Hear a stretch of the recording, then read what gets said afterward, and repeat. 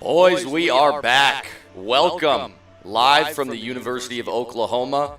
We got some exciting Madden for you guys tonight. If you guys are missing the beginning parts of this series, we've been running 8 tournaments every month to get our Tournament of Champions here tonight. $10,000 on the line, presented by GameNetics. I also want to give a special thank you to Lobby Up and Shorzy for helping running logistics, and Blake with Red Hot Gaming. None of this would be possible without them. And, of course, our wonderful competitors on the stage. We got some of the best players in the world here tonight. I'm also glad to see a lot of you guys back in the chat. Some familiar faces. Jits Monkey, what's up? Thomas, Manny, C-Mart, what's up, boys? What's up, Ethan? If you guys want to take a look at the screen here, we got some tweets going on, too. Madden Super Weekend kicked off yesterday with Dubby's tournament, $20,000 Red Hot Gaming live event taken down by Dez.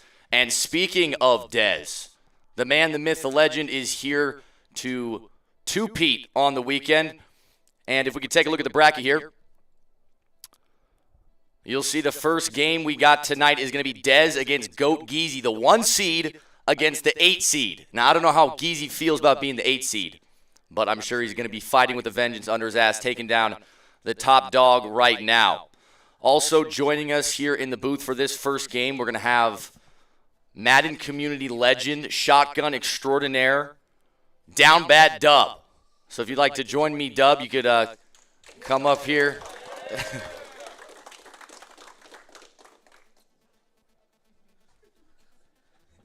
for some John Madden today, buddy? Yes, sir. I'm sure many of you guys know Dub. He streams himself. He's a legend in the Madden community, and he's also featured on many of my streams taking very fast shotguns. How you feeling today, Dub? Hey, I'm feeling wonderful. I'm feeling blessed. Ready to watch some good John football today. You know, maybe pick up a few things from some of these players. Y'all better tune in watching. You never know. They might have some tricks in the bag. They might pull them out you ain't never seen before. So you just got to lock in. Absolutely, brother. And they call you Down Bad Dub. I got to ask. We had a long night last night. Right? Yeah. Some of us were out at the casino a little late. I think some competitors were trying to nag the others to drink more than they maybe should have. So some people are hanging on by a thread. Are you down bad today, Dub? Oh, hey, I am doing very well. I did not go extremely hard last night. I was very responsible. Want to take this opportunity very seriously because this is a blessing coming out. You know, I drove 15 hours, and Madden is life.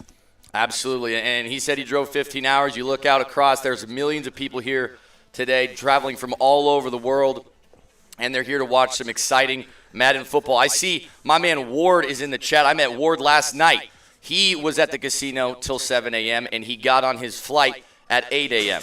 So I don't even know how he's in this chat right now, but Ward, good to see you, man. Hope you're doing okay. But I think we're probably getting to that time where the competitors are locked and loaded, ready to go. And if you guys are ready, we can start.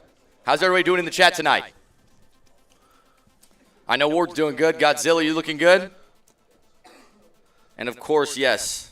What's up, Blonde Messiah? What's up, boys? And I also want to let you guys know, I know I haven't been streaming as much in the last couple of weeks. We got a lot going on, but this is the great return, and starting now, we're back to consistent Madden grind. So I'm happy to be back, happy to see all you guys in the chat again. Down Bad Dub is a legend.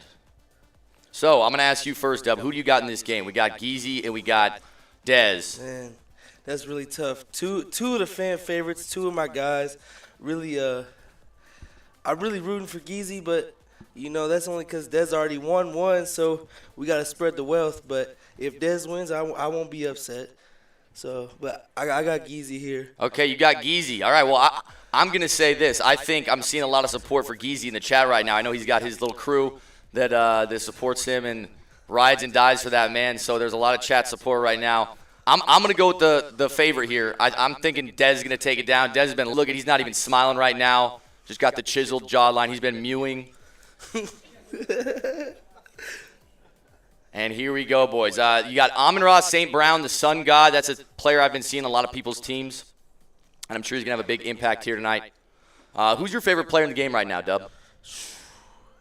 That's really tough. You know, I'm a toter, So, I probably like that Bo Jackson, but you can never go wrong. Honorable mention that free Darren McFadden. Make sure you do those solos. That 1 AP for human joystick and jukebox combined. I ain't putting no Tiki Barber out there and fumbling. I'm telling you that. I got to ask, are you the type of guy that's going to be running X Factors on your running back? A couple jukes early from the Sun God. I would, but I'm trying to get better, so I play competitive games, player lounge games, and I don't put it out there because I'm trying to get better, and that's the Mickey Mouse stuff. Right. Well, if anybody in the chat does like to run X Factors on their running back, pound that rock. Hell is a hot place. Just remember that. So we're going to have Geezy starting with the ball here. It's always a lot of pressure starting on offense. I personally like to start on defense. I feel like being able to get a stop early is really what you want here, and it gives you a lot of confidence going forward. So there's a lot of pressure on this opening drive. Yeah, for sure. If you get a stop and you get the ball at halftime, that's almost like doubling up, You get the momentum shift right there if you control the clock. The way we like to call it double dipping, right? Where you play the clock at the end of half, and you get the ball in the second half as well. So starting with the opening drive, we got bunch halfback strong. We got some man coverage on the field, and there's an RPO early. The Sun God getting about 7, and it's always nice to get positive yards on your first play. Give yourself a nice opportunity, second and short, ahead of the sticks. What do you think we're going to see from Geezy on offense? He's going to be slinging the rock a lot, or is he going to be playing more methodical, in your opinion? Geezy ain't much of a clock kind of guy. He's a go, throw it deep. I'm getting end zone, toe-to-toe for you. I don't think he's going to do any clocking today. I think he's going straight for the end zone. Absolutely. Not the friend zone. Right. And you know what? We've seen Geezy in a lot of these tournaments, and it's always the same story. This guy is a powerhouse, and there's a huge dot over the middle. Collins broke the tackle, gets out of bounds. Another big gain to the 48-yard line. So Geezy's got a little momentum early as he's moving the ball already almost to midfield.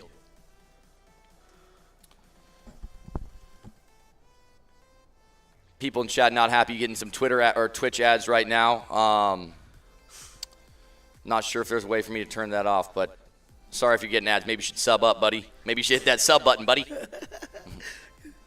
Anyways, another big dot from Geezy. Now he is approaching the red zone at the 32. Snap is up, and the pressure gets in quickly. One thing I talked to Geezy about last night is he said he loves the quick snap. He's somebody that wants to get to the ball and get that snap going as fast as possible, not give your opponent an opportunity to get their defense set up the way they want. There's another pretty quick snap, and there's a throw to Bo Jackson. Going to be a first down. Jukes outside. And Bo Jackson to the 16, now officially in the red zone. One thing about competitive Madden is these games are won and lost in the red zone. And there's a nice throw underneath for a short gain. But your ability to win in these intense situations really does come down on your ability to score in the red zone. If you can get stops in the red zone, if you can score in the red zone, that's obviously going to make a huge impact, right? Everybody can move the ball. Everybody can get in field goal range, but can you get 7? All right, and Geezy so far so good at the 13-yard line now. Bo Jackson throws to the running back again. Little Bo Jackson to Bo Jackson connection. Now 3rd and 1. Mayz, were you serious about returning to streaming 5 days a week? Absolutely, brother. Yes, coming April 1st, a.k.a. Monday, we're going to be back on a weekday schedule, so I'm going to be planning to stream Monday to Friday. And that's a big stop right there from Dez. Going to make it a 4th and 5. Geezy straight to the line, not thinking about it. He said, I know what I'm doing. And I saw this man at the casino last night on the slot machines, and I know he's a gambling man. And a gambling man likes to go for it on 4th down. Biggest play of the game so far. There's a throw to the wheel, and it is dropped. It is dropped from a zone KO. If anybody has been playing the game lately, you know that's the name of the game. It's all about the zone KOs, and the quick flat looked like it was open, but because it wheeled it up, that's going to be a turnover on downs. So we got a 1st and 10, exactly what we talked about. A great drive, but just couldn't punch it in the red zone, and now Dez gets the stop he needed, and he's got a lot of momentum on his side. That's Jets in a nutshell. You get down there in the red zone, it's really tough to get in there. That's for sure. What type of defense do you like to run in the red zone, Dub? What kind I like to run? You never go wrong with a little 6-1. Really depending what's the distance? Is it the 8-yard line? Is it the 12-yard line? Is it close? If it's on like the 3 to 4, maybe a little 60-out jacks. But But yeah, that's about all. Maybe a little double Mabel shade down. Oh yeah, you know me, I love a double Mabel, right? If anybody in my chat, you know, you guys been watching regularly, we patented and trademarked the double Mabel cover 4 bullshit. That's a shoot. That's a great stop right there in the run game for Geezy. And if Geezy can get on that horse and get this ball right back, that momentum obviously will be erased. And I'd even say that if he can not let Dez move the ball as well as he did. And as I say that, a nice throw to the corner route. Deebo Samuel out of bounds at the 35. 1 for 1, 26 yards, and now Dez is moving. It's really crazy. Got that Deebo Samuel still out there. People say you can't win with outdated players, but you see yesterday he came out here and he took that chip home. So it's skill. You gotta have skill. You gotta have the good players too. But that's what it comes down to. And there's a throw to the sideline. That's the same pass that Geezy threw on the 4th down that went incomplete. Dez able to catch it underneath his own KO. And one thing you're speaking about is having outdated players and that maybe not making or breaking your tournament run. I've seen some players use David T specifically was using the most feared theme team for quite a while, maybe longer than the shelf life would recommend. But he did great with that team, and now I think the name of the game is the Super Bowl theme team is the one that's been lasting. There's a deep post down the middle. Looks like it's open. The user's there. Almost intercepted. Oh, my gosh. Tried to thread the needle. Didn't quite get it. Almost intercepted. I think Dez escaped by the hair on his chinny chin chin, even though he doesn't have that much hair on his chinny chin chin. There's a throw underneath Deebo again. He is cracked. Send that man to the blue tent. He may have CTE. 3rd and 10 now. Again, going back to that bunch, halfback strong. You got Bo Jackson and Bo Jackson. That's something we're going to be seeing a lot tonight. A lot of Bo Jacksons on the field, and there is the pressure. Whole lot of Bo. 4th and 11. Whole lot of Bo. Whole lot of no. And that's going to do it for the end of the first quarter. We got a 0-0 game. Yeah. Let's go. Hey, good first quarter, boys. Good first quarter. Y'all really watching this pre-recorded vid? Hey, Mundo Clundo, get your ass out of here. Geezy's definitely out here fighting for that scunion, man. Fighting for the scunion. And Dez, maybe not as ballsy as Geezy, wants to take advantage of that stop he got, make sure he gets points on the board. Going to kick his 3 now. Kick is up, dead straight and good. P-Lank buddy. Yep. And shout out to Dez. I heard Dez also had a historic run at the casino last night. So one thing I think we're learning tonight is that if you like Madden, you probably also like casinos. Now Geezy with an opportunity to bounce back and maybe get some points to the board of his own. This isn't live. How would I be replying to your comments if it's not live? I understand the production quality is amazing. We're at the top facility for any college in the United States, University of Oklahoma. And there's a throw over the middle. Collins going to make a catch, and this is kind of how that last drive looked, right? We saw Crosser early, got a big gain, moved the ball, but as we saw, nothing matters. They can't punch it in the red zone. There's the RPO again to the outside. Amon-Ra St. Brown got some space, going to juke back. He broke about 12 ankles on that play. Another first down for Geezy, 8 for 11. So despite the turnover on downs, I mean, Geezy is looking great on offense. Just going to have to figure out once we get down inside the 10. A lot of pressure coming in from Dez here. Double corner blitz. Bo Jackson rolling out. And he almost ran out of bounds. Oh, my God. That was tough. That was close. We might need to get a closer look at that one. Just ask the question. No, don't worry about it. Don't worry about it, Jason. I'm just messing around, man. I'm not mad at you, I promise. Another good day for some Madden. That's right, Dash. 2nd and 10. We got the – never mind, I'm not going to call out the adjustments. I realize they're in earshot. And there's Amon-Ra with another catch. Free-formed right under the corner. Big sun god right there. He's definitely a valuable asset on the team right there. And again, back to the line. We know Geezy, as we just talked about, is a quick snapper, and he is quick snapping. 2nd and 13 now from the 16. Another good stop by Dez.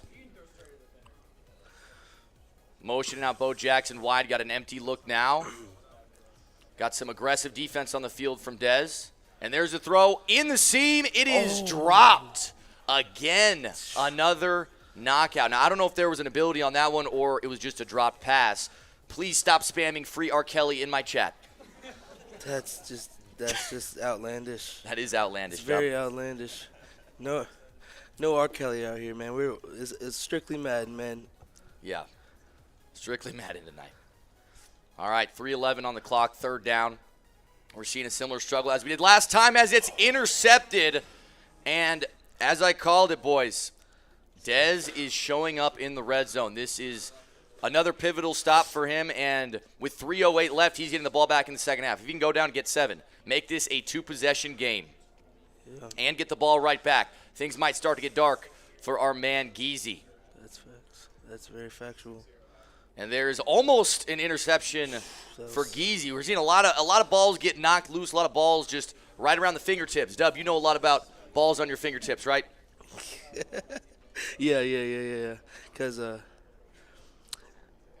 Yeah. Second and 10. There's a nice throw over the middle. And looked like it was dropped again, but I guess Kyle Pitts came down with it. 2 feet. Might have been a fumble. Refs, we sleeping out there. 1st and 10. Bo Jackson got some pressure in his face. Doesn't get the pass off. I guess he does get the pass off. Why did he say, because I made him uncomfortable, and sometimes, not everybody has a response to stuff like that. He caught me slipping. All right, snap is up. Bo Jackson over the middle again. Kyle Pitts dropped. And we're seeing these zone KOs. If you're not free-forming it underneath them, they're able to make some great plays. What are your free-form settings, Dub? What do you like to run? I just run the 720 placement accuracy near. I've been wanting to play and go back up to 14, but there's a crosser wide open on the sideline, and he gets out of bounds again, avoiding that KO. And now Dez is moving and grooving. 2:30 left. Clock is ticking. And that's one thing about Madden is, unless you're within that 2-minute warning, that clock will continue to move even if you go out of bounds. So Dez right now, main priority is the clock. Yep. Geezy, to hang on to all the life he can, is going to need to hold him to 3 or get a stop. You give up 7, things start to get bad. He's got to put some nail on the field out here right now. It starts within. He got to get a stop here if he wants any life in the second half.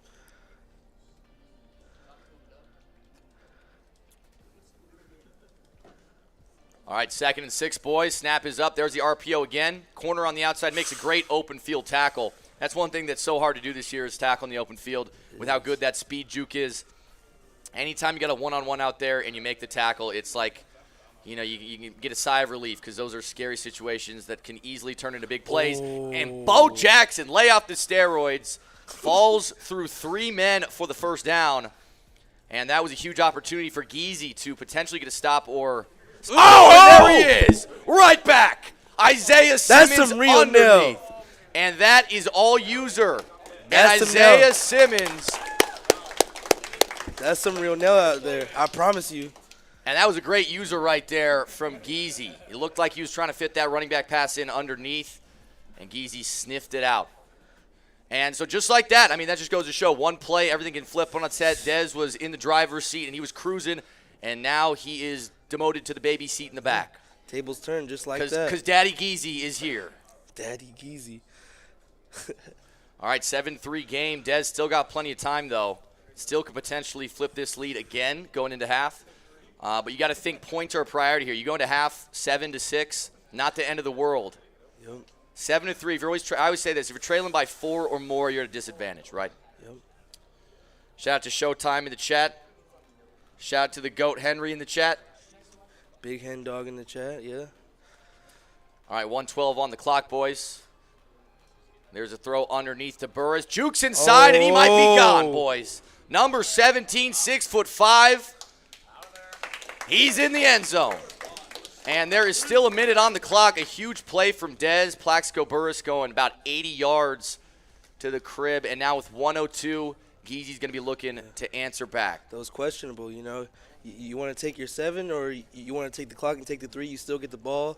So you give Geezy a whole minute to go down and get 7. So questionable call, but hey, people in the chat are saying Henry just jinxed the situation. So if Dez is looking for someone to blame, you might be able to blame Henry. I heard Showtime had a great run yesterday in W's tournament. Had some upsets early and performed well down the stretch. Obviously unable to close it out, but he's a young buck. Had a great run. All right, a run there on first down. Loses 2. Not what you want with under a minute left, but try to get some easy yardage. Dez was on top of it. Still 7-10. Play for the 3. Got to at least get the 3 here. Got the empty look, 3-man pass rush. Looking to the sideline. It is overthrown. Peoples-Jones not able to extend far enough. But Bo Jackson maybe could have better placement on that. 40 seconds to go, 3rd and 12. And this is a scary situation because obviously he's going to want to go for this on 4th, right? But you don't want to be put in a situation where if you fail to convert, you're really going to hurt your chances at staying in this game. So this is a huge down right here. 3rd and 12. It's a 3-man pass rush. There's a throw to the sideline. KO is nowhere to be found, and now we got the 4th down. Clock is continuing to move. No timeouts being called from either side. There's the audible, and there's a timeout. That's crazy because we're crazy because he just got that lurk, you know, and then he went and got the 7, and now it's like you're in a predicament where you go for this, you don't get it, you at least giving Dez a 3, right? And he gets the ball, so that's a tough turn of swings when you just got that big momentum, and it's like you got it right back on your back, like you got to fight, scratch and claw. Absolutely, that risk reward. And we are seeing an empty look right here at a bunch, motioning out the running back wide. Some pressure coming off the left side. He throws the running back. Bo Jackson to Bo Jackson. Great downfield block from Amon-Ra. And that's why they call him the Sun God. All right, that is a type of play that I love. Devastating downfield blocking from your wide receivers. You know, some prima donnas out there, they're not getting the ball, they're not blocking. Not Amon-Ra. I think Dez played a little aggressive for the sticks right there, and Geezy took advantage, threw it over the top. That was a huge play right there because now with 15 seconds, he's in field goal range. He's going for the end zone. There's Amon-Ra with the first down and last timeout called, and we got under 10 seconds to go, 13 yards. This is where Geezy has had problems, right? His only touchdown, his only points come on a pick 6, and he's been struggling to score inside the 20. Can he do it with 9 seconds here? You cannot take a sack. You cannot be tackled inbounds. It's end zone or bust. Yep. I'm not talking about it like that, Del. All right, relax. There's a throwaway, 6 seconds on the clock. This orange juice is fire. It's simply fire. Dcroft was yapping at Showtime from the crowd. People are asking if you guys hugged it out. Showtime says they shook hands. Nice. All right, 4 seconds, throws it away again with 3. He's likely going to be kicking 3 here. Got to kick the 3. But like I said, we saw this man at the slot machine, and we know sometimes he likes to put it on the line. Not happening. All right, the kick is going to be up, Elliott. And the kick is good. And that is going to take us to halftime in a great back-and-forth game. We got a tied-up ball game. I mean, you can't ask for a better opener game, you know, really set the tone for the rest of the day. 10-10.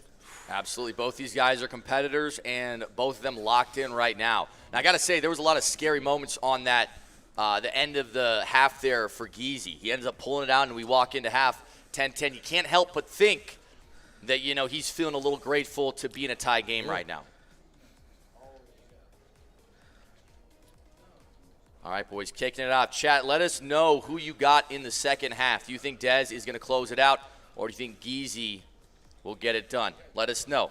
You rooting for Geezy? I got to say, a lot of support in the chat for Geezy. A lot of support in the chat for Geezy. There's a throw underneath. KO lights up, doesn't knock it loose. A little bit of a scary situation right there for Dez. Now 2nd and 4. He does get the 6 yards. No halftime show. What you want me to do? I'll give you a halftime show. They want a little dance. Intercepted! Oh! Another user lurk. Isaiah Simmons might walk away with the MVP. That's just like that. True. And you know, we've seen that RPO get thrown time and time again. Isaiah Simmons said, you know, not today, not on my watch. Yeah. And a lot of people don't even think that a user is going to commit to the RPO that hard. But Geezy saw it, he read it out, and he got the 7 points again. Yeah. So 2 pick sixes in one game, and we still got a lot of ball game to go. Yeah, you really take a chance right there because you're not shooting the gap on the RPO. So if there's a hole, he can really bust it wide open. Pause on that. Pause on that. But yeah. It's supposed to be family friendly, Dub. What's wrong with you? All right, boys. 17-10. People in the chat saying Dez needs to stop testing Geezy's user. Don't test Geezy's user. Yeah, he does. That's what we're learning here today. Bo Jackson takes That's a a big screamer. sack. Large sack. 2nd and 21. Hey, stop laughing. 2nd and 21 now. 4 minutes still to go in the third. And already, I mean, only a minute off the clock here in the second half. Feels like a lot of change to this game so far. There's a throw up top. KO again. Now 3rd and 21. I think he's really came out and he applied that pressure to Dez. He sent twice, one off the right, now that one off the left side, switching it up. That's what you like to see out there. Nice throw, but it's a bad throw, actually. Nice read. Overthrown 4th and 21. Dez going to go for this, already down 7. If he fails to convert, it's going to put him in a very tough situation. Now, I got to say, what I mentioned at the beginning of the game about starting on offense versus starting on defense, I feel that Geezy came out slow because he started on offense. But if you've watched his defense and how they've played, lights out. And if he would have started on the defensive side of the ball, it might be an entirely different game. 4th and 21, we got an empty look, motioning out the running backs at a trips tight end. Looks like the tight end is where he throws it, incomplete. Good defense again from Geezy. And so far, late in this game, it is the Geezy show. This guy's getting comfortable, getting loose, and you can tell he's really getting in his zone. Shout out to It's Dom. Oh, I know what he's calling right here. I know this play. Dez got John Feast rooting for him. That's not really a fair matchup. 1st and 10, there's a run to Bo Jackson. Nice tackle on the outside. Going to be 2nd and 7. Ooh. He getting the 5 right here. Just know I had something cooked up for him. He might bring it out. Hopefully he brings it out. All right, boys, 2nd and 7 now. Snap is up. There goes Bo Jackson up the gut, and that's another touchdown for Geezy. A look of surprise on his face. He says he has no idea what happened. He's just free balling it. And it doesn't matter if he knows because it's working. All right, he's up 14 right now. Defense has been lights out. Even though Dez has been locking up quite heavily in the run game, seems like Geezy is making it really hard to move the ball at all. He might not know, but Bo knows, that's for sure. Bo does, in fact, know. Why is everyone on my guy John's neck? I think they're just joking around. Everybody loves John Beast. Everybody loves John Beast. Yes, that's very factual. Everybody loves Big John, the beastiest of Johns. Geezy's 3rd leg, that's why. That might have something to do with it. That might have something to do with it. Well, I think he only has – never mind.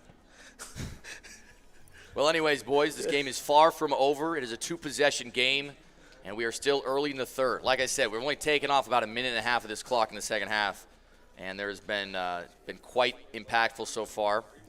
If Dez can go down and get a quick touchdown, all right, he's got plenty of time left. So no need to get desperate here. No need to do anything that you would regret.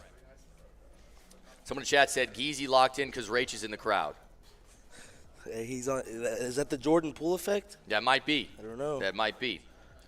Bo Jackson stepping up in the pocket, rolls out left, hits from behind, and 3rd and 5.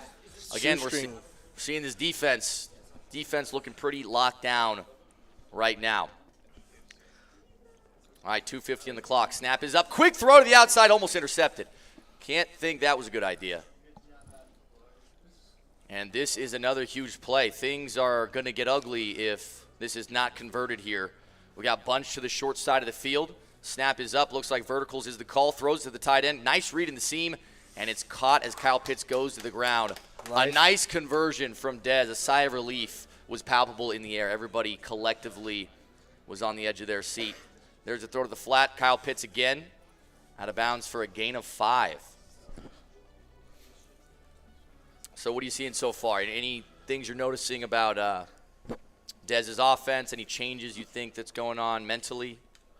I haven't really seen much. I think he's just trying to play his game and not force anything, but it looks like Geezy's doing a real good job of switching up those shells and making him guess. So absolutely.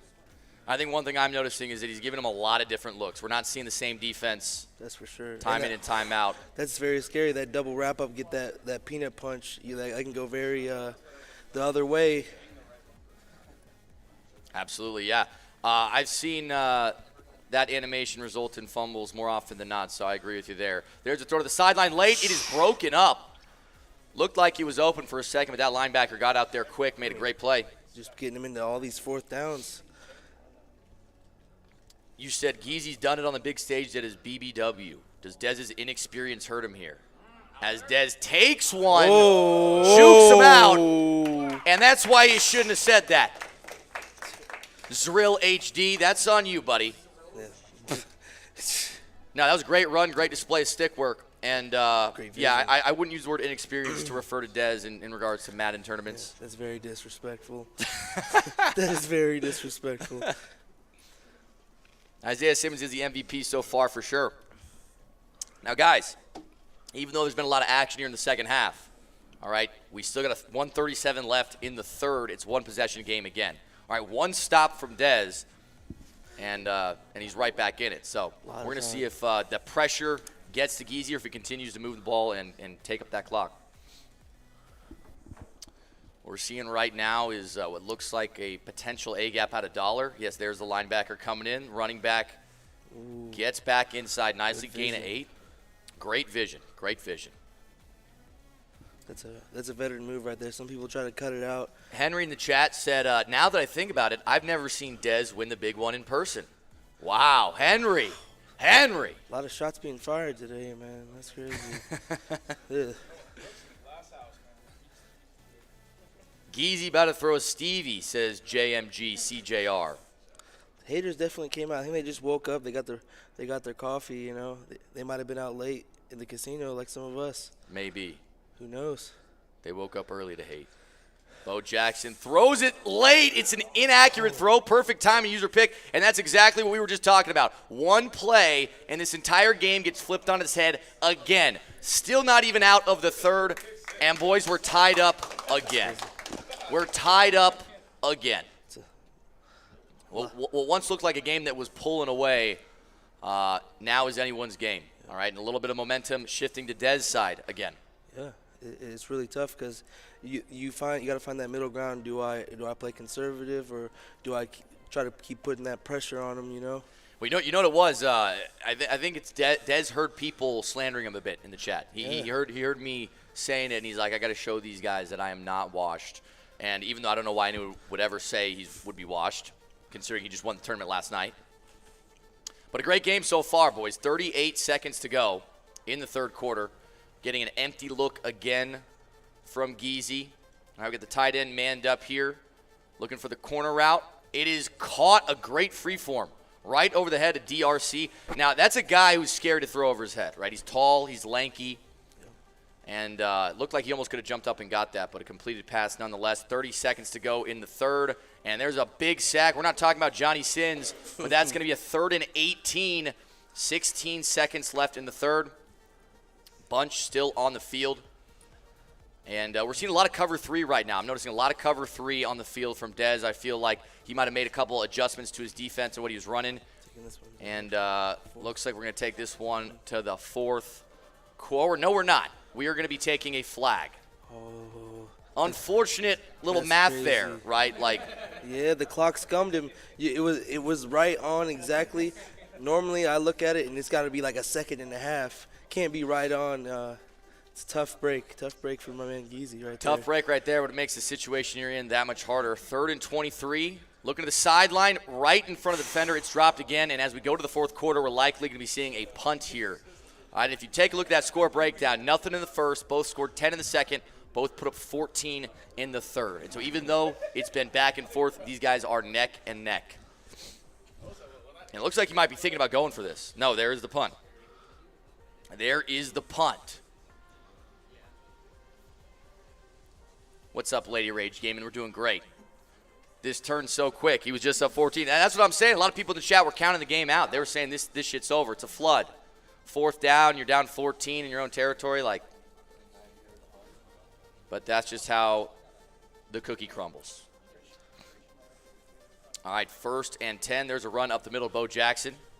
I'm sure that there's a little pressure in this moment right now. You know, the clock is winding down. We're getting close to the end here of the game. And you're already seeing the chew clock come on. Dez is taking this down as much as he can, milking this clock for all it's worth. And with 3 seconds, he's going to snap the ball, throw the RPO. Nice block from 18. A missed tackle, a juke inside, and Plaxico Burris is making some moves here for Dez. Now, we're about to get under the 4-minute mark. You're going to notice that chew clock is going to stay on. and we're likely going to be seeing some type of run or RPO here from Dez. If you're going to get free yards on the ground, why not take them? Exactly. Someone in the chat, Jason, says Geezy needs a clock management coach. There's Bo Jackson up the middle, almost gets loose. 7 rushes, 68 yards, 1 touchdown. No, I'm not streaming from Diddy's basement, John. Yeah, I don't know, man. I really like I don't know if I like the punt because, you could just go for it right there. I know it's long distance, but at least if Dez gets in the end zone, you can control the ball the last possession, and you could go down there. And Geezy's the type of guy to let him hang, and he would have gone for 2, so I low-key wish he would have went for it. And there's almost a big completion to the sideline, hit loose by the KO. And I know exactly what you're saying, where 4th and 23, your own territory, like real football, you're never going for that, obviously. But in Madden, the way the clock management works, it wouldn't have been the end of the world even if you didn't convert it because you're almost guaranteed to get that ball back no matter what. Especially Dez. Dez is one of the best clock management people out there. Right, and that's what separates a lot of players at the upper echelon is just their clock management skills. A lot of these guys could win any game out there, any tournament out there, but when it really comes down to it, and that's why Henry's had so much success in the MCS as well, is simply managing the clock better than your opponents. And on 1st and 10, another run from Dez, likely going to take us to the 2-minute warning. Now, Geezy still has all 3 of his timeouts, so definitely not over, but it's looking like this could be the last drive if Dez continues to chew the clock the way he is. All right, he's at the 34-yard line. If he can make Geezy start burning some of these timeouts, I'm tired of watching Dez throw RPOs all game. I'm sorry, man. Don't give up the RPO. It's all you have to do. Yeah, right. It's all you have to do. It's all you got to do. Why don't you just tackle the player behind the line of scrimmage, bro? Hey, sound good. All right, man. 2nd and 10, 2 minutes to go. Gun bunch strong. Now, remember, the RPO that was thrown out of this formation earlier, and there's the running back wide open. Bo Jackson. Now, the one blessing that you got right there if you're Geezy is that's going to enable you to get the ball back. You still got 2 timeouts, 1:55. He's inside the 10 now. You're definitely getting the ball back. You're definitely getting the ball back. So, he said, I'm dead. All right, 1:55 to go, boys. There's the audible again, this time to gun bunch, tight end, everybody's favorite formation. And he's going to motion out Bo Jackson, surprising to essentially let them know you are definitely passing. We've got a nice PA boot overlook. Pressure up the middle. Bo Jackson jukes him out. That man's in a blender. And Bo Jackson takes off left. Going to get a few yards and go out of bounds at the 5. Now, again, that's good for Geezy. You did give up a few yards, but he went out of bounds, and the clock is stopped. You saved the timeout. So if you do end up giving up 7, you're going to have a little bit easier time moving that ball. He tried to pull a page out of Showtime's play last night. I don't know if you guys were here last night and seen that scramble for his life. Showtime in the chat now. Yeah, feeling reminiscent. Showtime says Dez is choking. Yeah, not a perfect execution of clock management. However, still done a pretty good job taking off, over 3 minutes at this point. Looks like we're going to get an audible here or maybe a timeout. And there's a timeout. Maybe not the best clock management in the moment for Dez. Things not necessarily going exactly according to plan here.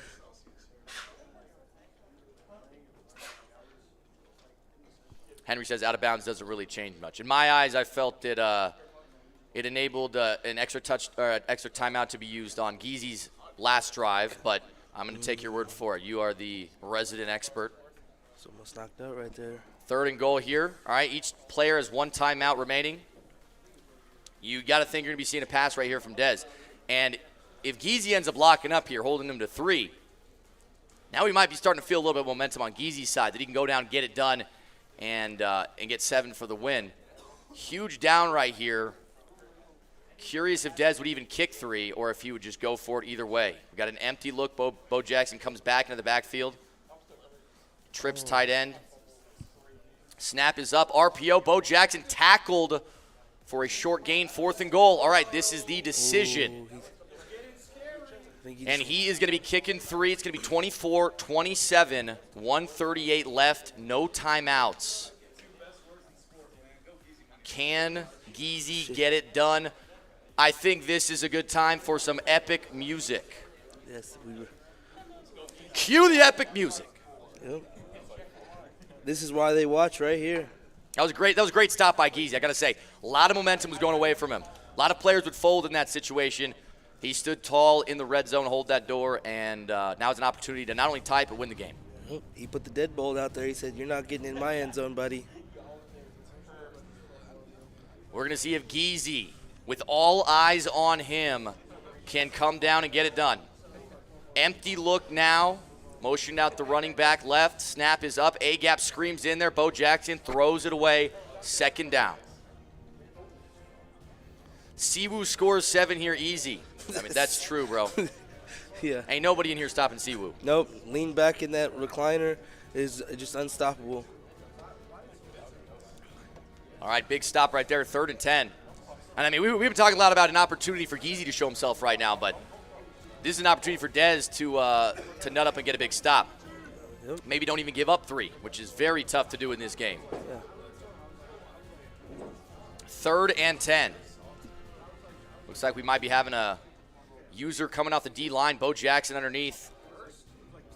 And he's tackled inbounds in a 4th down. Now, inbounds doesn't necessarily matter so much as the 4th. If he doesn't convert this, it's going to be game. And there's the last timeout in the game for Dez. Ladies and gentlemen, it all comes down to this. Can he convert the 4th down and keep this drive alive?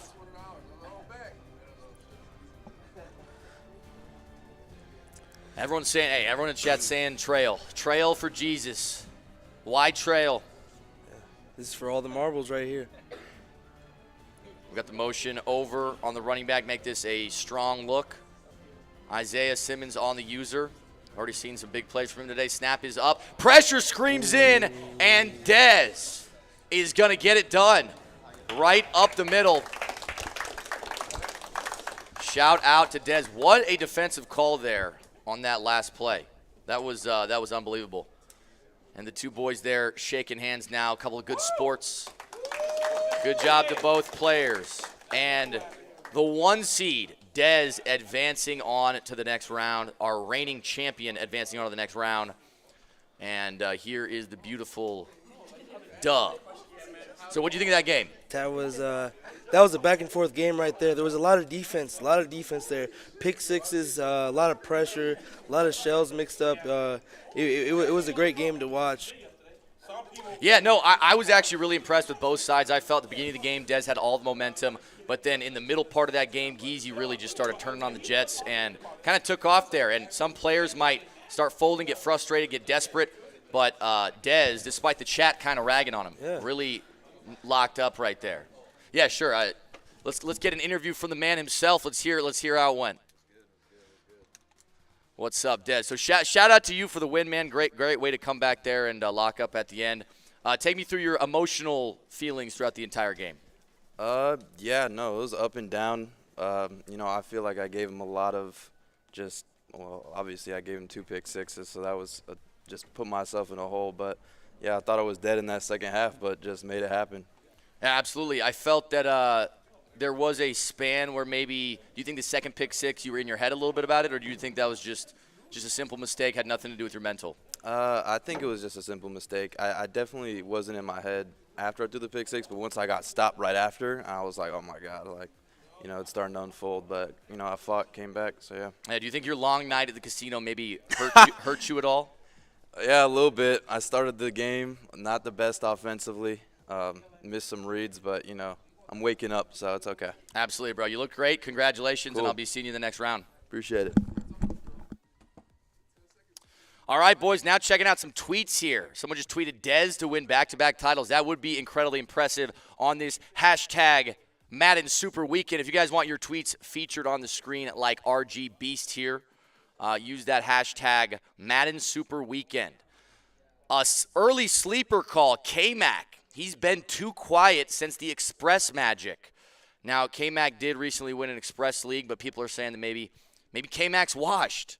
Early sleeper alert. Is this time for Kmac to bounce back? We're going to find out right now, as well as Kmac is up next on the stage, going to be playing against Lambo. Shout out to everybody tuning in on the Twitter. But to give you guys a little rundown of the path to get here, I think nobody played better in the 8 qualifying tournaments than Lambo. He did end up winning one, which gave him his spot here, but it seemed that every single week he was in the finals. And it took about 3 or 4 times until he actually won in the finals. But I will say no one more deserving to be here than Lambo. A lot of momentum in this tournament series, and we're going to see if Kmac can be the one that takes him down. If you guys want to take a look at the bracket again, we can check out what we got ahead of us here in the next few matchups. All right, so we just saw Dez, the 1 seed, take down Geezy in a very close game. Now we're going to have Kmac, the 4 seed, going against Lambo, the 5 seed. All right, I think this one could go either way. Both of these players play very unique and top of their game right now. So excited to see who pulls this one out. Pause.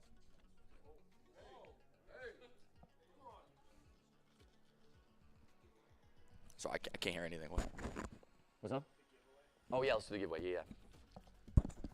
All right, boys, we're going to be doing a giveaway right now. If you guys didn't know, we're going to be giving away, I believe, 6 limited edition cars. Right now, we got 97 Sauce Gardner, 98 speed, 98 man, 98 zone.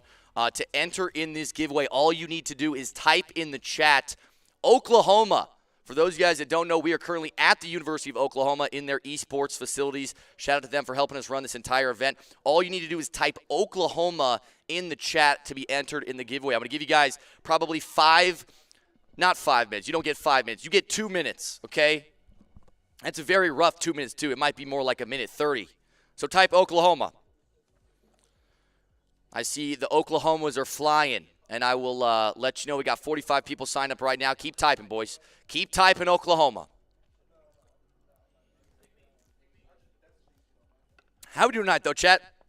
It's been a minute since we've talked. I feel bad, but it's good to see your sexy faces, your sexy little names on the screen again. All right, we are up over 80 participants in the giveaway right now. Keep typing Oklahoma, boys. Doesn't matter if you're on Kick, YouTube, or Twitch. All of the chats are going to count as one. So keep typing Oklahoma. I'm going to give it another 15, 20 seconds. Approaching the 100 number. I'm going to give y'all 5, 4. Last call for Oklahoma in the chat. 3, 2. One more time. Going twice. 3, 4. Oklahoma. All right, we're running it. And let's see who is going to win. It's really rolling. Solomon Howell VW. Solomon Howell VW. All you got to do is type in the chat to claim your prize. Solomon Howell. Type anything in the chat, and we got it. All right, Solomon Howell. Shorzy will be reaching out to you, and Shorzy is going to be the one to help you get situated with the giveaway. So be on the lookout for a message of some kind from Shorzy. I appreciate you, brother. Hey, shout out to Solomon Howell. Shout out to Solomon Howell. Even Showtime is trying to win the giveaway. Hey, I saw a lot of names in there that are trying to win the giveaway. So I think we can just hang out here for a minute, boys. If you have any tweets you want to add, be sure to tweet out using hashtag Madden Super Weekend. Shout out to Manu on the screen, the Madden Academy CEO. He's going to be tuned in again to support a historical weekend in Comp Madden. Shout out to Manu over there. Appreciate you, man. Oh, I know it's Solomon. You're the fucking man, brother. Hey, chill. Chill, Evan. Chill, relax. How we doing, though, Chad? How we been liking the game lately? How we liking the new content that's coming out in Madden? I know there's a lot of new cards coming out today. Unfortunately, because all the players had to travel here for this tournament, we're not able to allow them to use any of the new players because, then you'd have to be grinding solos and shit in the middle of the tournament weekend. So none of the new players are going to be allowed to be used. So that's why you're probably noticing not many of them are used. You a hoe for that, Mayz? What am I a hoe for, brother? What am I a hoe for, Red Eye? Lambo's girlfriend is in the chat. Shout out to Lambo's girlfriend showing support in the chat.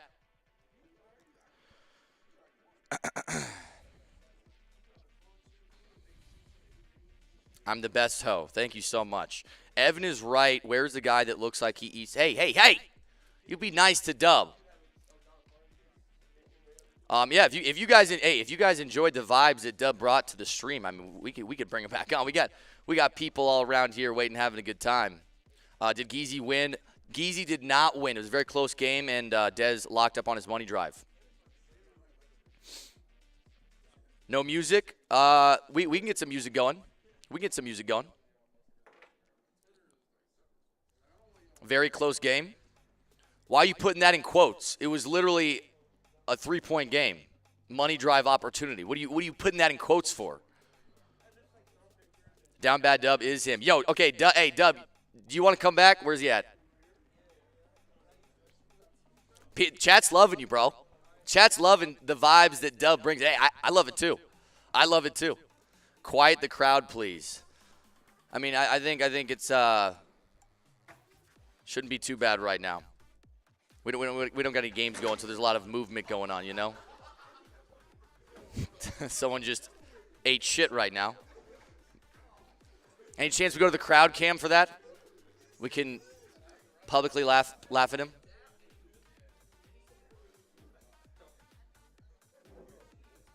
Can't see who that was.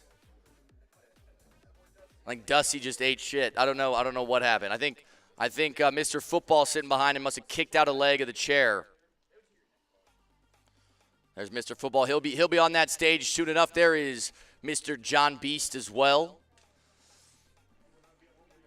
All right, chat, so let's hear it. Who do we have going right now? It's Lambo versus Kmac. Let me know in the chat who you got winning this thing. Lambo or Kmac.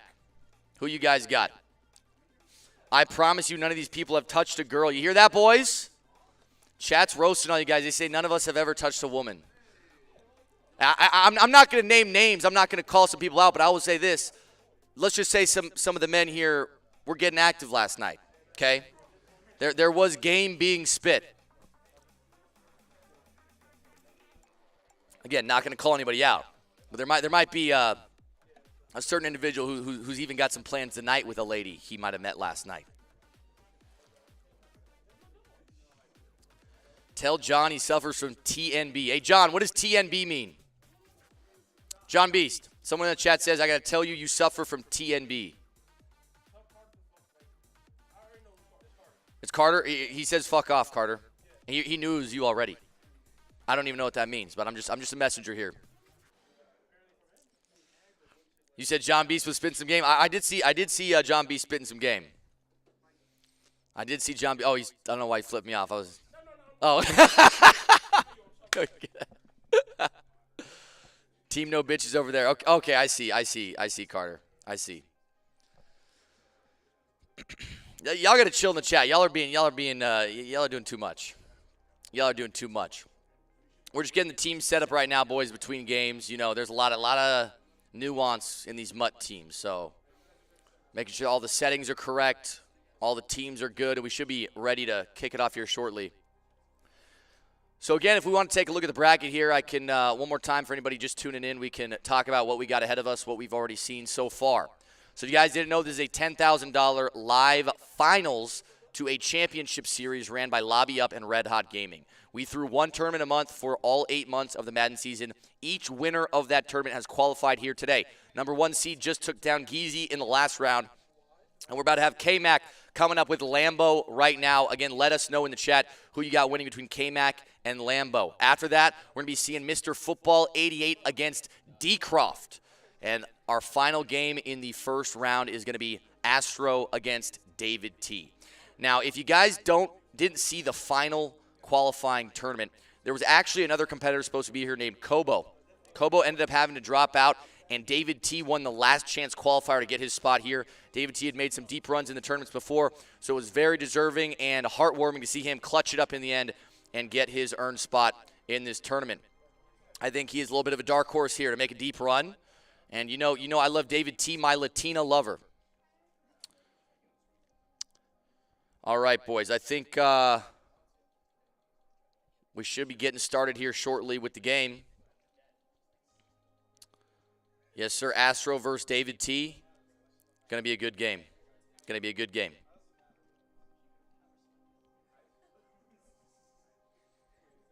A Kobo versus John Beast hot dog eating contest would have hit. Wow. Not my words. Not my words. Not my words, John. That was Borat Brad. I got to say, John B's catching a lot of strays out here tonight. A lot of strays being thrown at John B's. I think they're just trying to give you shit because you lost to Showtime.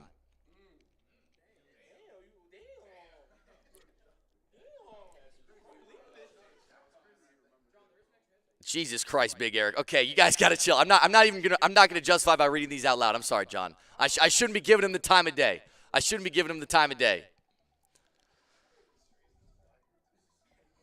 John said he was going to eat show.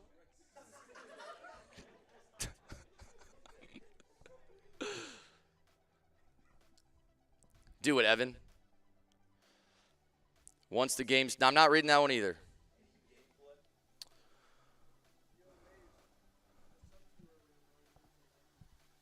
You did what earlier? Oh, shit. Sorry. I can't even really hear you. You did what? You slumped me? Oh, subbed. Oh, thanks, bro. I can't, see, I'm not getting any notifications. I only get the chat. No, thank you so much. I want to give a special shout out to Astro for hitting me with the sub. Even though he's sitting here watching it live, he didn't want to watch the ads on Twitch. I really appreciate that. Shout out to Astro. I thought he said he slumped me earlier. I was like, are you trying to yeah, bro, I fucking slumped you, bro. Yeah, no. Hey, here's the man, the myth, legend, Down Bad Dub.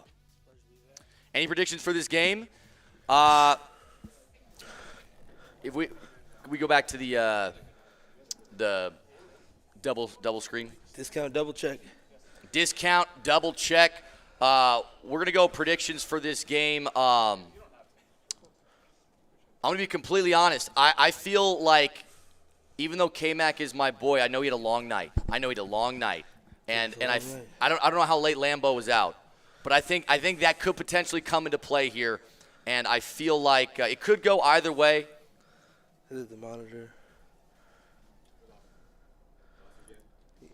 Having some technical difficulties with the monitor over here, but I think might be okay. No.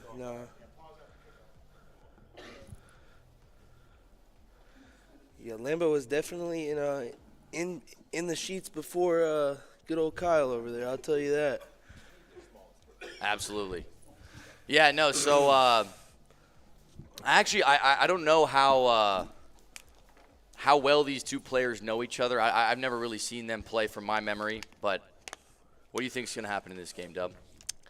Kmac, you never know what offense he's going to come out, and he has one of the greatest pockets in the sport, and he does a lot of motions and whatnot. And then Lambo, he's a great player, but he'll throw some stuff that is very questionable, and you'll raise your eyebrows, but it works, Both very skillful players. Well, Henry's weighing in right now. He says Lambo cannot beat Kmac. And I've seen Kmac many times come up big in these tournaments, so we're going to have to see what happens right now on this big stage. Yeah, it's a good one. It's going to be a good one, that's for sure. It's going to be a very, very good game. Chat's loving his jersey. What's the I know it's a Browns jersey, but is it? Oh, it is. It's Jim Brown, R.I.P. Had to bring it out. Absolutely. You're a Browns fan, correct? I'm a Bengals fan, but I'm from Ohio. Okay. And you'll never catch me in a Browns jersey unless it's a Jim Brown jersey. He is the best running back of all time, in my opinion. Of course, Barry Sanders is there too. So you think not only he's the best number 32 of all time over Bo Jackson, the guy who's the MVP in Madden right now? Yeah. Hey, EA, any Jim Brown quarterback? I mean, come on now, that would be kind of glitchy. Right. I mean, I'm a Raider fan, so I can't agree. I'm riding with Bo Jackson. I'm sorry, Doug. Well, I will say. Oh, Bo's 34. Then never mind. I guess I'm not a real Raider fan. My bad, guys. Marcus Allen's 32. That's what I mix it up. Marcus Allen is a good back too, though. Yeah, Marcus Allen's a good one. Different style, though. I always have a special heart for Bo, especially this year. That Bo Jackson card at the beginning of the year really helped me out. Helped me qualify for some tournaments. Well, I also got to say, I know that there's a 1st and 15 going right now. I know in general etiquette is if you do take that first delay a game, if there's any type of penalty right there, you know, it's just that gentleman's agreement not to accept it. I don't know if maybe that's an intentional move or we're going to see a rectification of that situation. Yeah, how about we slap you, Goofy? I guess there's a lot of stuff going on right now with between like the monitor and trying to figure out some a cable situation. So should be okay here soon, boys. We'll get started shortly. Sorry for the short delay. Not going to happen right now, DK. Maybe later, though. Maybe later.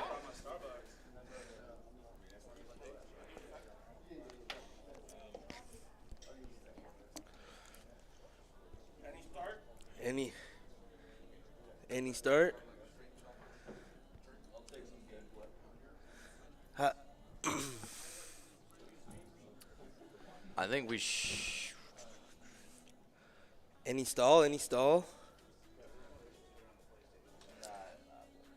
How we doing, chat? I still keep saying, let me know who you guys got in the chat. I feel like I haven't got a lot of firm answers. I know Henry said he thinks that Lambo cannot beat Kmac. I kind of was leaning to Lambo, I can't lie, but what do you guys got, chat? What does fabulous mean? You're looking at it, baby. Yeah. This is the dynamic duo right now. Ethan's got Kmac. Luke's got Kmac. Nye has Kmac. Fish has Kmac. Carter's got Kmac. Harp's got Kmac. Yo. Evan says, I'm stroking my shit right now. Oh. Relax. No edging here. Relax. I'm seeing a lot of Kmac. I'm seeing a lot of Kmac in the chat. Showtime says Lambo. Showtime's taking Lambo. Crazy because everybody's Kmac, but the tweets earlier in here were saying Kmac was the sleeper pick to win the tournament. Right. Yeah, I feel like in a lot of tournaments, just because, Kmac is a very notable name in the community, being a streamer, content creator, and accomplished pro player. A lot of community sentiment always rides behind Kmac. And so I will say I wouldn't normally consider Kmac the underdog by pretty much anyone's standards. They lucky down bad dub in that tournament. Hey. Facts. We actually had to come out and ban Down Bad Dub from playing the tournament. Otherwise, what's the point of even throwing the tournament? We know who's going to win, right? So that's why he's up here with me in the booth, because we couldn't ruin the sanctity of the competition. It just wouldn't be fair. It wouldn't be fair. Luke, I'm sure whatever you did to get banned in Kmac's chat, you deserve. Yeah, that's very true. Kmac lets a lot of things slide in his chat, so you must have said some very outlandish things. Yeah, all right. Sorry, boys. We're having just a little issue with the monitor here. Third monitor's the charm.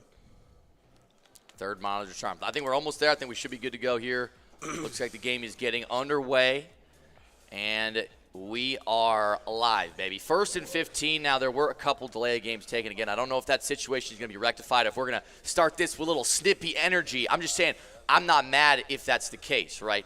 I know sometimes Kmac likes to be the villain in these situations, and maybe this is his way to get. And I think the monitor just flickered off again. He turned off the console. Kmac's off the Celsius. Kmac is geeked off Celsius right now. There's no way he can lose.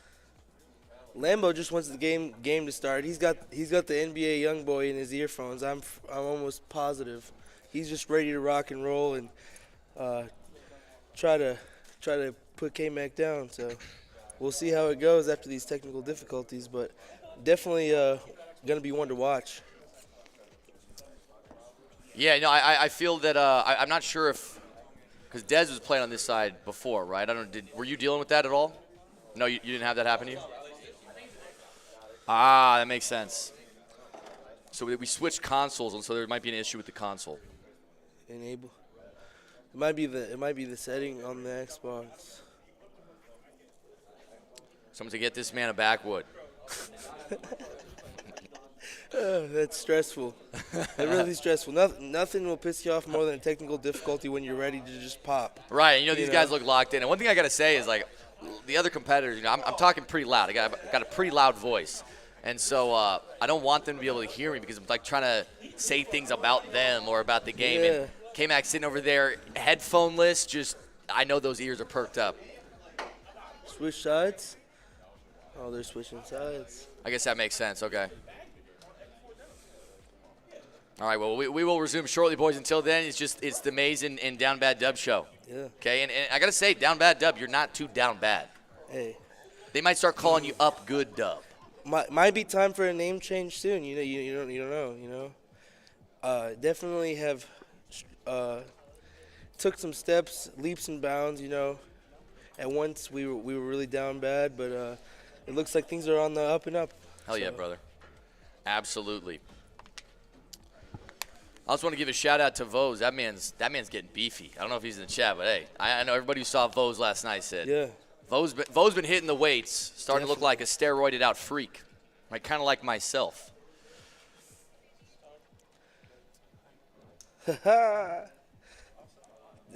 Yeah, the crazy part of the chat is like, chat. You guys can be so uncreative sometimes. You guys keep saying the same thing. Sometimes it's funny. Yeah. Sometimes it's just get more creative. Dub, there's a story about a girl from New Zealand. Yeah. Oh, Let's hear it. whoa. Oh, never mind. No. We can talk about it. Yeah. Didn't mean to. No. I just it was unexpected. Yeah.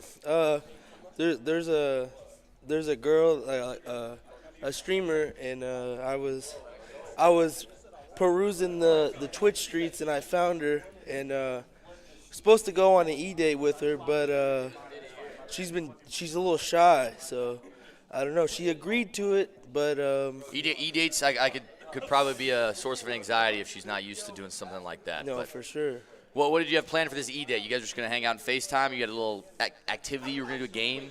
Hey, I don't know. I'm open to whatever. It was something like Rach was gonna hold it, so she was gonna hold the e-date and interview. Or Oh wait, whatever. you guys are gonna do it like live on stream? Yeah. Oh, okay. That's a little for different. the content. Got Yeah, it. Yeah. One time I e-dated a 67-year-old man. I think you should get checked into therapy, brother. Brother. But Yeah, e-dates. I've seen a lot of those, but usually I feel like it's like a 20 people one. yeah, one. You know what I mean? Yeah, you guys yeah, just gonna do a one-on-one, like Yeah. romantic kind of. Yeah, like what it do, shawty? Oh, okay. Like what's your cup of tea? Okay. The Rizzler. The Risley. Down bad dub. The Rizzler. The Risley Bear. All right, boys. So it looks like the game is starting back up again. Hopefully this monitor is gonna cooperate. Looks like so far so good, but Yeah, we can we'll only hope. know shortly. We can only hope. Kmac looks very agitated over there. I can sense his aura from here. Yes, I can sense that as well. I think it might have something to do with the scowl on the face and the the fire coming from his head. I can say it because I'm also a fellow ginger. Ask her how much it would cost to take a bath full of Pepto-Bismol. That's a very strange thing where That just sounds like it would be very undelightful. the corners of your mind really came up with the weirdest thing you could have Yeah. thought of. Like what? I'm going to need one of y'all to turn around and clap some shit for real. Hey, I would, but we got limited space back here, and Not enough room. What's the chance someone smashes the monitor before the end of this? I hope that doesn't happen. I don't think that will happen. That's a shot at me. I think that's. Did you break a monitor in the Yeah. past? Well, it was a couple weeks ago. I was playing a money game, and I threw a pick and sold, and I punched my monitor. Oh, shit. Yeah. Was it worth it?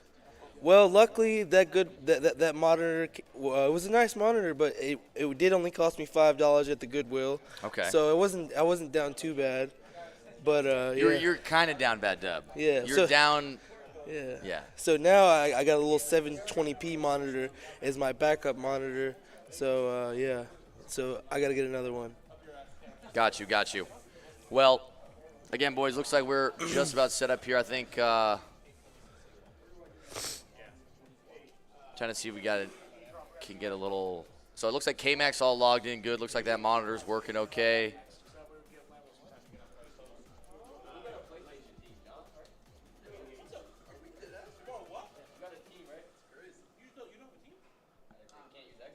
Yeah, so we're going to be doing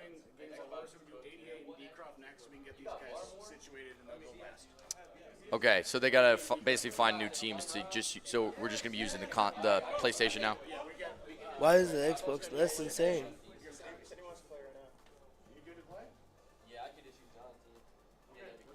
Okay, so I'll try to keep you guys updated. I think what's going on is there's just an issue with one of the consoles, and so Just make sure you don't use Tiki Barber, Lambo. Just please don't use Tiki Barber. That's all I ask. what's wrong with Tiki Barber? I mean, if you no shade, but if you seen what happened to the Beast himself, you gotta rely on the bow, man. Ain't no way Tiki's not carrying the torch for me. That's all I'm saying. I got you. Yeah, we can always blame Xbox guys, right? PlayStation supremacy. I'm all about it. So Tiki's a salesman. He's a salesman. Can't rely on him down the stretch. Okay, Yeah. good to know. Yep. I'm a big traits kind of guy. I haven't got to dial in and look at his traits, but who knows? He might not brace for big hitters. You never know. I think that's a very slept-on aspect of the game. People just put players out there, but they don't look at their tendencies. For sure. How we feeling, chat? I know. It's very exciting getting to look at us for this long, but how you guys doing in the chat? Impatient, got you. Well, we'll figure it out soon, brother. Yeah, well, you just get us longer, all right? So you guys should be grateful, honestly. You've been gooning this whole time, not gonna lie. That's impressive. I can't lie either. What are we drinking? Oh, yeah, so you guys can tell me about this. Apparently, around here, this Herbalife something or other is very popular. I was told I need to try it, so they went and got me one, and pretty good. That looks very good. It's like is that a refresher? What is that? I don't even know. You want to try it? Sure. It's like a tea. Got caffeine in it, got some nutrients. That's glitchy. It's like a lemonade. That's glitchy. That tastes like a strawberry lemonade almost. It does. I think yeah. Okay, so now we got. Wait. Are you just logged in your account? Yeah. Oh, okay. I was gonna say we got John B stepping in here. Not the ghost. Bro said the drink is glitchy. That's glitchy, baby. So tell us about your plans for the upcoming year, Dub. How are things going over there on your stream, and how's everything going on? Man, right now I took the drive. It's kind of like a vacation trip, business trip type deal. But I plan on going back, and if the TikTok doesn't get banned, we'll be doing the dual stream over there, and we'll be playing money games, just trying to get better every day. So next year we're ready for the first tournament. Wait, hold on, bro. Why is it? It's not weird to drink after people. Don't tell me you guys are that big of germaphobes. People in the chat are thinking it's weird that y'all are weird. Y'all are weird. They're weird. It's weird for you even thinking it's weird. Yeah. But yeah, just trying to get better every day and try and qualify the first tournament next year in the top 100. Goal is to be get top 32 for the first time, but we're gonna try to hit that top 100 at least that first tournament next year in the MCS. Nice. So you're going all in on comp Madden, trying to make a run in a tournament. Yeah, comp, but still want to do the content because other esports, it's more well versed. The money is spread out, but in the Madden, it's not as many people get to eat, but. That's what I'm here. I'm trying to help grow the esport as best as I can. I know everybody else is here because that's what we love to do. But yeah. And then the NCAA is coming out this summer, so that could be fun. You lost that bet, brother. You lost that bet, Joker. Woo! What was the bet? You drink. He said, "I bet you Mayz doesn't touch that drink again." You drink after me, that's your drink now. I'm done with it. Well, I think it's not that big of a deal, right? Like, I don't think it's that big of a deal, brother. I don't think drinking after people is that big of a deal. 5 minutes? Yeah, Lambo's adjusting his lineup. Okay. So basically, Lambo's gonna have to use someone else's team, right? So he's got to make a couple adjustments to his abilities, playbooks, all that stuff. So thank you guys for holding with us. I know that I know that you guys are chomping at the bit for more Madden. I got you.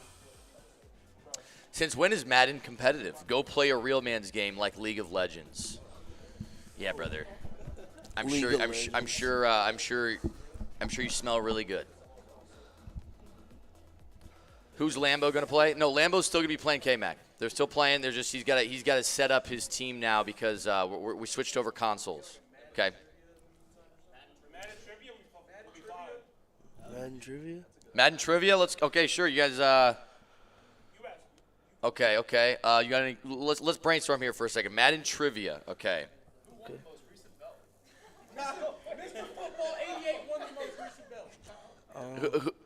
Yeah. I feel like all the questions for you guys are like going to be the most obvious. I'm trying to think of one thing I could say that people in here wouldn't just immediately fucking like jump on. Okay, let's give a Madden trivia on what was the first card to get a certain ability. That could be glitchy. Okay, you got any ideas? Who's the first card to get Hot Route Master this year? Yeah. Well, let's let the chat answer. I don't know if they can hear you. Let's let the chat answer. That was a glitchy suggestion, Dub. That was a glitchy suggestion. I tried.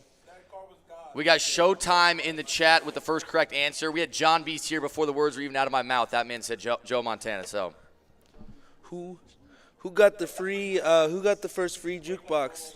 Who got the first free jukebox in Madden 24?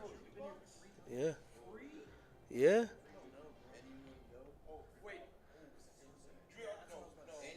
Oh, this one might have him stumped. This one might have him stumped. Hello, brother.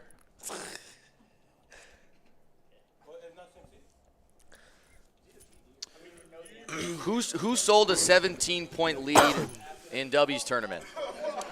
Oh, that's insane. Hey, I'm just a messenger here. I didn't even know it was you, brother. They're feasting on the beast. It's just unfortunate. Do we have an answer on that free jukebox, Dub? I think it is CMC, if I do not say so myself. CMC. All right, we had a couple people say that. Wicked. Good job, Wicked. Good job, back end band. Who is the most washed MCS player? No, that's insane. Crazy shade on the Croft, man. Damn. All right, we got some names getting called out. I don't know if you guys could hear it. I'm not going to engage in that type of behavior. Who has FS? All right. If John Beast and Dub were to race, who's winning that race? I don't know.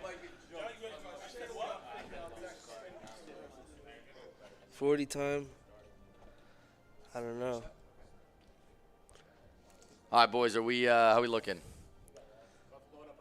Okay, cool. I think invites are going to be getting sent here. Shortly. I really don't want to leave you alone out here. Maybe I got to pee. No, you're good. I did chug that drink, Joker. I'll hold it down. Okay, well, I'll be back shortly, and the game will also be starting shortly.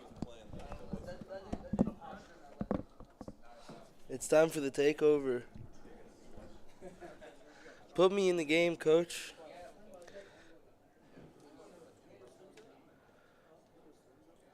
Yeah.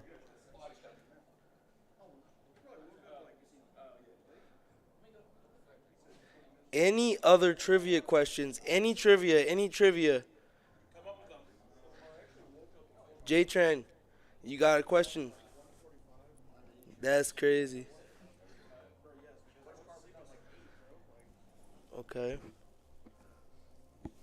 Come up with one. All right. Who? This is tough because I feel like everybody in the crowd is going to know the answer if I ask any competitive question. So, ask who. All right. Who? Damn, I'm at a blank right here, honestly.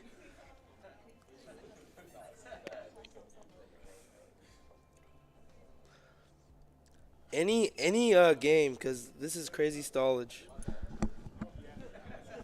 Crazy stallage, for real. Who you got winning, putting on the hot seat? Let's see.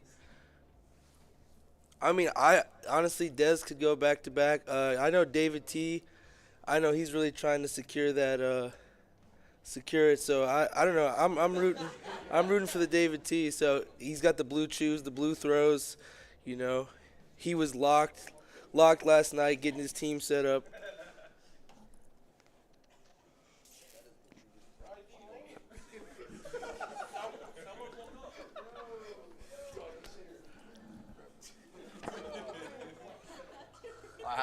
How'd those conversations go? It went all right. It went all right. Good. Glad to hear it. I see some talk of blue chews going on in the chat. Yeah. David T. He's got the blue throws and the blue chews. David T is the king of blue chews. Any trivia? Yeah, what's the question? Who are the first-round quarterbacks in Oklahoma? There's 3 since 2000. Sam Bradford. Well, hold on, wait. That's the chat. Yeah. Hey. First, what did they? First-round quarterback to what? Drafted from Oklahoma. Oh, first-round quarterbacks drafted from Oklahoma? Since 2003. Jesus, how you guys expected to know that? I don't know that. I knew one. All right, chat, if anybody in the chat knows, first-round quarterbacks drafted from University of Oklahoma since 2003. This is some, real niche shit. McDonald's or Burger King? I don't know. Mason Rudolph, Kyler, Baker, Sam. Bradford, Murray, Hurts, Baker. I believe Hurts was Alabama. Unless did he transfer or? Hurts was in the second round. Okay. There we go. That's a great. Okay, that was a great trivia answer. Okay. He's good. Nice. Cool. And I think. If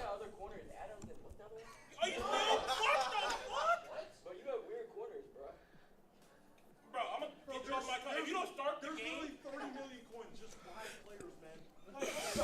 The other quarter, bro. Devontae Adams and James dumb fuck. Okay, we're having a shouting match going on here. John Beast is defending his team. John is, you know what? Hey, Lambo is saying he didn't like some of the personnel changes that John had going on, but John is not taking that shit. Lambo is a very peculiar person. He's about the karma and all that. So he's very superstitious about the cards he puts on the field. Hey, I want to give a shout out to Showtime for the sub. I can't get notifications over here standing, but very good subscription by Showtime. All right, I don't really know what we're waiting on. Kmac's been ready for about 20 minutes. I don't know what's going on. Any stall. That's crazy stall, I'm not going to lie. Sorry, boys. We're trying to get figured out over here. We'll be okay. Mayz, are you and David going to have a golf off? You know what, dude? I actually talked to David. They went golfing here in Oklahoma. David and Kmac and Ward went golfing on Friday.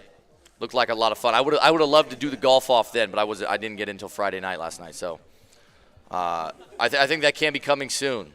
I know David's in New York and I'm in California, so it's not always easy to coordinate that. But we'll have to do the golf off soon. Yeah, we went out yesterday and we played some basketball yesterday. You guys played some basketball too? Nice. Yeah. Everyone's leaving tomorrow. We're going to be flying out tomorrow. Tonight we'll probably get in some festivities again. For surely. BMB, don't worry about it, man. When I come back on Monday, I will be back streaming consistently. I've been traveling quite a bit, doing a lot of stuff in my personal life, but March is over, April is beginning, and Summer Mayz is back. Summer Mayz. Let's go. Mayz Island is back. Oh yeah, baby. Love to see that.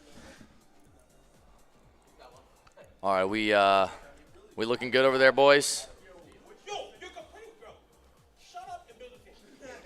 Like, fuck. You literally have every coin.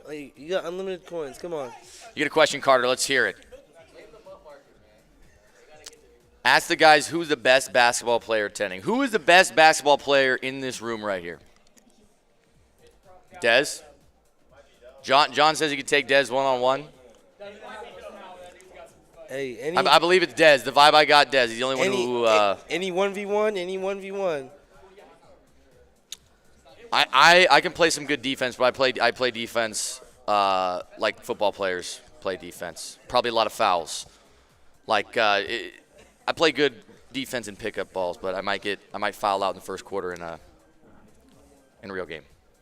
I played. Fun fact: I played on a team called the Hardwoodies in high school, and it was a lot of fun. We ended up winning the championship our last year, and I played center, which I know I'm 6'2", which by most leagues is not big enough to be a center, but hey, I got down dirty down in the post. I got that Draymond Green defense. Yeah, Draymond is probably my player comparison. Yeah, not the size of the dog, it's the size of the fight. And the Hardwoodies were victorious. King Dub touch. Okay, relax. Relax. Reel it in now. Dez looks like he knew. I would agree. I feel like for some reason I knew that. I don't know why. I feel like I saw a video of Dez kind of stroking it. Pause.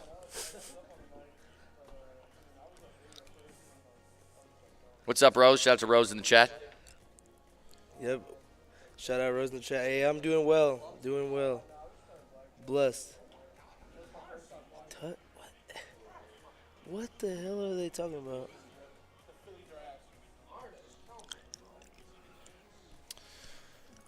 Proof? Yeah, no, we're not getting proof of none of that. I think Lambo's still building his team. So I mean, if you guys play MUT, you know how it goes. Even though everybody has very similar personnel, there are certain nuances based on the things you run where it's very technical, and it comes down to having an ability here or not having an ability here. And so, even though they're probably using very similar teams, you can still take a while to kind of build up the right ability set that you need, get the right tokens, do the right sets. You know how it is. There's no shot Lambo's one holding this up. It wasn't Lambo's fault, though. He had to switch onto someone else's team. So it's more just an unfortunate technical difficulty, but no big deal at all. Yeah, we just got to fight through it. 3v3 basketball, okay? If we're doing 3v3 basketball, we got Dub, Dez, and Geezy against Lambo, John Beast, and Kmac. Who's winning in that 3v3 basketball game? That's just not a fair matchup. Yeah, from which side? That's easy floods for us. Okay. That's what I like to hear. That's the type of confidence I like to hear. Because, all Geezy has to do is go sit in the corner and shoot. That's all he's got to do. We'll go sit in the corner, and we'll just facilitate.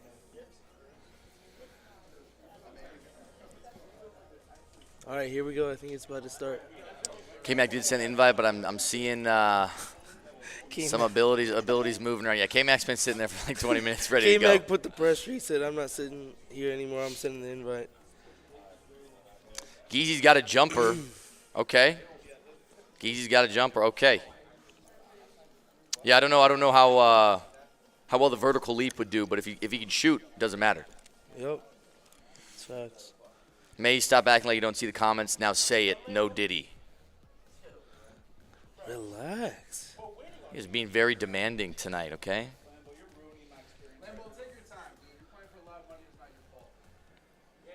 Yeah, I agree, Lambo. Don't worry about it.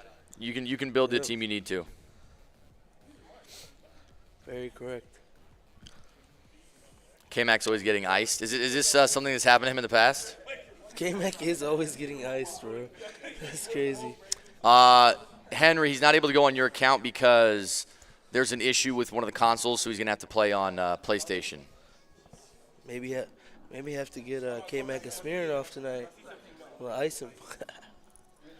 Oh, yeah. When he least expects it. So I went golfing. And if you guys don't know what getting iced is if usually it happens on your birthday, but someone will hide a Smirnoff Ice somewhere, and when you find it,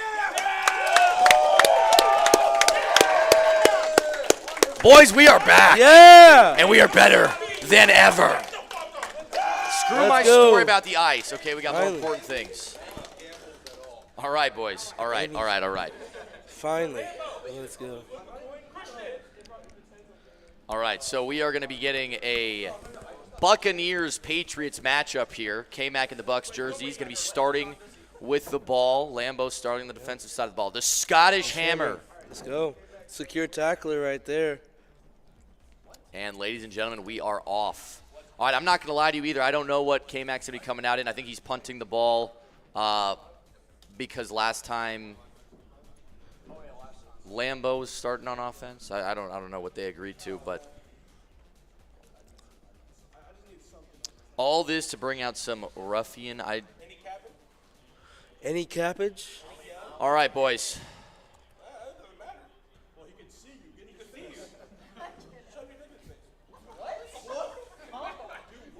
There is some nefarious speak going on in the crowd right now. All right, I think we're good to start now. I think this is officially the start. No more technical resets, no more delay games, just pure John Madden football.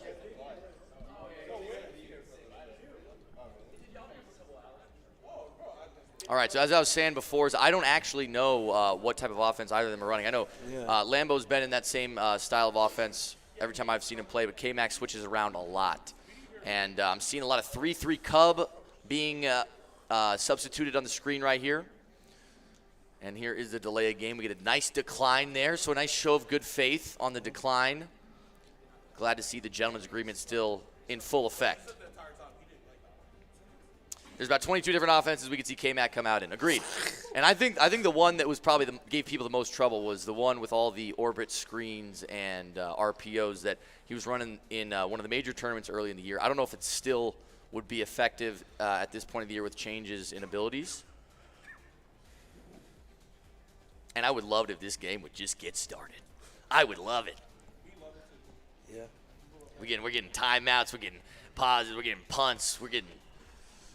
Let's get some football. Let's go. And we are here, boys. Okay.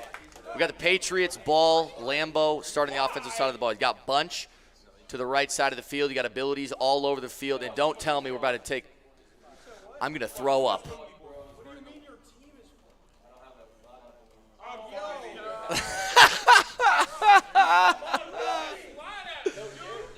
Oh my God, bro. There's another issue going on.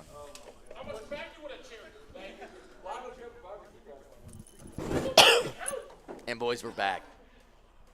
We're back. It's okay, Lambo. It's all good. You get the team that you need to get. We understand. There's some money on the line. How we doing, though, Chad? Let me tell you that story about the ice, okay? If you don't know what getting iced is, okay, it's a Smirnoff ice. Someone hides it. When you find it on accident, you get on your knee and you chug it, okay? That's getting iced. It's a common practice. It's a lot of fun. I was golfing with my buddies on my birthday, and he asked me to grab him an extra ball. I opened it up. There was an ice in there, but it wasn't a Smirnoff ice. It was a natty ice, and it was 40 ounces. He got you with the tall boy. He got me with the big 40 natty ice, and this was on hole 2. That's all right? Nasty business. And so, yeah, I finished that, had a couple more drinks, and let's just say I didn't hit the ball straight the rest of the day. My round was absolutely fucked. The natty ices are definitely a rough one to get iced. Yeah, no, I've never seen some tomfoolery like that. That's some outlandish. And hey, no premature celebrations, okay? We just got deked out last time. Yeah, we're about to get a desync or something. No, bro. We're gonna. Please don't pray on this. The DC. We are back. We are good. We are better than ever.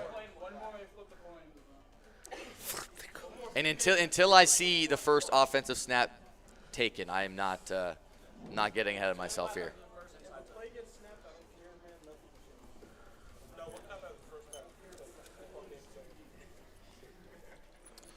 All right, boys. So now we got to get back to the audibles being made, and you know these guys are real technical, and we're punting as well. Okay.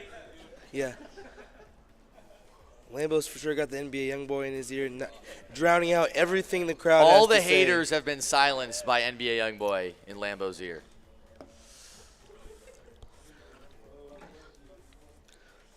Okay. And Lambo gets the ball. 26. I mean, he got an extra yard. We got to restart. He got one too many yards. Punt it back. All right, boys. I think this might be the one, okay? Getting those substitutions made in 3-3 cup. I actually feel like I don't see a ton of people run 3-3 cup, so I'm excited to see what Lambo has to offer in this defense. One thing I noticed last game between Geezy and Dez is that there was a lot of different types of formations on defense. That mostly dollar, but we did see some 6-1 as well thrown in there. And I feel like a lot of people usually run one or the other. Yeah. But Dez comfortable in both. Yeah, I think he might have popped out. He might have popped out with the G too. I don't know if he did. He might have came out in that little big nickel over G. Yeah, no, absolutely. And there's a couple times where you're usering one of the D linemen, get an extra guy out in coverage, only sending 3, and yeah, not normally you see at a high level somebody hopping around their playbook that much, going 6-1 dollar and big nickel over G. But I do like it. I'm hoping in the future maybe Madden implements some type of snap the ball, snap the ball. These guys, I think these guys are fucking with me at this point. I think they're just messing with us at this point. Oh shit. Ask Lambo about the scratch and sniff. I don't think I'm gonna do that. No, that's crazy. Yeah, I'm not doing that, man. All right, there we go. Snap is up. Bo Jackson looking at the corner route, gets sacked. 2nd and 17. Not the best start. After all that. And Kmac is running. Kmac's running 3-3 cub as well, it looks like. So this might be the new meta, running with the running back deep. There goes Bo Jackson off the right side, gets a solid gain to make it a 3rd and manageable. 3rd and 6 after 11 yards on the ground. And big 3rd down. We got the bunch flipped over to the wide side. Bo Jackson, and you see who that is in the backfield. Is that Tiki Barber? That is Tiki Barber. He does not sell, though, as many of you said he would. Tiki Barber gets a 1st down after a great catch on the angle route. Now 1st and 10 again with bunch to the wide side once again. Tiki Barber looks open again, but the crosser is even more open. Throws that one away. Didn't want to force anything there. Lambo making a little bit of a face.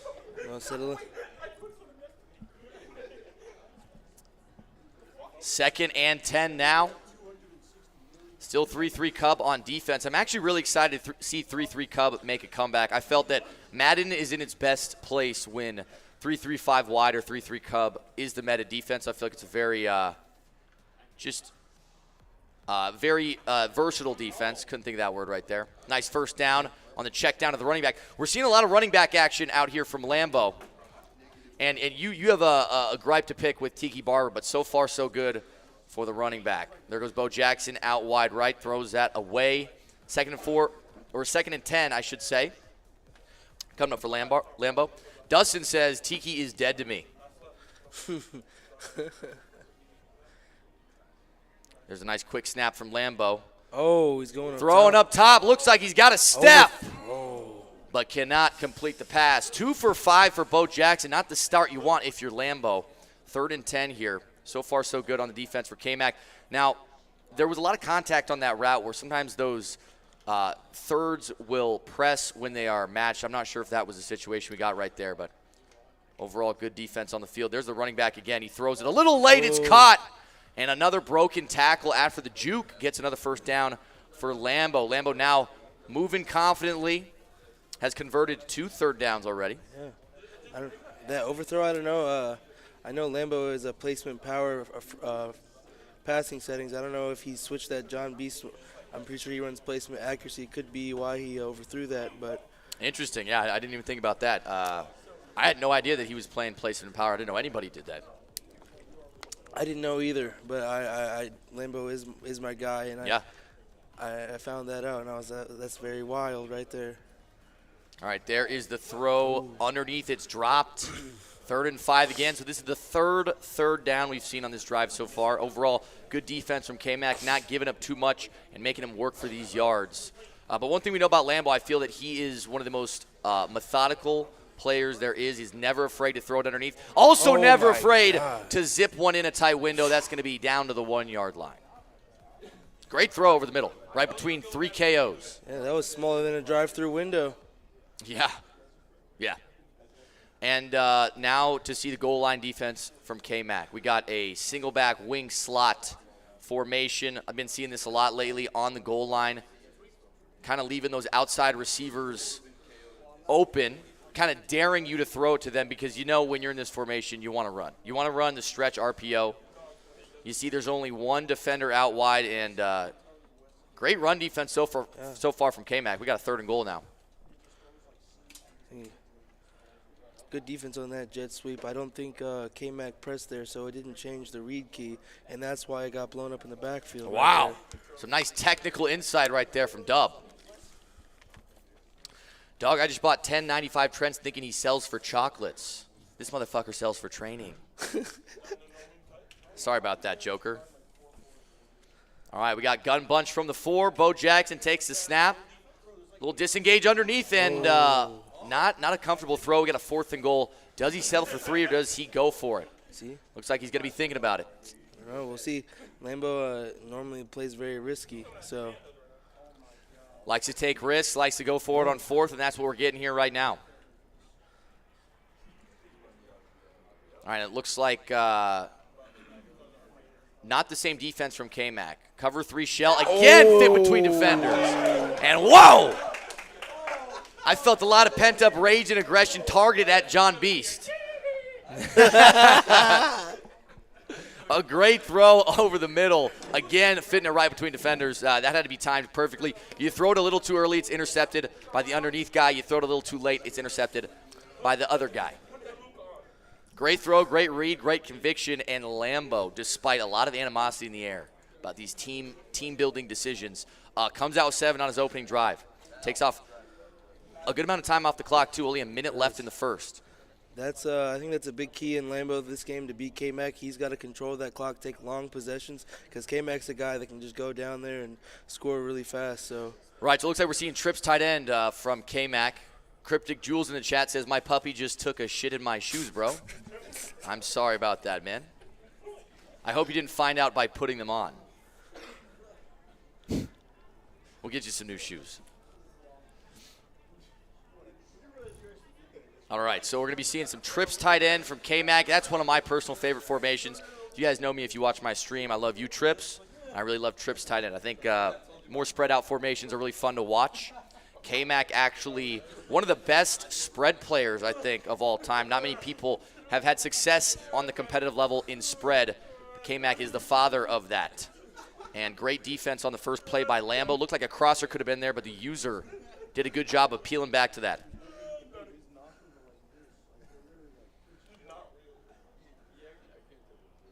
All right, 54 seconds still in the first. There's a throw to the flat. Amon Ra going to get 8 and stay in bounds.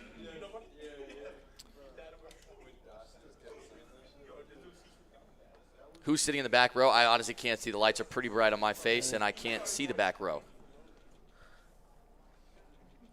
All right, 3rd and 2. We got a motion over from right to left. Going to be a 2-by-2 look. Got a corner out going right side, deeper than the zone drop. Playmakers up. It's intercepted. Lambo able to get underneath that route. Kmac thought he had a big play, and now Patrick Willis is running the other way. Huge turnover for Lambo, who came out on his opening drive swinging, gets 7 points. And now early on his defensive drive, gets a stop. that's Big P Willie right there. Big P Willie. And now there's a lot of pressure on Kmac, right, because Lambo takes time off the clock with his drives. He has no problem taking 3 yards. He has no problem taking 25 yards. Down to the 3 again.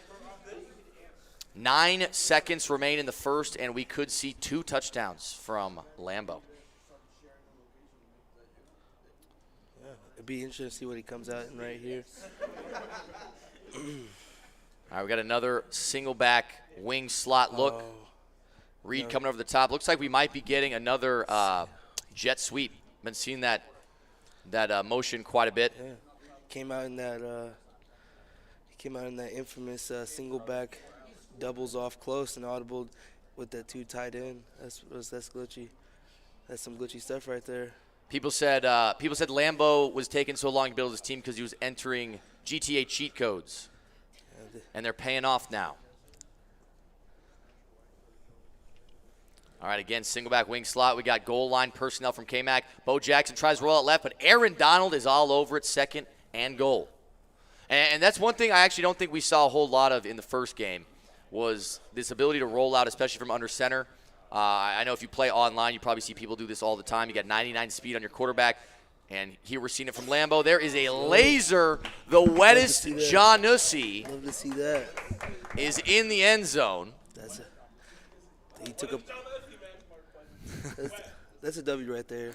And you know what? I feel like in that situation, if you can pass, that's going to be maybe be your best bet, because that goal line personnel against wing slot, it does have some vulnerabilities in regards to covering passes. You have goal line personnel after all. Yeah.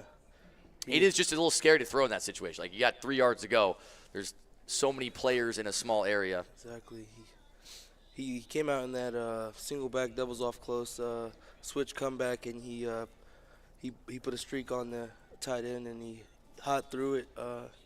That was one of my formations from that I ran majority of the year. So it's a little off meta stuff. It's good red zone stuff right there. Good red zone stuff. Definitely. And there's streaks. It looks like he might have had somebody for a minute, but not with how these players are with their KOs. Nice throw underneath to Jacobs. Josh Jacobs, former Raider. Breaking my heart. Yeah, that's tough, man. Josh Jacobs is a hard runner. If I was a Raiders fan, I'd be pretty upset myself. We lost to Joe Mixon as a Bengals fan, so. Looks like has some space in front of the guy, but decides to not take the risk. There was a zone drop over there. I know that the man who was manned up on the tight end was definitely trailing, but it's always kind of risky throwing it over those tall players. There's a lot of DBs on the field that might be 6'2", 6'3", and so even though they might look open, getting it over their head is another story. It's really a skill gap right there with all those KOs, being able to catch that possession right there. Hey, Showtime, can we be nice here? Showtime, can we not butt heads? Great defense on the field from Lambo. Again, if that's me, I'm probably throwing that post, and I'm probably throwing a pick because his user was right underneath it. And, again, just trying to fit it over the head of a tall player is sometimes they become Homelander in the middle of the field. They'll jump up, catch a pass you think they have no business catching. 4th down. This could be a huge, huge swing if there's a fail to convert. All right, we got a spread look from Kmac. There's a timeout. It looks like we're going to be going back to the drawing board right there. And everybody in the chat jumping to conclusions here. I got to say, remember, the last game there was a 14-point deficit at one point as well, and before we knew it, that was over. So let's not count anybody out here. These guys are some of the best players in the world for a reason. Looks like that crosser is going to be bagged. And this is a tough look. Can he catch it with no KO? He does. Josh Jacobs again. Crucial conversion right there on 4th down. That's nice right there. Really scary of those mid zones in the middle of the field, throwing it across there. Sometimes you get lucky. Yeah, you know what? That was great defense from Lambo. Even though it was a conversion, that was phenomenal defense. You good? I'm good. Okay. I'm good. Okay. I was gonna say, you feel free. Hey. 2nd and 5 right now. There's another throw underneath Bo Jackson. Jukes to the outside, has some space, jukes back inside. And you got to be careful with those. Anytime you get wrapped up, they'll take you to the strip club. They'll rip that ball out. Peanut punch. Yeah. The peanut punch is very deadly. And that's been one of the best ways to get turnovers in games against high-level players, because those can be hard to avoid no matter how good you are. Like, your guy gets in a tackle battle, gets wrapped up, and there's not much you can do to force him to go down and not get hit like that. I mean, even running on conservative, I've seen, they fight for that extra yard. They get one peanut punch, and somebody comes and punches it again. And they still knock it out, even on conservative. Right, so right. And like, the two names of the game this year, right, there's the juke on offense, and then there's the peanut punch on defense. Yep. Those are two things that in years past might not have been good. I see 10 times as many fumbles on the peanut punch as I do on actual hit stick fumbles. We got a 2nd and 4 now. 2-minute warning has hit for the first half. There is the run up the gut. Gets to the outside a little bit. And not finding much room. 3rd down. I think What is Janussi is actually Henry's account? You know Henry's all about that. 3rd and 4. I don't think Kmac would kick 3, so this is going to be 2-down territory right here. A-gap screams up the middle. Quarterback looks like he's going to take off, but ends up throwing it. KO is nowhere to be found. And that's going to be a conversion. That's a huge conversion. That's the sun god. That's the sun god. A whole lot of fight right there. He brought that in, held it real tight, got up, and he had something to say right there. Absolutely. Kmac got a little smile on his face right there. And again, guys, I want you guys to remember as well, Kmac's going to get the ball in the second half. Yeah. So while there is time for Lambo to answer, it could be a one-possession game very easily. I think he's going to try to take his timeouts. And there's a run to the outside. Josh Jacobs not finding anything. So far, so good on run defense for Lambo.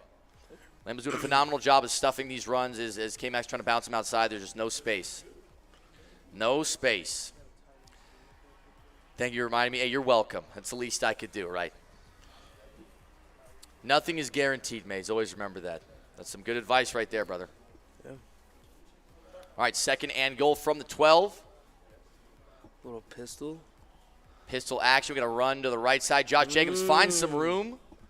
Gets about half of that back. Now 3rd and 6.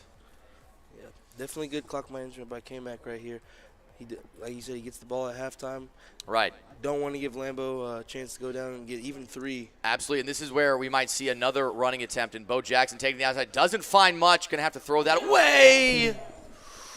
That was dangerous. And now that was a twofold issue because even if you would have just ran the ball and, obviously getting hit with your quarterback, you're going to be risking a fumble. Yeah. But even if you handed off the ball there, you could take an extra 30 seconds off the clock.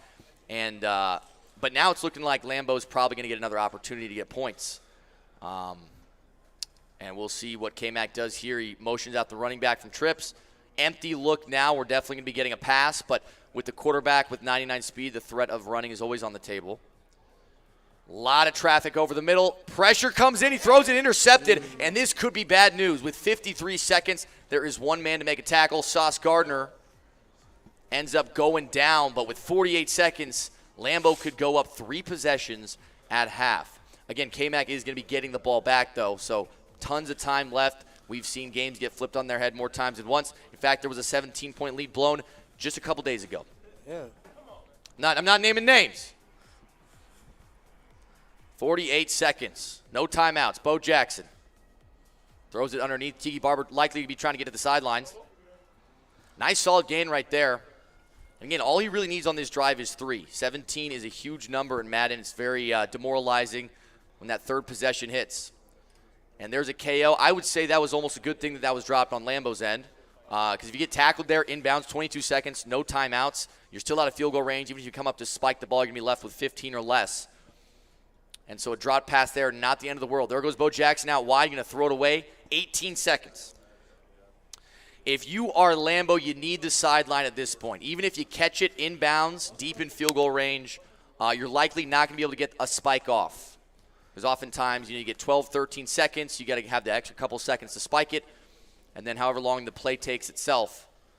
So we need the sideline for Lambo. He's going to have probably 1 or 2 more opportunities, but he's got to convert this 4th down no matter what. Leads are meant to be broken, says E. Figgy. Absolutely. If you guys have watched my stream, you know I say it all the time. You can't come back when you're winning, all right? And sometimes a comeback win is going to give you even more momentum than a blowout could. From the 46, the kick is up, and Elliott is good. The wettest John Ussie gets the field goal. Well, we don't know. Kmac's got some time. He might be able to throw something over the top. He might you never know. Might have a beater. We'll see. We've seen crazier things. Yeah. All right, boys. Not the first half that you were looking for if you were Team Kmac here. All right, Lambo is locked in, playing well, and there's still plenty of time to go. But we're gonna need some momentum shift in the second half.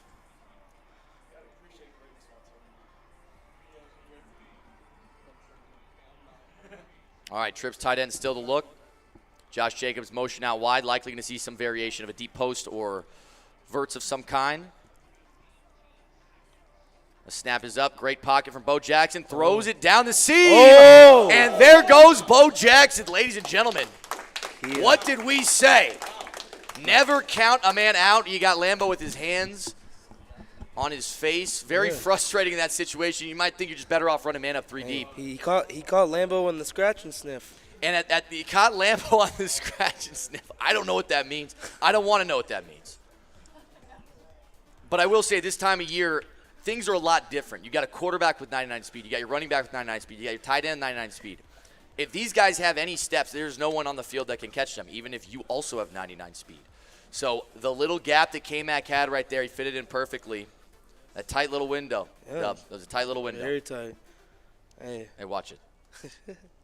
hey, that's a lot of poise right there. You know, some players before halftime, you know, Kmac's an experienced player. He's got some beaters, and you know, he found it and he took advantage of it. Right, and I think of all the places you would have thought you were going to hit on the field, it would not have been to the tight end when there was a cover 3 inside third in the middle like that. You know, it looked like, you know, you might have been able to catch something, but definitely not take it the whole way. And now with 2 seconds, I mean, who knows, maybe Lambo does the same thing back. But Kmac not man up 3 deep. He's playing real defense right here. And we'll see what the play call is looking like. A lot of pressure coming in. Bo Jackson throws it up. There's 3 men there. Oh. And it is incomplete. That's going to take us to the end of the first half. Great half to both of them. Now, I do want to say, guys, we're in a 2-possession game. Kmac's got the ball. We'd easily be in a 3-point game here in a matter of seconds. And so anybody in the chat who was doing early victory laps. Yeah. And it looks like he's kicking it deep here, and he's We're going to see a punt here from from Lambo. Cause my bad on that. Forgot. All right, boys, the Scottish Hammer. It's kind of tough though, cause what if Kmac wanted to do an onside right there, you know? Imagine you gets the strip right there. Yeah, it was supposed to be, you know, like getting the ball probably around the 25, but Lambo came in there and tried to rip the ball out. I said Kmac do the onside when he gets the ball. I'm tripping. You're good.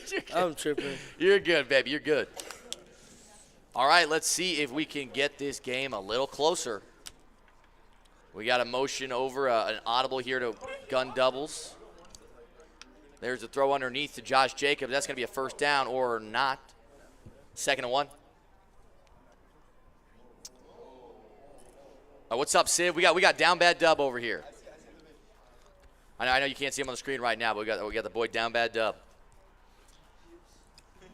A little weird play right there. Again, he throws it underneath. Looked like the quarterback had a weird animation right when he got that ball. I know something we see oftentimes is quarterbacks will randomly freeze, do a T-pose. Yeah. Hopefully you don't see any of that tonight.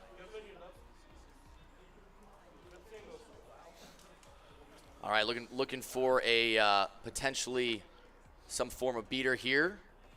I got to be careful. I am within earshot, so I don't want to be giving away anybody's play art unintentionally. 2nd and 5. Yeah.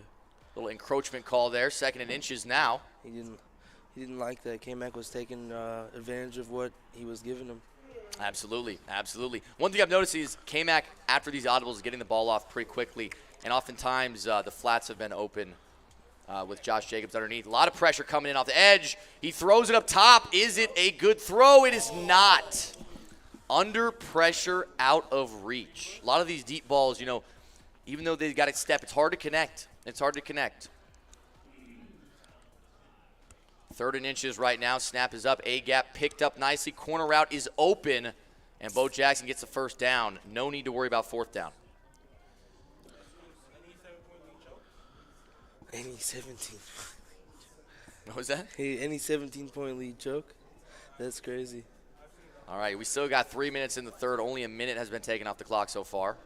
Bo Jackson step it up, not finding much open. What? But as the ball gets tipped, Josh Jacobs is there to pick it up.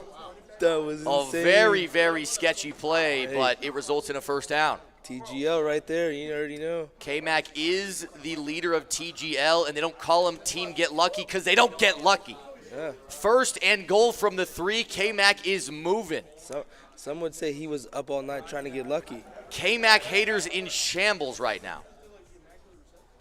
That's labbed right there. Labbage. Yeah, right, Civil.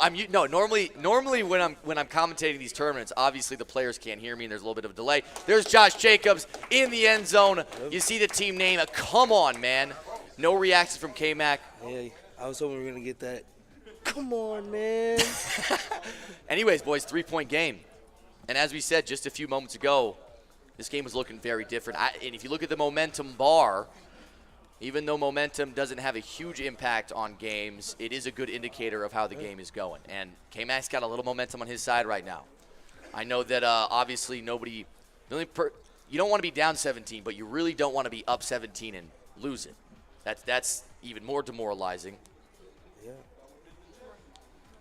I see there's a lot of tension in the chat right now. There's a lot of tension in the chat right now. I want everybody to just take a breather and just relax. All right, 1st and 10, boys. There's a throw to the flats. Bo Jackson. 2nd and 4. And this is where Lambo really needs to come out and make a statement, right? Kmac gets a touchdown right before half. Kmac comes out right out of half with another 7. Lambo hasn't done a ton wrong, especially offensively. Yet this game is still very close again. So this is a statement drive for Lambo, especially if he can take time off the clock. Ends up getting points. Gets 7 specifically. There's the snap. Some A-gap pressure. Ooh. Aaron Donald in the backfield. Huge sack. 3rd and 15. Snap is up. Throw is intercepted. Right to Derwin James. Now, it looked like there might have been a step there, but again, when some of these guys are 6 feet plus, even if there is a step, if that ball is not lobbed, they're likely to be able to jump up and get that. We saw it right there. And again, I'll say it, Kmac haters are in shambles. There's still 1:19 left in the third. We haven't even finished the third quarter, and we're already in a situation where, oh! And Kmac picks up the fumble. And that's the TGL we know and love. Pressure off the right side, almost intercepted again. We've had some very close calls here. Bo Jackson, 13 for 21 so far on the game. Lambo is selling channel points, according to Luke. Big 3rd down right here. Can he throw it to A over the top? He can. Patrick Willis was close. And again, that was one of those throws where if he took maybe a different angle, that might have been picked off. That was a scary situation, but another 1st down for Kmac. Now inside the red zone at the 12. That was great pocket right there. Phenomenal pocket. And I don't know if you guys saw the montage Kmac posted on Twitter not too long ago, but the old clips of his pocket presence from Madden 20, some of the best in the world. 26 seconds remain in the third quarter. Trips tight end is the look. Great pocket again. There's a playmaker, high pass, and Darius Hayward-Bay with another 1st down to the 1-yard line. Yeah, some would say that pocket is an art form known by many but mastered by few. Very, very wisely put. Dub, very wisely put. All right, boys, 1st and goal. Will the door be held by Lambo? We'll find out in the 4th quarter. 4s in the chat, boys. Put your 4s up. 4 for 4. 4 for 4, baby. Yeah. 5 minutes left in this game. It's a 3-point game. Kmac potentially about to be on a 21-0 run. And I do feel that pressure is starting to get to Lambo a bit. There's a juke back inside. Bo Jackson in the end zone. And a 21-0 run from Kmac. What was once a 3-possession deficit is now a lead. And you got to think some of that pressure might be starting to get to Lambo in this situation. Oh yeah, he's major locked right there. You see it. He's not even getting hyped. He's just focused on the next play. Right, because with this much time left as well, I mean, that third quarter had a lot of action going on, and with this much time left, the fourth will likely have even more. As soon as Showtime said something, the game flipped. Well, maybe he shouldn't have opened his little mouth then. Oh my God, look at that. They say the momentum bar doesn't matter, but look at those prelits on the defensive line. He got them from that. That's right. You look at the momentum bar. It is now entirely on Kmac's side. Things as simple as an open flat route are being missed in the throws. And I'm loving this 3-3 Cub we got. Make 3-3 Cub great again. Running with the crosser there. Little playmaker on the backside. And Tiki Barber in the open field. Jukes outside. Oh. And he might be gone. Can Isaiah Simmons get him? He can. But not before he gets to the 9-yard line. Huge play right there for Lambo. And that's the type of spark he needed to get this moving again. And he's right to the line, too. No breathers. And we got Bunch to the wide side. 1 second on the play clock. Ball is snapped. Look like that post might be there. Yeah. It's overthrown again. Lambo not happy about that one. And that was a great read, great play design and everything. Just simply a bad throw. Second and goal now from the 9. Bo Jackson looking to that side of the field again. Throws this one away. All right, boys, 4 minutes to go. 9 yards to go for Lambo. We got safeties being brought down on Kmac's end. Isaiah Simmons as the user.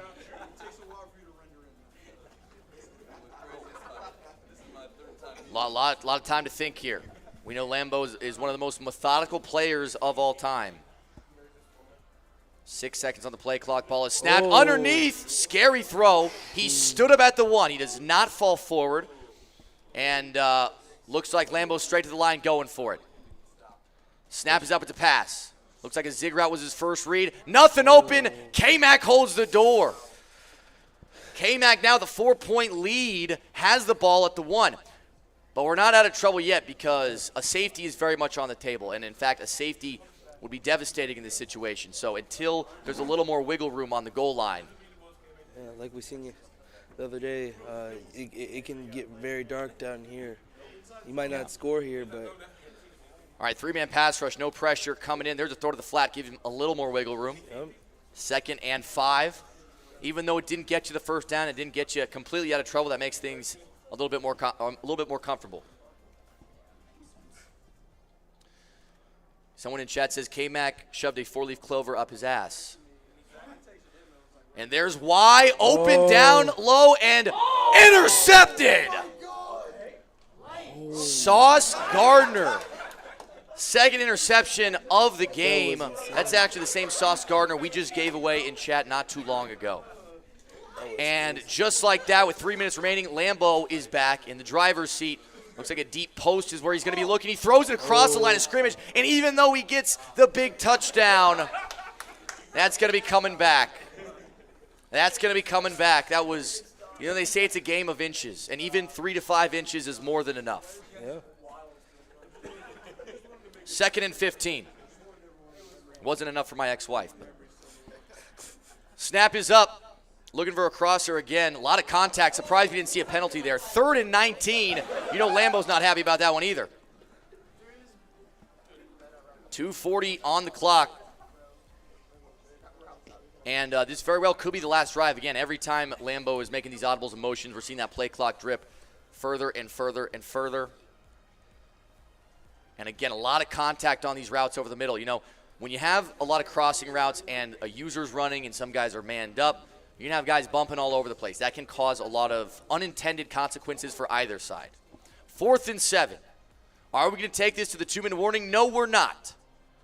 And that's a overthrow. I thought that was a first down. This might do it if Derwin James can get loose. A Journal back inside. He fumbles again. And Kmac retains possession. I think he really did shove a 4-leaf clover somewhere where the sun doesn't shine. Holy hell. That's insane. That was a wild turn of events. A lot of people aren't journaling in that situation. You just got the turnover. A lot of people aren't going to try to even get through there. They're okay with taking the tackle and then trying to chew more clock off. Uh-oh. Lambo's not too happy. When you make your entire brand around Team Get Lucky, you make your entire brand around getting lucky. Why are we surprised when you get lucky? 2nd and 10, Bo Jackson playing like a madman. Bo Jackson's playing like a chicken with his head cut off. All right, boys. Even 3 points is very, very valuable for Kmac here. So on 3rd and 10, that's got to be your focus. Turnovers should be off the table. Absolutely no turnovers, nothing close to a turnover. And a great user from Yo, he. Woo! That's scary. Kmac says, hell no, I'm not kicking 3. Kmac is dropping the nuts right now, and he is going for gold. Why did I come? Like, Wait, what did he say? Did John Beast just say, why you got to come? What, bro? 4th down, boys. This is a huge down right here. Snap is up, 3-man pass rush. Kmac rolls out left. Looks like the drag's open. Intercepted! What a click on from Lambo. And with a minute left in this game, not only does he get the ball back, but he's getting 7 points out of it. That's crazy right What a play. there. Yeah. special teams, special players. And, boys, the game is not over, okay? It's a 3-point game. And I think it might be time for some epic music. Yeah, 1 minute on the clock. The momentum is now back on Lambo's side. Kmac's got a big smile on his face. The clover has now fallen out of Kmac's ass. yeah. But he does have the last possession. Agreed. It all comes down to this, boys. He's going to pistol bunch, tight end. Snap is up, 2-man pass rush. Throws it underneath to the running back, Josh Jacobs. Takes a big hit. He might be headed to the blue tent. And there's a first timeout.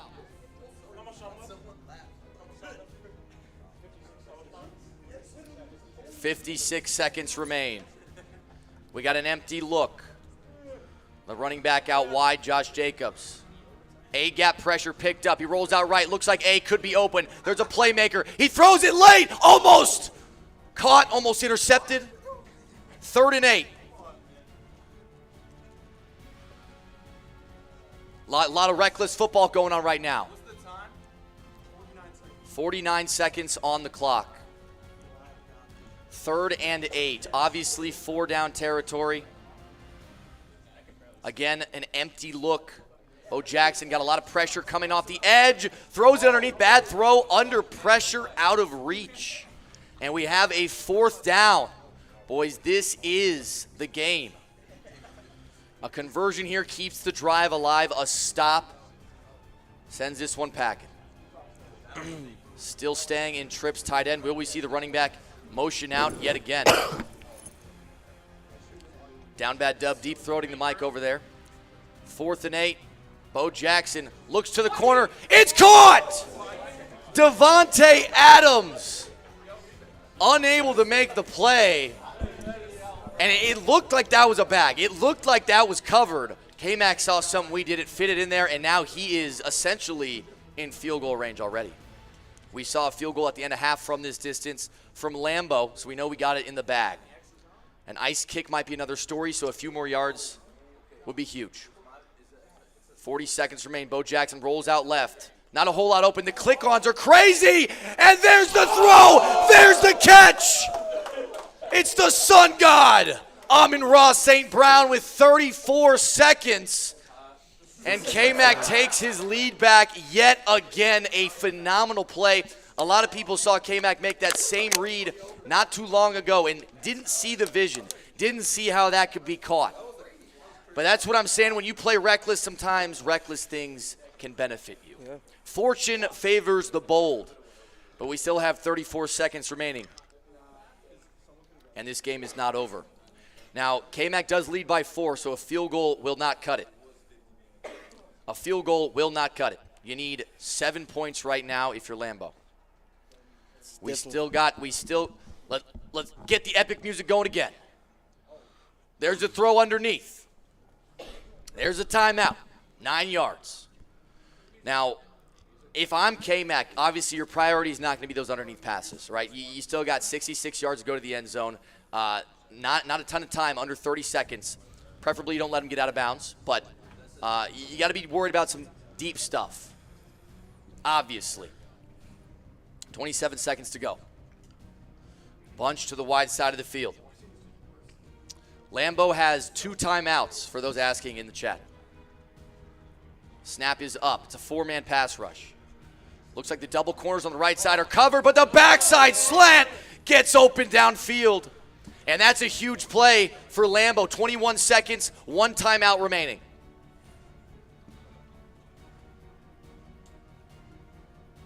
There's the audible to halfback strong, nasty.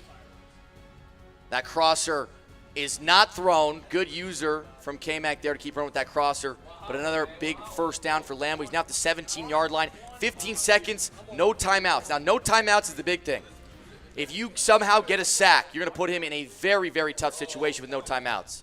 So does Kmac send pressure, or does he send more guys into coverage? I think with this little time, coverage is probably going to be what you want to do. But catching him off guard could be a good strategy as well. First down. Everything on the line right now for Lambo. Snap is up. Pressure coming off the right side. He throws it down the seam. It's caught! The safety whiffs. You can hear the stress in Lambo's voice. This game has taken 40 years off his life. This has got to be an instant classic. The weight and the technical difficulties definitely lived up to the hype. But before we finish anything, I want you guys to remember what happened before half. I want you to remember very vividly how much time was on the clock and what happened.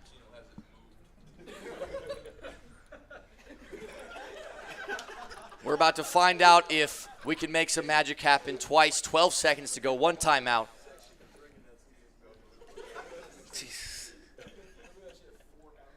Anybody in the chat complaining about ads? There are 0 ads on Kick. There are no ads on YouTube. Just use your brain, buddy. All right? 12 seconds to go. Trips tight end. Do we see the same play we saw before half? Does Lambo make adjustments? There's the snap. Looks like he's throwing it to the running back. I love the play call. He tries to get outside. And there's that timeout. 7 seconds remain. I don't know who that safety was that whiffed on that touchdown, but got to think that man is not welcome on the team plane back home. He is cut without pay.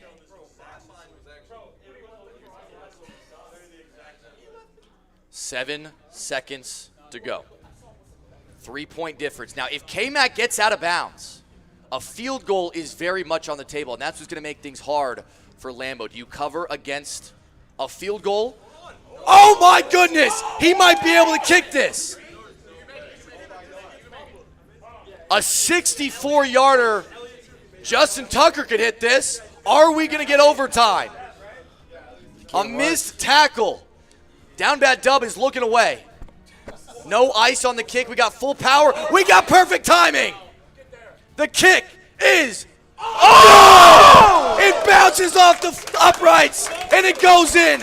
Reminiscent of the 64-yarder that Justin Tucker hit to win the game for the Ravens.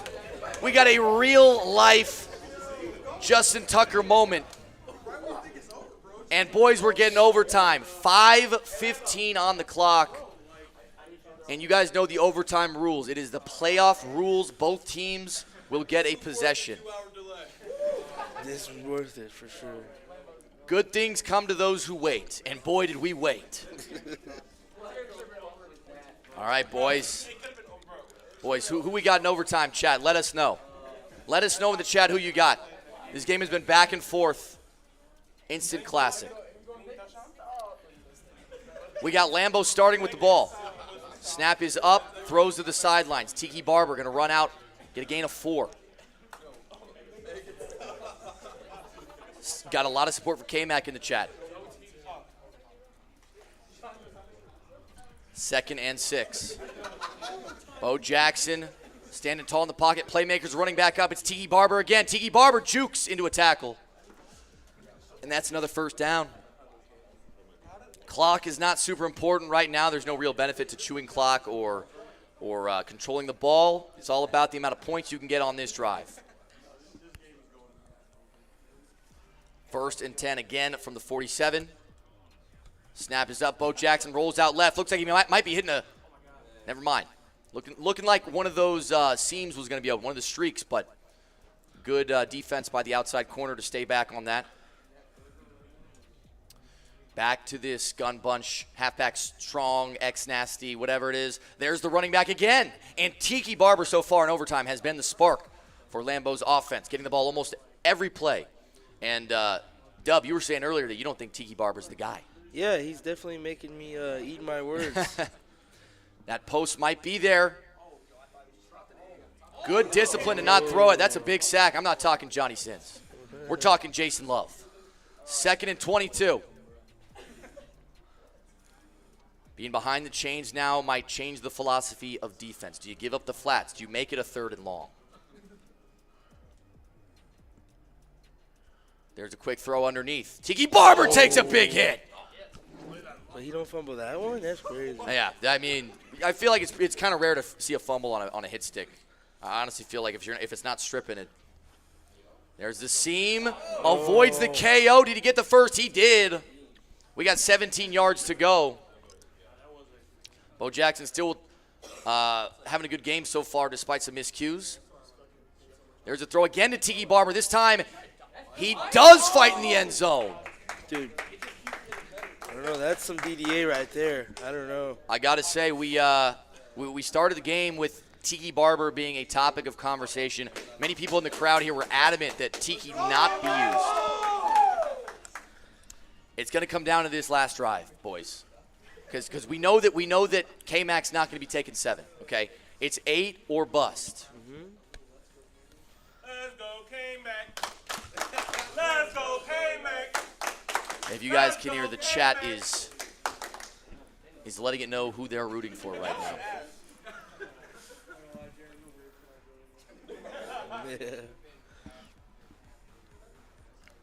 All right, boys, 2:32 on the clock, but that doesn't matter. As I said before, it's 8 points or it's no points. Looks like Y's going to be open. Is he over the top? He almost is, but it gets hit loose by the KO. That was a close call. KO, yeah, KOs are wild right now. We got an X factor lit up in the top right safety. Looks like he's going to throw it underneath to Josh Jacobs here. Juke inside, and it's going to be a 3rd and 4. 2 down territory. 2 down territory. Snap is up. A quick pass. And there goes Bo Jackson up the gut. That's a 1st down for Kmac. Anytime you're running the quarterback up the middle like that, it's scary because if you take one hit, you could be toast. Hit him with the hard cut when I think Lambo was expecting the juke right there. That was a nice play right there. 3-man pass rush is getting nowhere. Waiting for that running back, but he stopped running. Bo Jackson outruns the defender to the edge, and he's going to get another 1st down. Cross midfield now at the 48. Bo Jackson, 7 rushes for 50 yards, making an impact on the ground. He might even have more rushing yards than Josh Jacobs does this game. A lot of time in the pocket again. Not a whole lot of stuff open. Good possession catch to go down for a gain of 3.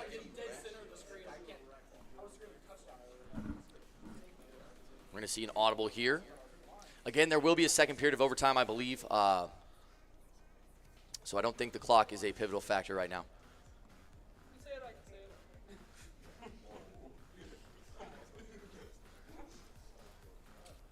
You missed escape artist meta. Well, we basically have an escape artist meta right now.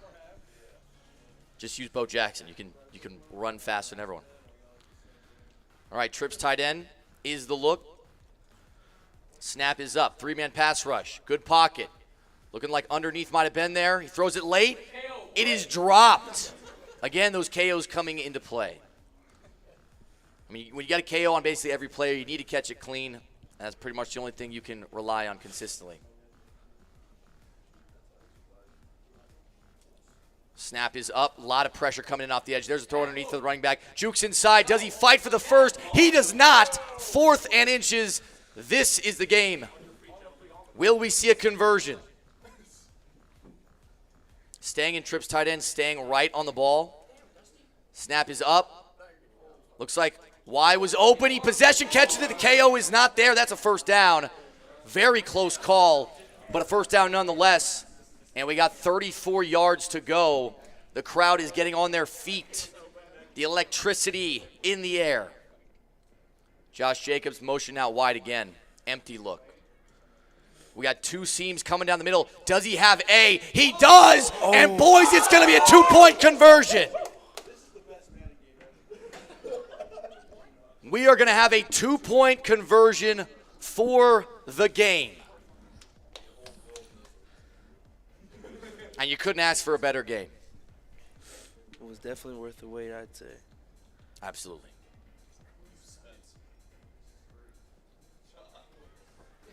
I saw Kmac play blackjack last night for a while. I know he's going for 2 here. I know he's going for 2 here.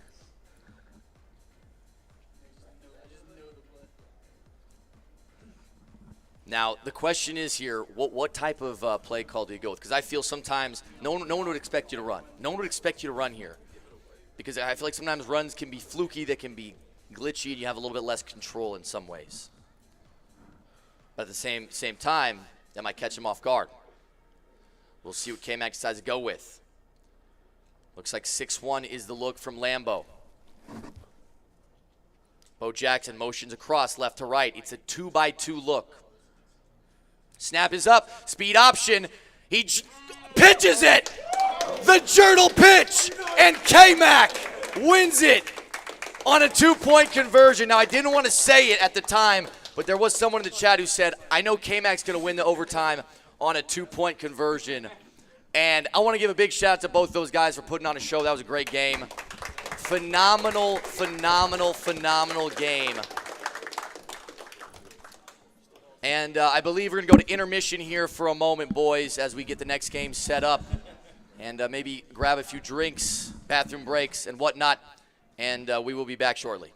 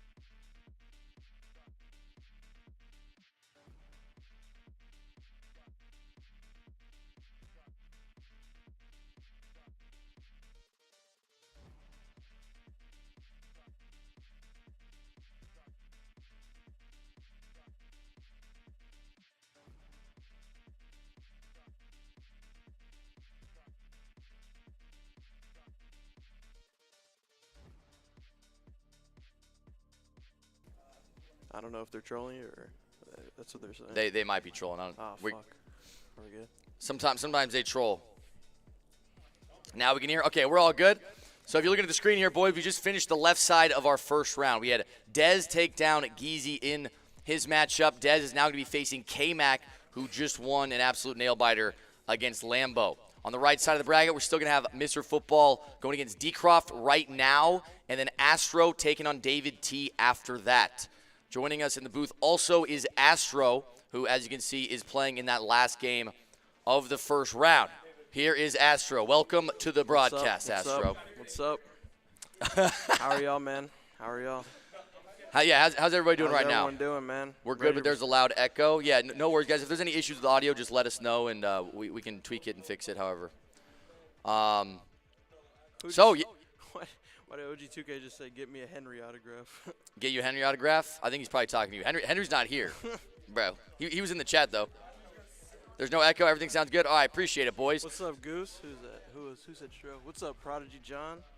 What's up, Cope Killer? How y'all, man? So for this next game, Astro's going to be joining us in the booth. We're actually going to do a giveaway, though, before. Do you have any ideas for the keyword? What should the keyword be for our giveaway? Keyword? I mean, we can make it Astro. All right, that's cool. I was going to say Kmac. They just played a crazy game. Oh, yeah, let's do Kmac. Let's do Kmac. Kmac just played a crazy game, both of them. So I feel like Kmac or Lambo, you know, some. All right, boys, so we're going to be giving away another 97 overall Sauce Gardner. If you didn't know, we're going to be giving away, I believe, 6 different Sauce Gardners. Oh, fuck. 2 sauces. Okay, you'll see. Different players, but this is the last Sauce Gardner we're giving away. 97 overall, 98 speed, 98 man, 98 zone. And if you just watched the last game, you know that Sauce Gardner was a playmaker who actually changed everything about that game. He had 2 interceptions for Lambo, kept him in the game when things were getting rough down the stretch. And so if you want to be entered in this giveaway to win Sauce Gardner, all you need to do is type Kmac in the chat. Anybody who types Kmac, whether you're on Twitch, whether you're on YouTube, whether you're on Kick, will be entered.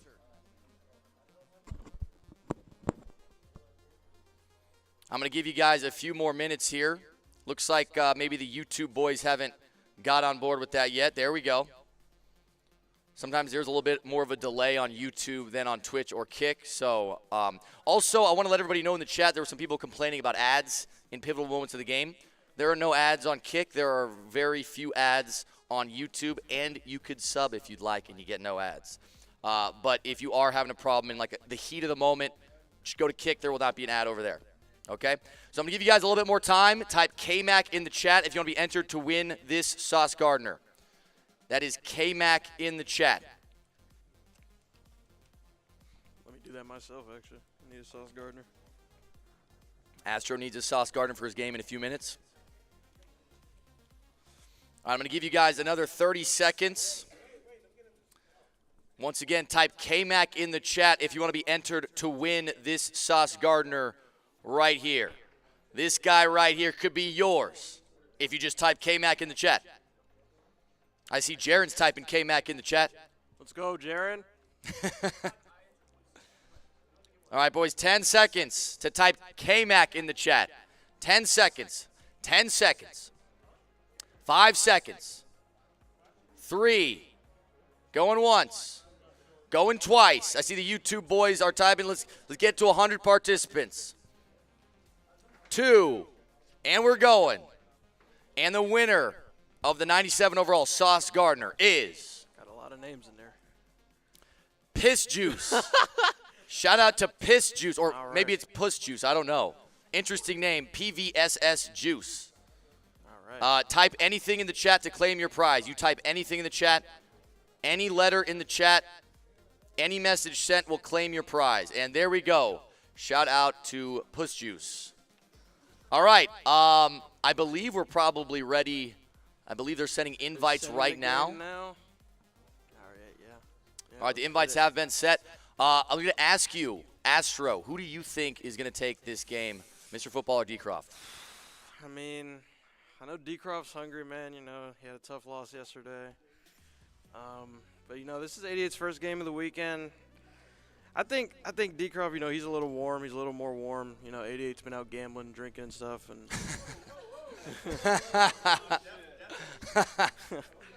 And Dcroft's just been doing homework and stuff, so if I have to pick, just give me Dcroft. I will say Dcroft has been a little bit more locked in over the course of this weekend.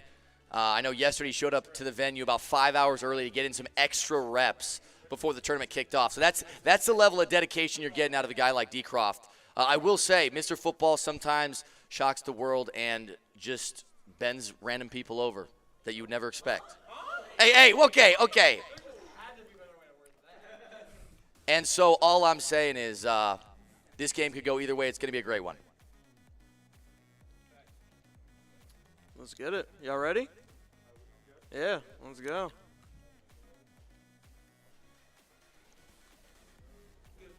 All right, boys, we are in the game.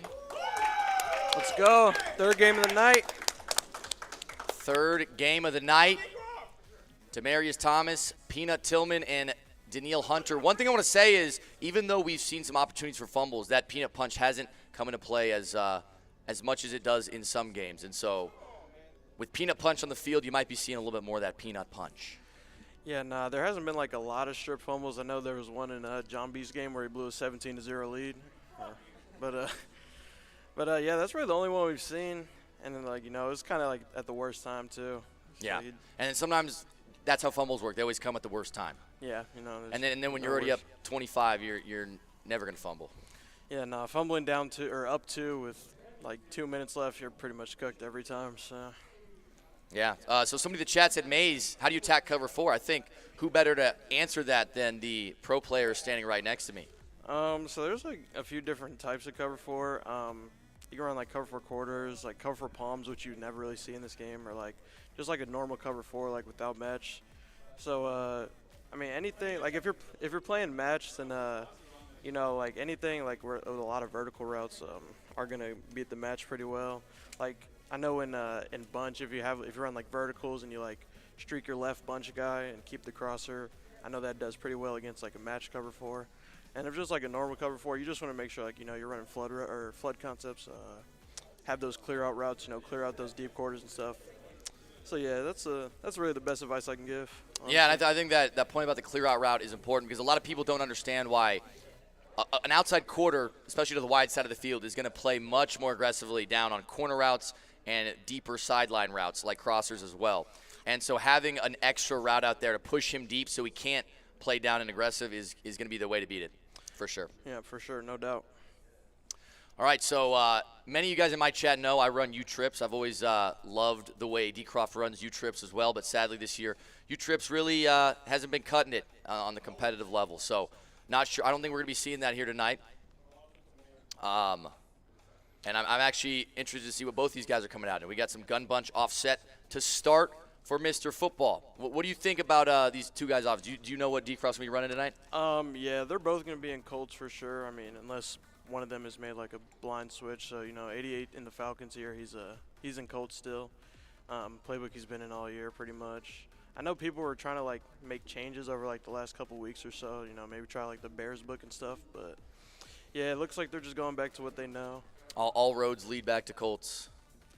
Yeah, they do, for sure. We might have some, want to turn off settings going on. 88 can't play with vibration. Something's wrong with them. I think you should play with vibration on Madden, honestly. It literally tells you when you're getting pressured. Right. It's never been a problem to me, but I know some people really, if you're not used to it, it could maybe throw you off. Yeah, it definitely could.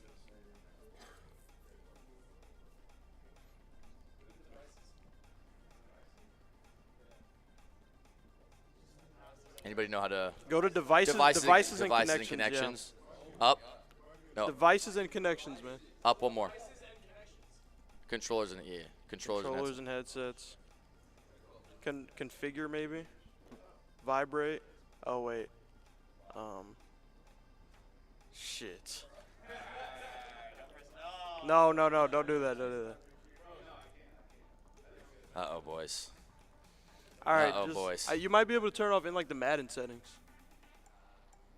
If any mods in the Twitch chat, get predictions going and let us know the results. We can only see the chat here, so we can't see what's going on with the results of that prediction. Vibration settings. There we go. Yeah, let's go, guys. Let's go. No, we're good somehow. All right. All right, all right, all right. I'm glad that this one was smooth. Oh my God, Astro, can you give me a shout out? Yo, shout out to Showtime, man. He showed out yesterday and the day before. He did well in this tournament. I don't think anyone was really expecting him to make the final, but you know he did. He did pretty well. Yeah. He definitely was the MVP of that. There's tournament. a lot of space in front of Hayward Bay, and there is Sauce Gardner. We know he has a lot of speed as well, but a huge gain to start the game for Mr. Football. 46 yards on the RPO, and it's one of those things. Is a lot of times RPOs are going to be ways to kind of wear your opponent down with 3, 4, 5 yard gains, but then every now and then you get a good block, that man is going to be gone. Yeah, for sure. The RPOs definitely make it super hard to play defense. You have to, if you play for the RPO, you're going to have a hard time playing for the pass at the same time, so definitely gets difficult. Yeah, absolutely. And it's one of those things where oftentimes your user over near the RPO side is going to help a lot, especially on some of these read option RPO style plays. And then that takes you out of the run game, though. And so that's the double edge of the sword. And 88, I mean, super conservative approach here. I think he's passed once now, one pass play, run 3 times. Yeah, he's pounding it with McCaffrey. And now 3rd and 9, not sure he's going to be able to do that again. We're likely going to be seeing a pass here as he audibles to, looks like trips tight end, maybe trips tight end offset. And there's a timeout from Dcroft. He shakes his head in disgust. He did not like that look. And we're going back to the drawing board. So between these two guys, who do you think gives you more problems on the field? I would say 88 for sure. We matched up in a win and get in this year. He beat me. That was a tournament. He won the bell. He was really good that tournament. I think we played in Mudhead League like a couple weeks ago. I think he beat me by like 2 or something. So yeah, 88. I think I also just play 88 more. And there goes Bo Jackson, wide open, blue perfect pass. Shout out to David T with the blue pass. And Mr. Football gets on the board early. And right there, what did you see what happened there? Because it looked like maybe he sent his corner to rush at the quarterback, which left the out route wide open. Yeah, no, so pretty much what happened there, it's like the little in-route hitch combo. Like it just pulls like flat routes in the red zone. Like the flat will just jump down to the hitch after it follows the in-route, and then that just leaves the corner route wide open. And you're hearing how technical that breakdown could be. Your average Madden player would just look at that and be like, oh, the guy was just wide open. Yeah, the average Madden player would just, the game's glitch. And oh, my God, the double juke. The stick work. Is Jake Elliott going to run him down? No, but actually maybe he is. What a play, though, from Dcroft. Double juking. And this year there is no stick move better than the speed juke. And we've seen it so many times where they just lose their ankles after ankles after ankles. Yeah, for sure. And I think that's Dcroft's, that would have been Dcroft's second kick return of the weekend. I think he got one versus Showtime yesterday. So, yeah, and he's always been known for having really good stick. I think he, walked off Henry in, Madden 20 off a kick return. So, he's definitely known for his great stick. Is the strategy at the top level on kickoffs just to look for a hole and make a play with the stick work, or do you have some type of setup you do with your blockers where you feel you're going to get a look you want? Pretty much what you want to do is you kind of want to just isolate the returner with one player. So what you can do, you want to run, if you want to go right, you want to run left at first, get all the defenders to Change funnel your into pursuit left. angles, yeah. And then you hit that speed juke right, you can turn direction so fast, so it just makes it so easy. And we're getting a short field for Dcroft early, only 21 yards at the end zone after that return. And Bo Jackson going to take his first snap, get some A-gap pressure, and almost takes a sack, barely gets the pass off. But 0 for 1. Yeah, and that A-gap, you see it coming in screaming. 88 has definitely been one of the best A-gap runners all year. I think he was the one that found, if you back off the slot corner, it comes in better. So I think that's what we just saw him do there, and it came in screaming. Right, and even though some people say it's as simple as, just slide right or just block, you still see it's very inconsistent, and sometimes they'll still slide right in there. Yeah, it definitely has a lot. It'll what? Hey, watch it. 3rd and 14 now after that one. We're going to be seeing if Dcroft can dig in his bag because he really hasn't moved the ball much at all. In fact, I think he's just -4 yards on this drive due to the great kickoff. But hopefully he can get something positive going right here. Again, a lot of A-gap pressure coming in. He throws a high pass, and it is dropped right over the head of the user, almost intercepted, but also almost caught. Great play from the defender. Yeah, I was honestly surprised to see that not get lurked there. Looks like Dcroft's just going to settle for his 3. Didn't like anything he saw. Didn't gain any yards at all. So, yeah, definitely just take your 3 here. Be glad you got here. Yeah, live to fight another down, so to speak. That's actually not the phrase I want to use right there. Keep yourself in the game. Yeah, all right, no for need sure. to get too aggressive early. And 3-7 ball game right now. Yeah, no, you definitely don't want to chase points 2 minutes into the game, especially when 88 is taking this super conservative approach. They'll just milk the clock, and you'll be out of it before you know it. And is that a way 88 typically plays, like slow, clock draining, ball control? If I could compare 88 to like anyone, I would say he's kind of like Dreeny, just really good on defense, conservative on offense, but can pass when he needs to. So it's a really good skill set to have. Great, and we're about to see if this single back wing slot comes into play more. I know he likes to audible around a lot, and single back wing slot is everyone's favorite formation this year, so we'll see if he utilizes it on this formation. Got some variation of trips right here with the halfback opposite the tight end, and there's that run you just talked about. Conservative play call, McCaffrey getting another carry, and only getting 4 on that one. But again, when you're in a situation where you're not trying to get too many yards, 4 yards on a run play is a win, right? You're not behind the chains. You can easily run the ball again on 2nd and 6, but then if you get stuffed now you need to start thinking about pushing it downfield a little bit more. Yeah, for sure. And the offense is so easy in this game. I think 88 is honestly just comfortable to just put himself on a 3rd down, maybe even give himself like one chance. And there's McCaffrey wide open in the flats. McCaffrey so far being the workhorse for this offense for 88, whether it's on the ground or through the air, much like real life. There's the audible now to, and help me with this. I know there's gun bunch, halfback strong, gun bunch, nasty, halfback strong. There's a lot of variation. Am I saying that right? I know it's a nasty variation because the X receiver comes in. Gun bunch strong nasty is what gun the bunch, form strong, is nasty. actually called. I knew that word was in there somewhere. I just didn't know where. Yeah, it was like there was only single back bunch nasty, so it's a new formation. In the Another game run year. this time, a lot better blocking. Jukes right into the defender, but could have been a touchdown. John Beast chirping from the front row, telling me he is the worst juker of all time. 1st and 10, though, after that run. Back in trips. And there's McCaffrey again, this time to the outside. No juke. And another 1st down. So, again, we're seeing, even though I will say, yeah, it's not the most exciting up-tempo. He's getting the ball to McCaffrey just about every play, getting him some space, and let him go to work. If he jukes out a defender, great, he got 10 yards. If he doesn't, then he got 4.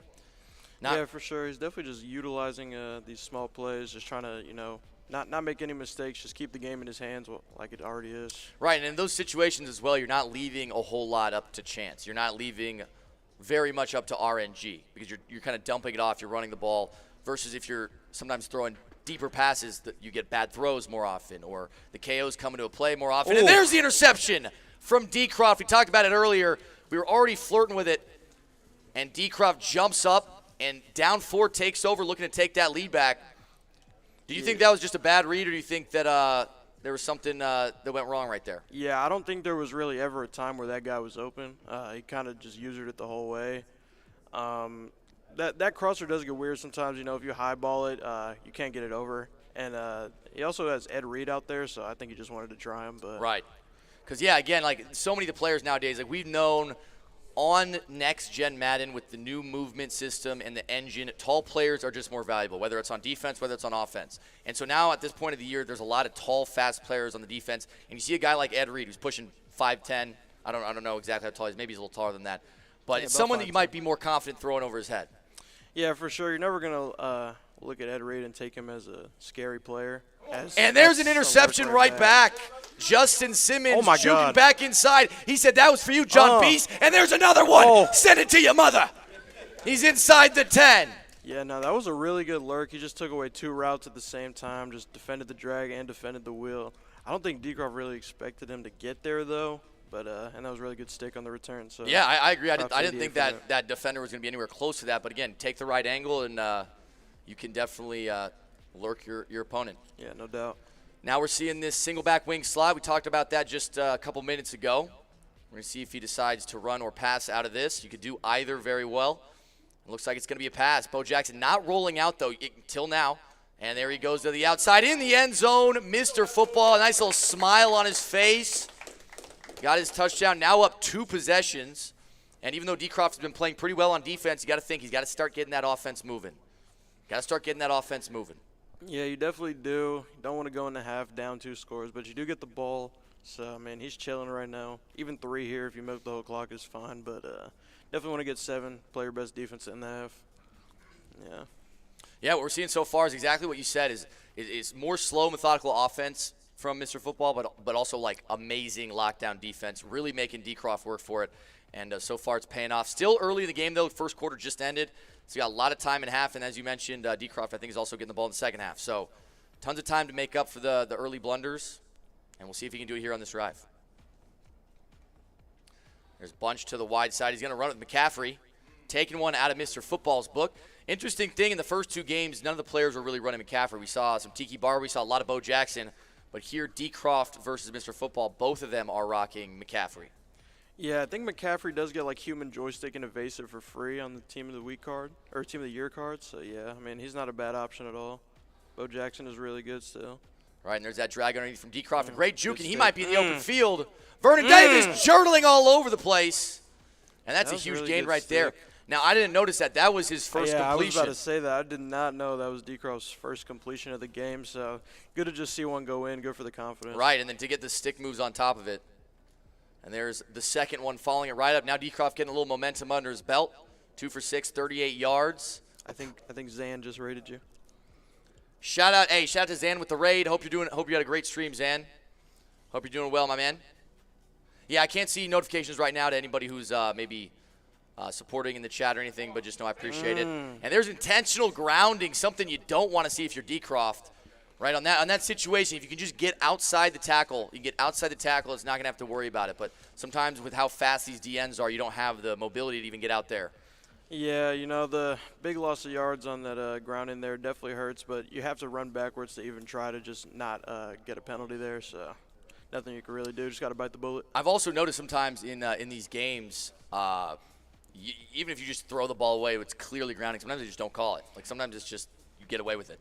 Yeah, for the most part, I think the game does a pretty decent job of getting the calls right, but sometimes there is ones where, you know, you kind of just have to throw your hands up and wonder how that was the call. Right, and big 4th down right here, a stop for Mr. Football. We start to put him in a very powerful position going late into this game.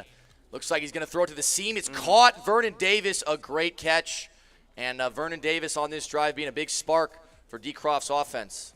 Yeah, it's a good read by Dcroft there. 88 just sends 6, you know, he calls verts, make a read. That's really the 4th down call for a lot of bunch players because, you know, if you even got there, they probably took away every other play you had, and 4th down just got to be verticals, make a read. Right, and with that tight end kind of like seam wheel, it's so tough to stop.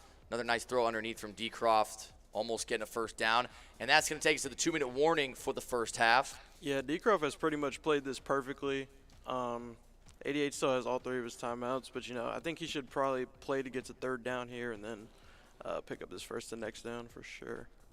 Absolutely. So you're thinking likely a run call here. There's the RPO. Nice blocking out in front. It's fine. You get the 1st down either way. You still have a chance to pick up another 1st and milk the whole clock, but 3rd down definitely would have been helpful there. Absolutely. So we still got 2 timeouts for Mr. Football. We're at the 13. Likely going to be seeing some running here or some short yardage plays. Because like you said, the whole point of this drive was to try to get in a position at half where you're just receiving the ball, again, double dipping. Yeah, for sure. 2 runs here maybe, but even if you just get if you just pick up the 1st down right here on this play, you're still chilling. You could still milk a lot of the clock, maybe give it to him back with like 30 seconds. So, yeah, he's in a really good spot. It's all going to come down to that those few yards before the end zone. Can you get down in the right spot? And he does get down in the right spot. You see Dcroft gives a little fist pump. Sometimes, you know, you got to take the yards that you're given. You can't get too picky about your position. So if you get an opportunity to fit it in a tight window like that, it's always a nice sigh of relief. Yeah, for sure. You definitely never pass up the 1st down there, even if the 3rd down would be beneficial. But, yeah, you never pass up that 1st down there. And with that as well, there's no more timeouts for Mr. Football. 1:48 on the clock. We're probably going to see a couple running attempts. And I would even go as far as to say I don't even think Dcroft really wants to score right now. He probably wants to get a couple yards, maybe get 1 yard closer, as we just saw with that QB sneak that was stuffed. Yeah, on that 1st down, you know, he just called QB sneak from almost the 3-yard line, so he really had no intentions of scoring there. He just wanted to get the clock rolling and just not lose any yards. He still ended up losing one somehow on a QB sneak, but I don't know. 80 had a crazy defense there. Yeah, that was great defense. Most of the time I feel like with a QB sneak, you get at least something positive, not backwards. Yeah, for sure. That was one of the rare occasions of a negative QB sneak. And a lot of people in the chat also don't realize that for all intents and purposes, QB sneak is not usually a very good goal line play. Like, pretty easy to stuff. Yeah, QB sneak hasn't been good in Madden for a while, honestly. Like, even if you just need 1 yard, it hasn't been good. So, yeah, I wouldn't recommend that play at all. There's McCaffrey to the outside, not getting much. And even if Dcroft doesn't score right here on this play, you know, he's going to milk all the clock, so he'll be down 8 at half, scores a touchdown, gets 2. It's a tie game at a half. Right. But you definitely want 7 here. You know, you have a chance of getting a stop, you know, 40 seconds. 40 seconds, no timeouts. You have a chance, but. And he might, takes that timeout rather than try to get that ball off. Yeah, and that's fine. You know, you don't take them with you. Just use your timeouts when you need them. You're not getting the ball back this half either, so, yeah, it's a good timeout. And now we're going to see 3rd and goal. This is a big play call. It could go a couple different ways. But if you get caught in a 4th, like you said, he might be going to that field goal and being okay taking it to half down 8, especially after losing that much on the run. Right now rather than being in a 4th and 2, 4th and 3, it's 4th and 8. Yeah, honestly, I'm not really a big fan of that play call at all. I would have liked to pass and just eat the sack if there was nothing. He honestly, like, just didn't take any clock. But 88's only going to have, like, 10 seconds, so, you know, it's not really going to matter. Right. He might have a chance for 1 play, but I would have liked to pass, you know. If there was nothing, just eat the sack, move on to half. You're still chilling. All right, well, we're going to see a delay game here. I assume that there's no, like, clock penalty, like the end of the game. Yeah, no, we're good there. 11 seconds on the clock. We're going to see a field goal.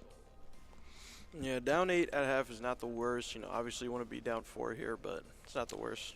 Smiley, this is Astro. If you want to stand over on this side to get the screen for a minute. What's up? We're commentating this game. Yeah, we joint commentating this game, getting some insight from some of the other pros in the tournament and other people here that have a good understanding of the game. I know that a lot of people value hearing, like, just the thought process that goes behind some of these decisions because, like, obviously these guys are locked in. They can't always, you know, talk about it or explain what they're thinking.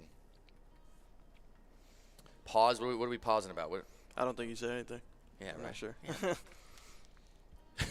I would have caught it. Unless maybe I said it. I don't know. They just want to pause everything. This is honestly a good play call. He might get out of bounds. Oh, he doesn't throw it. Just going to take his yards. Yeah, he's probably just going to go to goalpost here. Maybe try to juke the whole team or just chuck the ball. Pray to God it gets caught. Pray for a PI. Yeah, and you know, you're seeing Dcroft and man up 3 deep, something that we didn't see in some of the last games, especially in situations where they could have used it. They were not running man up 3 deep at all. And there's the Hail Mary throw to the middle. He's got space. And it goes down. Hey, I kind of like ran backwards there. I don't know. And that's going to be the first half, boys. 6-14. Dcroft is going to be getting the ball back in the second half, down 8. Oh, you said 10 seconds is more than plenty to get the job done. Ah, okay. Astro loves eating the sack. All right, GG score.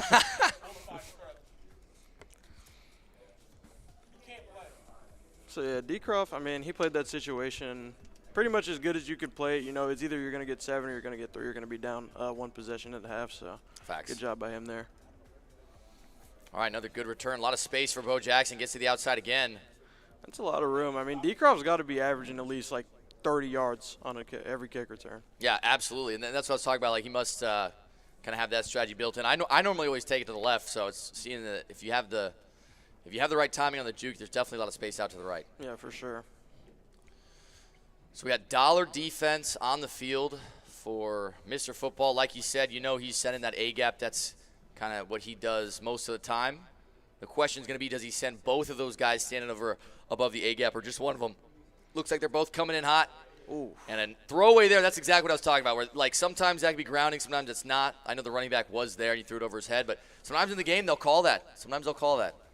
Yeah, and sometimes you do just have a receiver right there where you threw the ball away and the game will just not, or they would just call it anyways. So A lot of time in the pocket for Dcroft. Rolls out right, finds McCaffrey underneath with a ton of space. McCaffrey to about midfield, another first down. And now that Dcroft offense is moving a little bit easier than it was in the first half. Yeah, for sure. I think Dcroft started this game 0 for 5 passing, or 0 for 4 passing. Got to 1 and 5.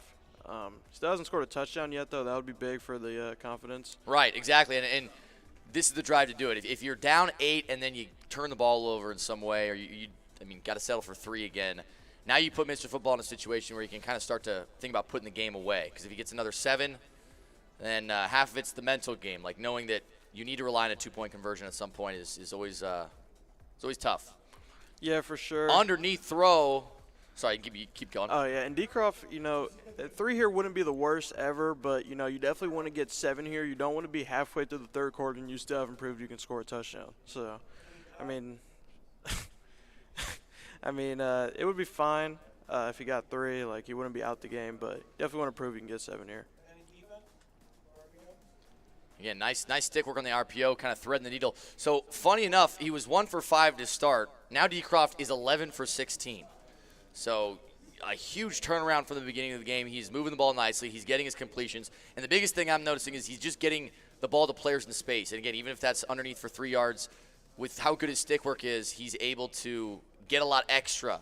And another great throw to the sideline right there. So tell me what's so difficult about covering those double corners? Like, what makes it so good? So the double corners is like – it's like a mind-numbing play. Like, you don't even have to think, like, if it's going to beat cover 2 or cover 3 or cover 4. It just beats everything. So you have to make, like, some pretty insane adjustments to defend it. But if you just run any stock defense, it's never going to stop it. Like cover 4, stock cover 4, you're never going to stop double corners. Stock cover 3, you're never going to stop double corners. Because if you run cover 3 or, like, cover 4 – the deep corner is just going to take away the outside quarter or the outside third, and then you're just going to have the underneath corner. Or if they run cover 2, the cover 2 or the flat is going to take away the short corner. You're going to have the over top corner with the streak pulling the deep half. So it's really hard. It's really hard to defend. Absolutely, yeah. I feel like the only way to really defend it consistently is if you just have some type of KO out there in a zone drop, kind of almost between them sometimes. But even still, if it's a good free form, and it's a good timing on that pass, there's not a whole lot you can do. Yeah, you definitely have to sacrifice a lot of area on the field to defend that play. It's almost like you have to know they're running it. Someone in chat said Astro run balance today. No run balance today. Bengals for me. Bengals for me today. So do you switch around between playbooks a lot? Yeah, I do, especially like when the season ends. When in season I like to stay in one playbook, just get used to it, learn everything about it. When the season ends, though, it's like let's have some fun. Let's try some new things. We got a big 4th down right here. After a great gap shoot from Mr. Football, this could be the stop that he's been looking for the entire drive. This would be demoralizing after a full 3-minute drive from Dcroft. Gets stood up on the 1. There's the RPO, and he's tackled. Yeah. It is a turnover on downs. I think that was just a frustration play call there, honestly. He hasn't been able to prove he can do anything in the red zone, and after that play, I don't know if you saw, but he kind of he put his head back and rolled his eyes. Right. Just he was like, fuck it, I'm going to no huddle. So yeah, and I do that all the time, too. It's like you're just – yeah, it's like, dude, I have to score. Like, why can I not score? Yeah. And you just keep trying to push it in, but you can't. Pause. Okay, there we go. There we go. And what I will say, and there goes Mr. Football on that RPO again. Ed Reed, the only man – no, not the only man. Derwin James coming over the top, it looks like. Hits him out of bounds. But that RPO has been so money for him. And, again, I'm noticing every single play right when he comes to the huddle – Mr. Football is audibling every time. It's so this Eagles playbook or Colts playbook, whichever one you use, it's literally the exact same playbook. It's ridden with RPOs, so he's gonna abuse them. They're really hard to stop, and he can pass too. So no one's ever just gonna sell out for the RPO against him.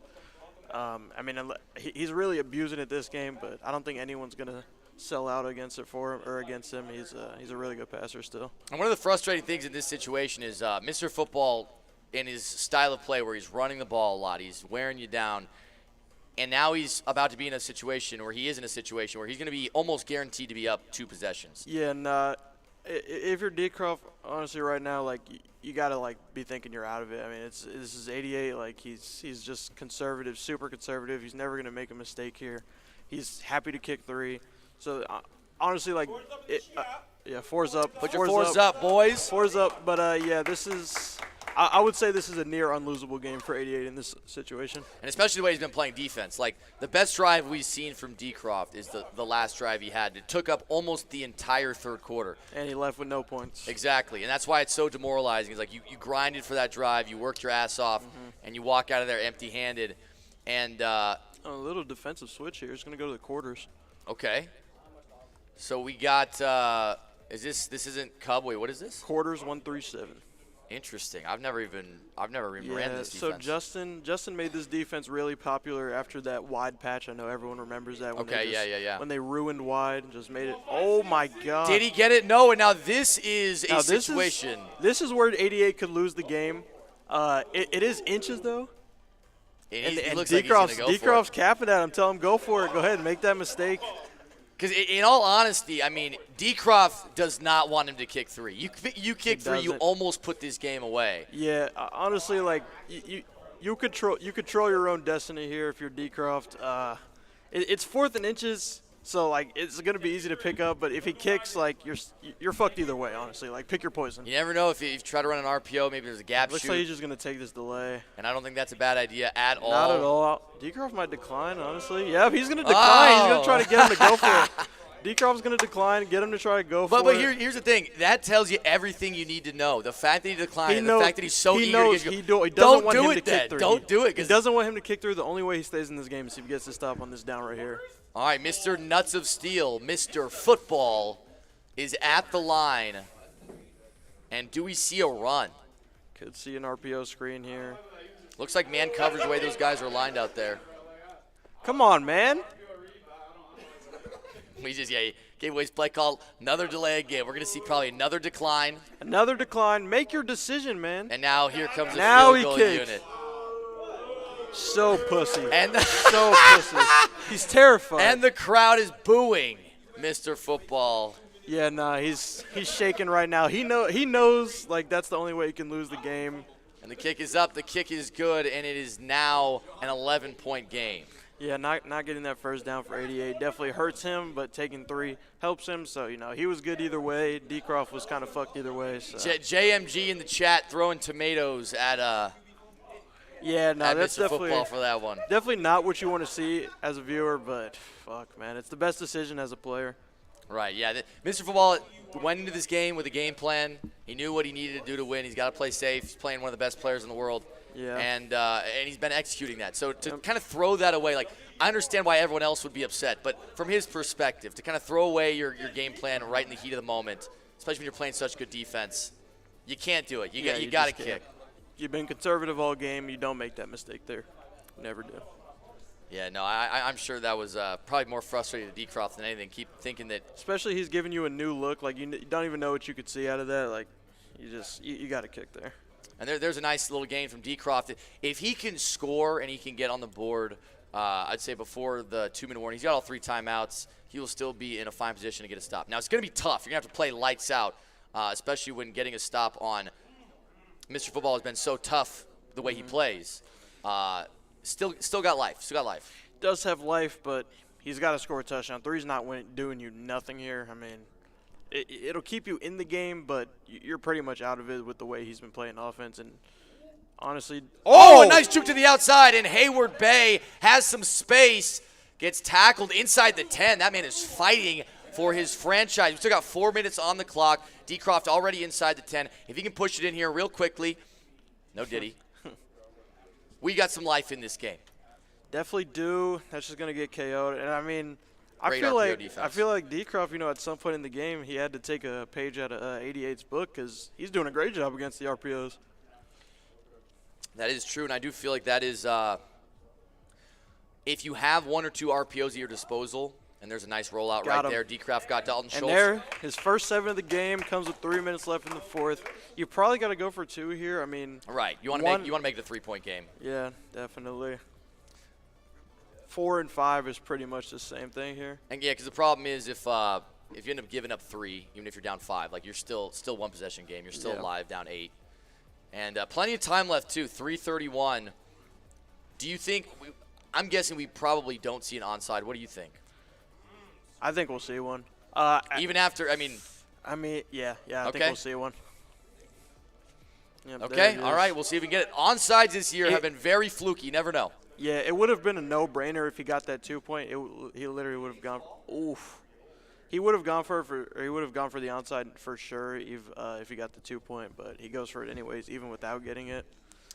Harp18 in the chat says all he had to do is score 2 touchdowns, which he scored none the entire game. RPO? What is this, rookie mode? Hey, listen, buddy, they'd put up 100 each on you. They'd take turns. They'd pass you around. without calling an RPO. Misses the tackle there. Derwin's going to pick it up. Right. Runs like that are what make this so tough to get a stop, is because he's consistently getting 4 or 5. He understands the running lanes he should be hitting. He understands when he audibles, what RPOs are hard to stop. And from Dcroft, it's like, you can't cover everything. And so giving up 3 or 4 in normal circumstances is not a big deal. But in a situation like this, you can't. Honestly, like, I would say this game is kind of similar to how the Showtime game went. Not in terms of, like, the score or anything, but in terms of, like, Dcroft just letting his opponent be comfortable. He hasn't really, like, sold out at all for, like, any of these RPOs, and 88 has just been abusing him the whole game. And against Showtime, Showtime was really just he wasn't really, like, playing or passing well. He was just like running and juking, and he just never really made him uncomfortable.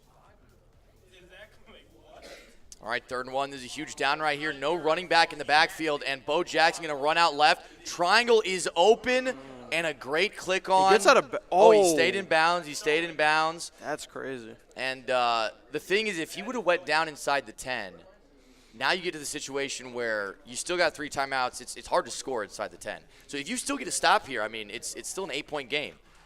Yeah, for sure. If you're Dcroft here, I mean, I feel like you have to sell out for a run this play. I mean, there's 0% chance he's going to pass here. Definitely just got to sell it for any run or RPO. So, yeah, he's going to go to 2 tight end. Should have a shoot out of this. Again, when there's so many audibles, though, and people move, and it's hard to get everything set up perfectly in that split second. And honestly, I think he just got bad timing with the shoot. I think he was planning to shoot it, realized he got bad timing, and then just kind of contained it with his user. Right. He did a really good job of that there. Right, because if you go for a shoot and you miss, and you play too aggressive, you're like open up huge holes, you give up a touchdown. Sure. All right, 2 minutes to go. The 2-minute warning's hit. Still 3 timeouts. This should be wide open, this screen over here on the left. Is he going to audible?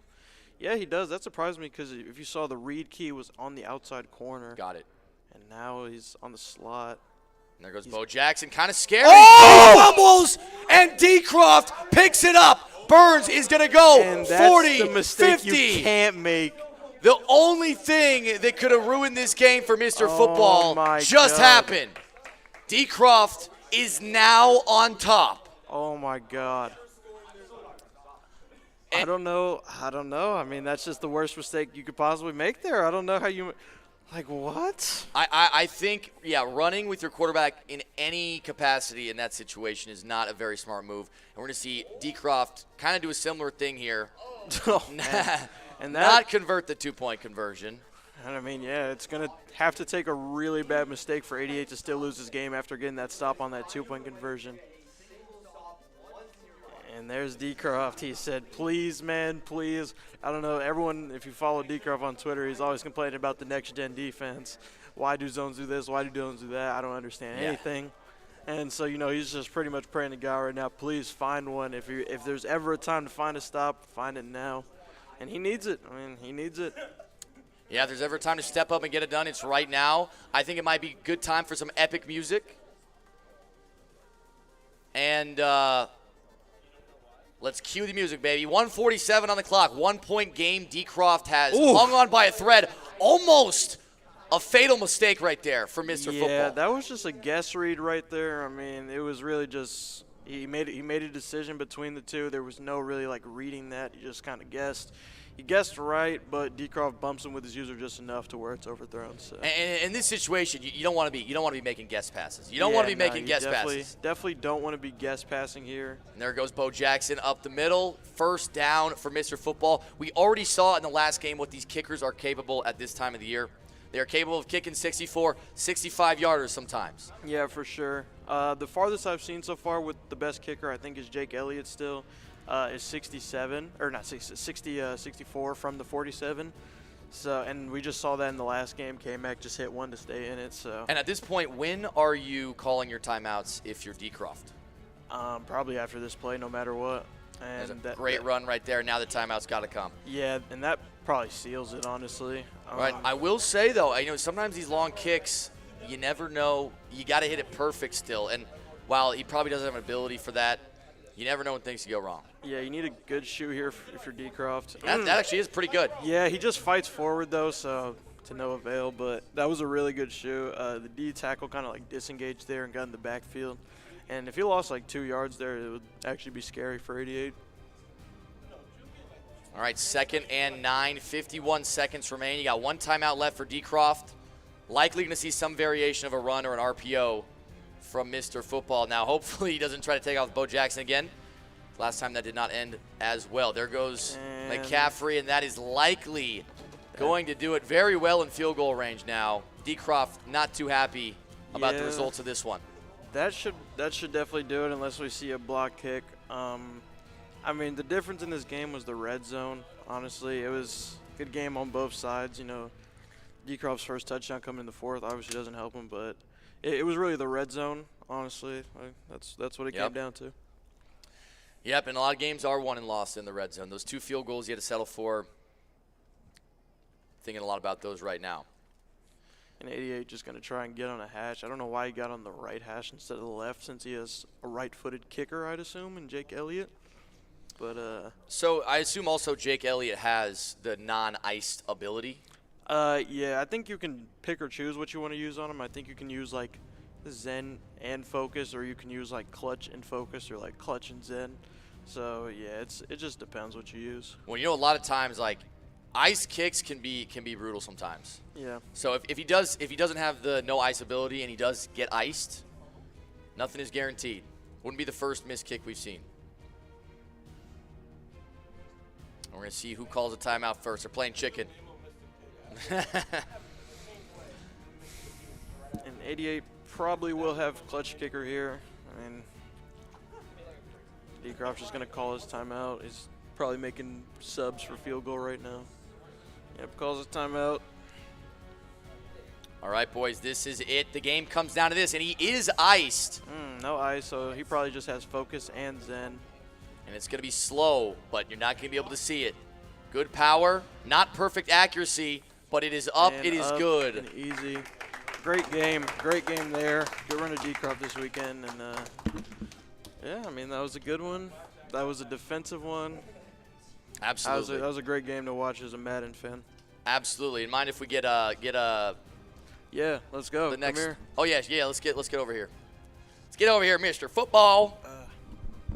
Appreciate you, Astro. No doubt, man. Hey, appreciate you. And here we are with the man who got it done. So the one thing I want to talk about is let's talk about that decision to kick first. That decision to kick. Now I think that was the right decision. Like in that situation, you kick the field goal to go up 11, right? And the way you've been playing defense, the way he's been playing offense, it's almost like an unlosable situation at that point. Of course, yeah. But 4th and inches, was there any real thought that you might go for it? There was. I actually was going to hike that RPO, but, you know, he just had his user in a crazy spot. I mean, I don't know. I haven't played against quarters too much, so I don't know if they really got shoots like that, but, yeah, just wanted to take the points. Right, I think that's one of the things that Astro was saying is almost switching to quarters was like trying to like tempt you to like go for it because you know he wanted you to go for it. And in my head, it's like the fact that he wants you to go for it so bad is the reason why you shouldn't go for it. No, like I actually like initially was like, ooh, I should probably go for this. You know, there's like 4.5 left, 5 almost. You know, but then he was like, go for it. And I was like, ooh. Yeah, might not be the move. Might not be for me here. And now, so the decision to run with Bo Jackson there at the end when you're in the red zone, you're up 5. Was your intention to run with Bo Jackson? Or you kind of like going to try to roll out? You just got tackled. Yeah. Well, I initially wanted to hand it off, but then I saw his read key was on a slot. But then his outside corner shot in because it's against quarters, so you know don't have too much experience against it and all that stuff. So I just didn't really know what was going to happen, and definitely didn't want that to happen. But right. I mean that was probably like worst case scenario. Yeah. Did you get scared that you weren't going to be able to clutch it out like on that last drive? Or you kind of like, okay, even though I just screwed up, I got the stop on the 2-point. I only need 3. And it's going to be no problem. I was definitely nervous because I mean that's kind of pack watch when you're up like in that situation right there. You can go up 8 super easily, and then you just kind of sell. Like that's not really a good look. You know, right. That's not a good look at all. So I was definitely a little nervous. Right. Well, you got it done, man. Congratulations, and you advanced to the Appreciate that. Semifinals. And this next game is going to be Astro against David, and you'll play the winner of that. Oh, sweet, for sure. All right, thank you for having me. All right, have a good one, bro. All right, boys. So I do believe we're probably going to be doing another giveaway at some point. I'm going to talk to Shorzy really quick, see if we're going to be doing that right now or hold off for a minute. Shorzy, are we doing that now or are we going to do that in a little bit?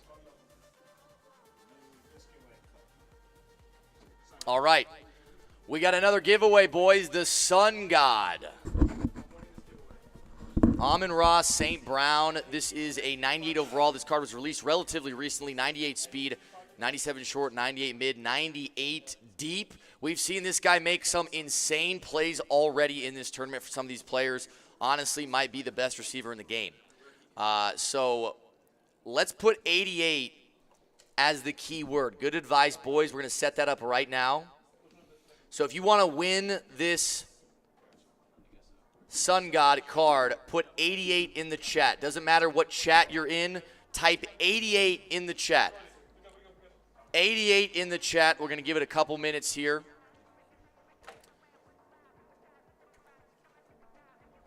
And shout out to those guys putting on a very high-level game. That was, not as flashy maybe as some of the others, not as reckless play, very smart, methodical play, and probably about as high level as you could get. A lot of run defense, a lot of gap shoots, a lot of motions. All right, boys, we are going to give you about 30 more seconds. Yeah, shout out to the beast named John. You got to flip that one. Yeah, there we go. We're getting the man John Beast on here. You're way too tall for this. I'm way too tall. Hey. You're way too tall, man. You're way too short, bro. I'm too fat. All right, here's what we're going to do. We're going to get the winner. John, I want you to read it out. All right? The winner is being chosen right now. This is for the 98 overall Sun God. And the winner is Z-Mower 7. Oh, my God. That's a... Z-Mower 7. Z-Mower 7, congrats on the win. Type anything in the chat to claim your prize. Anything in the chat to claim your prize. You have 30 seconds. Z-Mower 7. And there we go. Z-Mower 7 has claimed his prize. And if we could take a look at the bracket right now. Show you guys what we had going on so far. Round one, we had Dez, Goat Geezy. Dez came out on top. We saw one of the best games I've ever seen in Madden as Kmac took down Lambo. Those guys will face off here shortly in the semifinals. We just saw Mr. Football take down Dcroft in a very close game. And now we're going to have Astro going against David T, and our semifinals will be set. So it looks like David T's over there getting set up right now. I think Astro's probably using the restroom at the moment.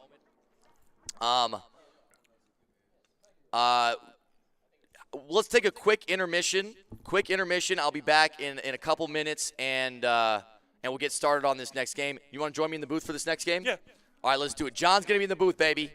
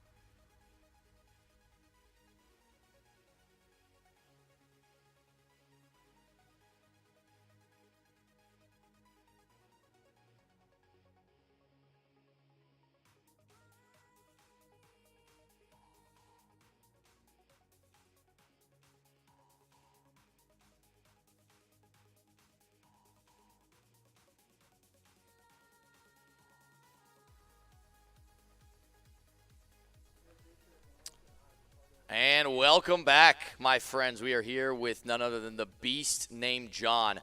So I want to give a quick reminder on all the giveaway winners so far. We have 3 so far. We still have another 3 to give out. So Zmower7, Puss Juice, and Solomon Howell. I need you to DM Lobby Up on Twitter. Okay, so to claim your prize, the card you just won, DM Lobby Up on Twitter, and you'll get the EA Service Customer Grant as soon as possible. Also, speaking of Twitter, anybody who wants a tweet to be on the stream, you want to be heard, use the hashtag right there, right on the belly of the beast named John that says Madden Super Weekend. All right, use that hashtag on Twitter, and your tweet will show up on the screen. Shout out to John Ducey. The wettest. The wettest. So how you feeling tonight, John? Man, I feel good, you know. Still getting over from yesterday. Yeah, But, no, I know how it is. Oh, yeah. Oh, tell me about it. So tell us about your night last night. You had a good night. I was with you for a lot of it. Tell us yeah. about it. Man, it was good night. It was a good night, man. Can't explain the details, man. Can't explain the details. What stays in Oklahoma stays in Oklahoma. What? Okay. Then I guess I'll leave it at that too. Let's just say that, man. Okay. Well, anyways, I know we're gonna have another good night tonight. But first, we are going to watch Astro and David T go head-to-head. If you guys want to take a quick look at the bracket, just to inform anyone who wasn't watching the last game where we're at in the tournament. We got Dez and Kmac both advancing to the semifinals on the left side of the bracket. We had Mr. Football just take down Dcroft in a nail-biter back-and-forth game in the first round of the right side. And now we got Astro against David T. And after that, we will be heading into our semifinal round. We're probably going to start going through those games a little quicker as well, maybe not do an intermission after that one, after this upcoming one. And also want to shout out anybody in the chat who said, congrats, you're the first person in history to ever say that. To say what? I don't even remember what I said. Oklahoma. Stays in Oklahoma. Okay, yeah. Yeah, I don't know why. Yeah. Oklahoma is, very flat, so. Oklahoma's very flat, Yeah. baby. You heard it here first. And I think these guys are just about ready to get started. You see them on the screen right there, eyeing each other down. In a fist fight, I don't know who would win. I think maybe David T has some Muay Thai experience that he's not letting on. He just seems like that type of guy. Man. Who would win? Who would win in a fight? Astro or David T? I'm putting my money on David T. Sorry, Astro. Latino lover? Is on the Latino lover right now? Yeah, and if you guys are familiar, David T is our resident Latina lover. He is known in the community as a lover of Latinas, and so today I know David T's dedicating this one to all the Latinas out there. If you're a Latina, hit him up, man. Twitter, the David T. At the David T on Twitter. He's ready to rock. He's locked in. Looks like they're about to get into the game now.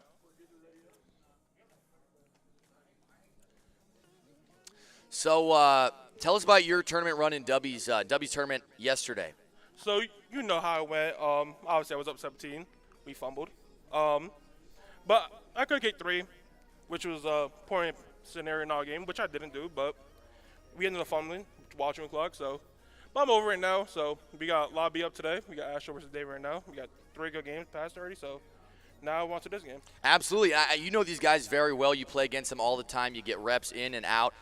Tell me a little about their style of play, each player. So Astro, we know how he is, freestyler, gunslinger, just wants to throw the ball, play at fast pace.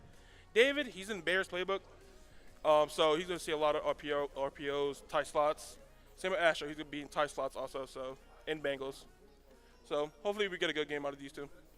Got it, yeah. So for the Army guy asking for an updated bracket, we could probably show it on the screen really quick right now just to give anybody who's coming into this game new an update of where we're at. I understand not everybody can watch closely the whole time. We got Dez and Kmac advancing to the semis on the left side, Mr. Football advancing on the right side, and he's going to be taking on the winner of this game, which is Astro and David T. And one thing you just mentioned, John, which I notice all the time, especially in these tournaments, is Astro does play a lot more of a freestyle, gunslinger-style offense, which is super fun to watch. Yeah, it really is. It's something I play kind of, but no one can replicate what he does. Right. So, and some guys, so they just got it like that. It's not as technical and cerebral, I'll say, as a Mr. Football-style offense where it's a lot of RPOs, a lot of audibles. It's a lot of running around like a chicken with your head cut off and just making a play. Yeah, so right now we're inside slots. Going to go to a hash with an inside zone. Juke inside, gain 11, and just like that, that's how you start the game. That was a good run. Hey, you got some little commentary experience right now going. Oh, I love it. No, sounded good. John. And now Bo Jackson throwing the corner route, and that's something we're going to see a lot of, these corner routes out a bunch. And you're seeing it early. David T., the Latina lover, inside the red zone. Man, he called flood. Flood's a very good play to get over those 30s and 25s. And obviously, he just plays straight hard flats and juke him out, gain like 40, 30. Yeah, so I'm sure you guys have probably noticed, some people are commenting about the fade on the screen. Probably something to do with the HDR settings. My game looks like that sometimes. I think it looks okay, guys. It's a good user. Great user on the field. Astro running all over the place. Going to take a loss of 2 right there. Yeah, right there, he baited like 2 routes, which is the wheel and the post. And then he saw the playmaker come over, so it was a good defense by Astro right there. Looks like a 1920 silent film. Okay, you relax. It's not that bad. It's just I don't know why it's a little faded. Might have something to do with the HDR settings. I think it might have something to do with the HDR settings. I think that's probably what that is. But I don't think it's the end of the world. If you guys really have a problem with it, we could try to figure it out. Let us know in the chat what you think of that. All right, well, we got a 3rd and 12 right now. Behind the chains a bit for David T. Going to be passing here. 3-man pass rush. And there's a great read to Bo Jackson, who makes the catch, but just short, just a few inches short of the first down. Yeah, how many inches short do you think that is? Oh, man. Tell me about inches. Man, let's say like 2 inches. That's like 2 inches? I'm used to that. Yeah, same. Story of my life, brother. Tell me about it. 3:07 on the clock in the first still. David T. running some up-tempo offense and now taking the play clock all the way down. A lot of time in the pocket still with the 4-man pass rush. Intercepted, and there goes Chuck Howley. Jurtles back inside, Jurtles back outside. Whole lot of Jurtles. Yeah, so you see right there, he tried to have a pull route and try to throw it over Chuck Howley, which he was not able to. So now Astro's on offense right now, just got to keep stopping the red zone, which is Bears struggles in the red zone. Is that so? So what about the Bears' playbook makes them struggle in the red zone? It's just not like a lot of good plays like in Colts, where it's like Colts has all these RPOs, a lot of these formations that you could come out of. And yeah, and this year, I mean, we've seen it so many times. The RPO is by far something that if you're not running in your offense, you are shooting yourself in the foot. Yeah, exactly. Yeah, I think it's okay, guys, right? Yeah. All right, snap is up. We're about to see this Astro. Irvin on the streak right over the top. We just talked about how up-tempo and gunslinging this offense is, and already that one might have been more of a broken coverage on the edge, on the side of David T., but that wet is John Ussie. Yeah, the wet is John Ussie, man. Best account in the nation. No, it's not. I lied. I lied. But now, right there, you see him. I think he was probably in the FS zone blitz and just didn't put his zone in the corner. And, yeah. Oh, he was the 6'1"? I can't see. I'm not even watching. Wow. Amen. Amen. Either way, great play by Astro to start this game. And now we're going to see if our David T. can bounce back. I will say he was moving the ball great on that last drive. David T.'s offense was firing on all cylinders. But it's the same story we kind of saw in that first game, too, with Geezy and Dez, is getting stopped inside the 10. You know, it doesn't matter how good the beginning of your drive is. I didn't watch that Geezy game, but I did watch, obviously, the last game I was played. Dcroft got in the red zone multiple times, had a big 3, and got stopped, so which sucks. But yeah, and if you're not converting 7 and your opponent is, I mean, that's GG's at that point. So this is a big drive right now for David T. Got to answer back, and let's see if he can do it. Nice bunch strong to the wide side of the field. We got 6-1 as well on defense. It's RPO, good defense. Great RPO defense right there. Blockers nowhere to be found, and a loss of 2.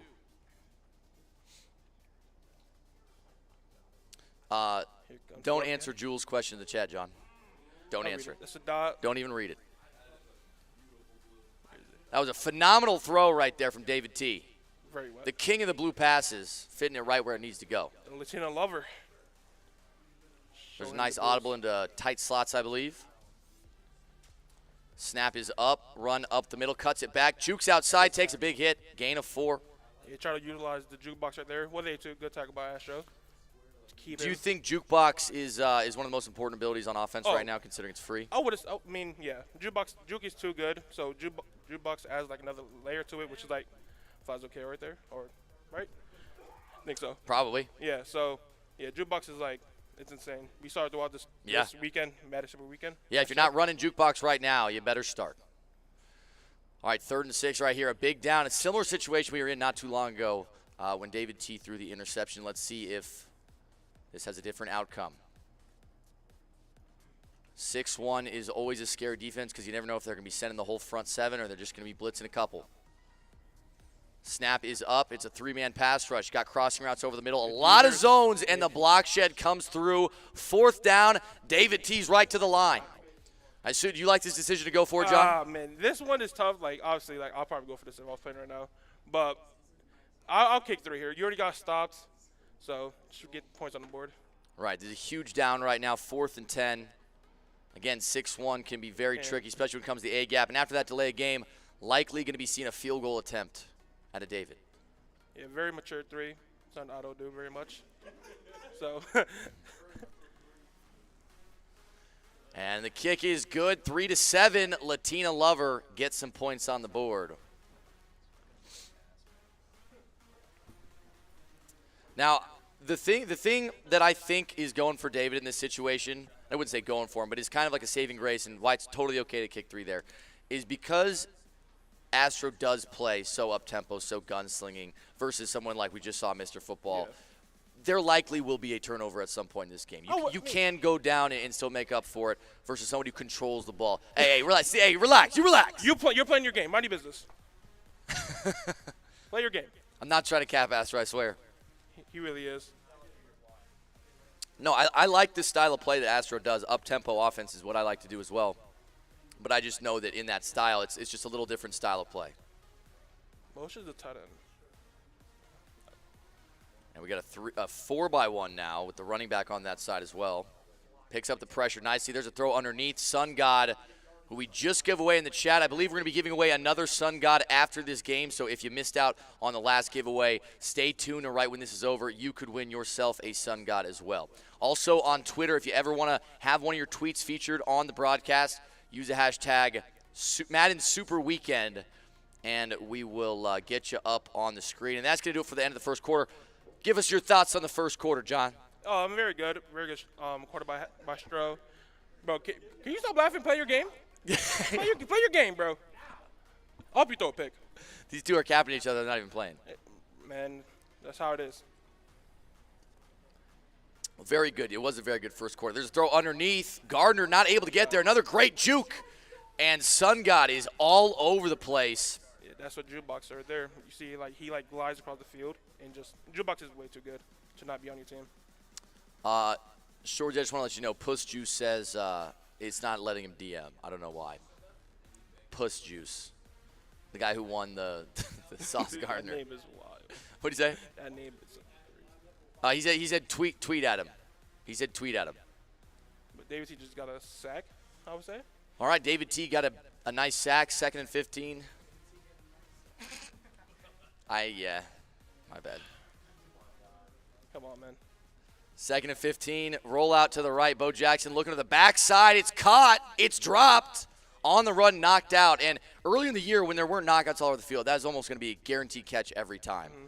And at this point, it's almost the opposite. If you even get touched in that situation. Zone KO is just like name of the game on defense. Very important. Right, and so explain from your perspective, what are the most valuable zone KOs to have? I know deep zones have been good all year. Mid-zone and deep zone.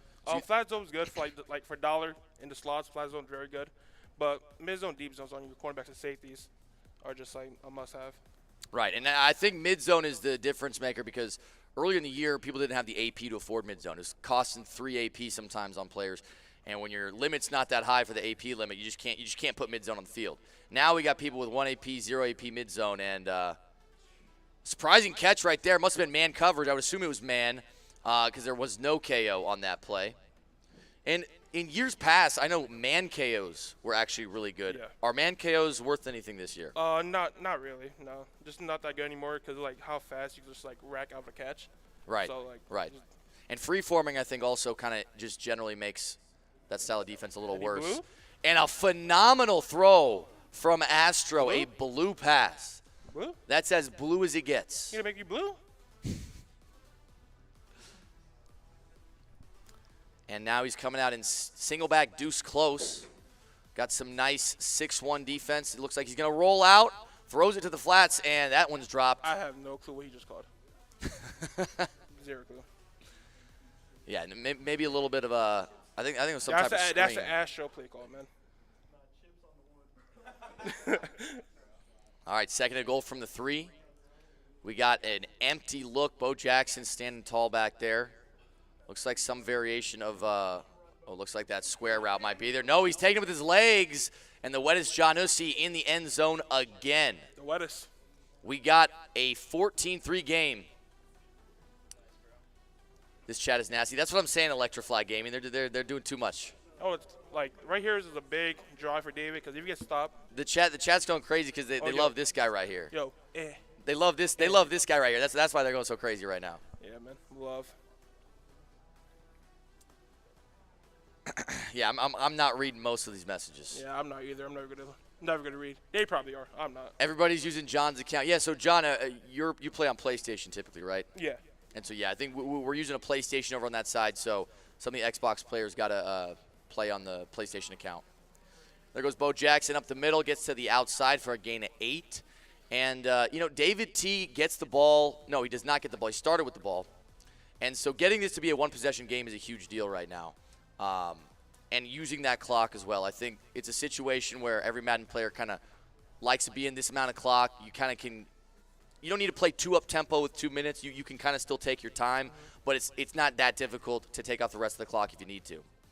It is a big drive. He doesn't need 7. But like he definitely wants to score in this drive. If he gets stopped and actually gets scores again before half, and that would dip the chip.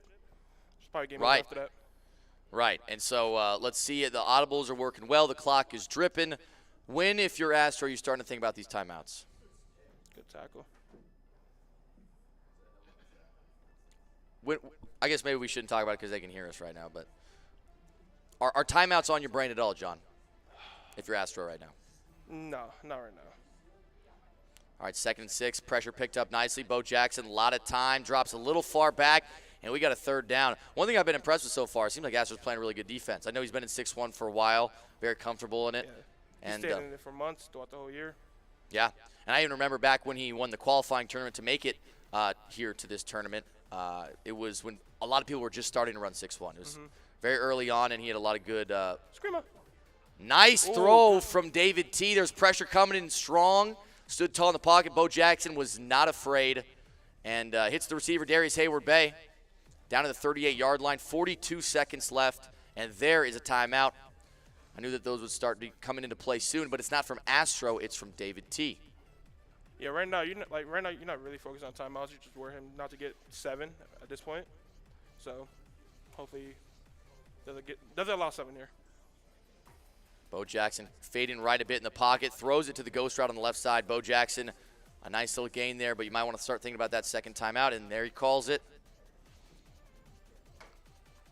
At this point, it's looking likely that we are not going to be seeing another drive out of Astro this half. He is still holding on to all his timeouts. I think he's accepted that as well.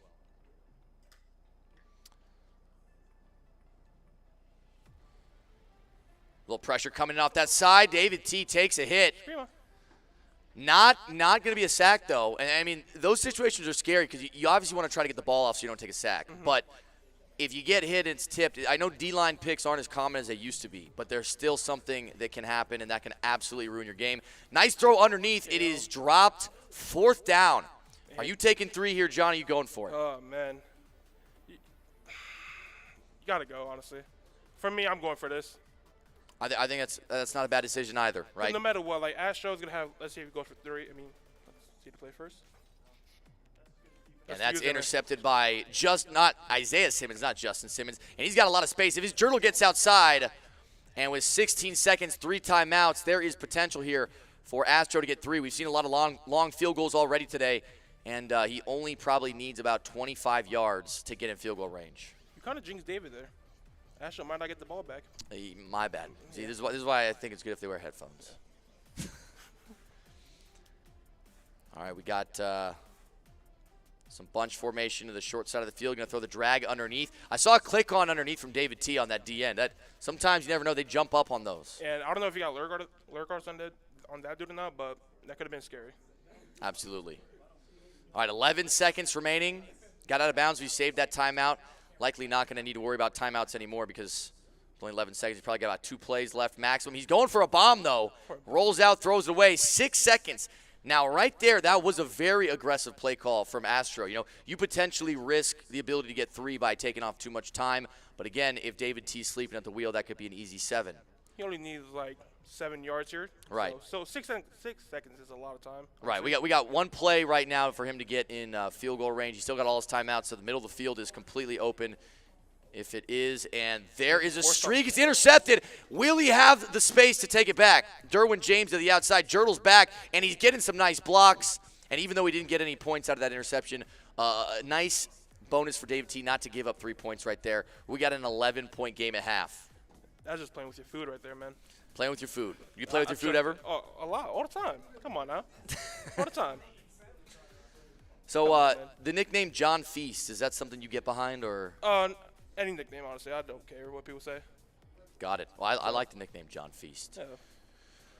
All right, boys. Go by a lot. Big second half. What are you looking for coming out in the second half, John? I'm looking at David to like get a stop, because he needs a stop bad. Right. Seems like Astro for the He got to stop before half. Ooh. Pretty good coverage on that kick. Not even getting out past the 10. You're putting him behind in bad field position already. Really long field. Let's see if you never know in the second half things just completely turn around. We do have some momentum on the side of Astro at the moment.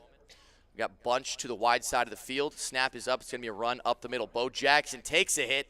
Only a gain of 1 right there. Good run defense on the field for David. Looking like tight slots out there. Irvin on the motion out. Double drags underneath, roll out right. Does he try to go for something deeper? No, he throws the playmaker drag. David T not too happy about it. Felt like he could have got maybe a better defensive coverage out there in the flats. Yeah, I think that was a hard flat right there and just didn't play at all. So yeah, flats can be flat logic can be very frustrating sometimes when the players just don't seem to run with drags. Yeah. It's one of the most like triggering things in this game. And especially with how good juking is and how hard open field tackling is, throwing drags is oftentimes going to get you a lot of extra yards, because if you can catch the ball in stride, you're going to have space. You're going to be able to juke out some guys. And even if you don't, so what? You got 3 yards. Yeah, even though if you juke one guy, you're going off for like an extra 10 more yards. So 2nd and inches, he does hold tall. 3rd and inches. See if we can get him to a 4th down right here. Right to the line, Astro goes. Motions over the running back, Bo Jackson. Making some O-line adjustments at the line of scrimmage, maybe expecting some type of A-gap blitz. There's some great run defense. It's going to be 4th and 1. This could be the opportunity that David T was looking for. He gets right to the line again. Astro's an up-tempo player. Audibles to tight slot and snaps the ball. A-gap picked up nicely, but everything else is covered pretty heavily, and it's intercepted by David T. Devontae Adams in the open field. Can he pick up a block? No, but he gets to the 39-yard line, and that's the exact type of play David T needed coming out of half, and there's only a minute or so off the clock, 2 minutes off the clock. Stopped him before half, it stopped him after half, which is huge, man. So now he's right back in the game. He needs 7.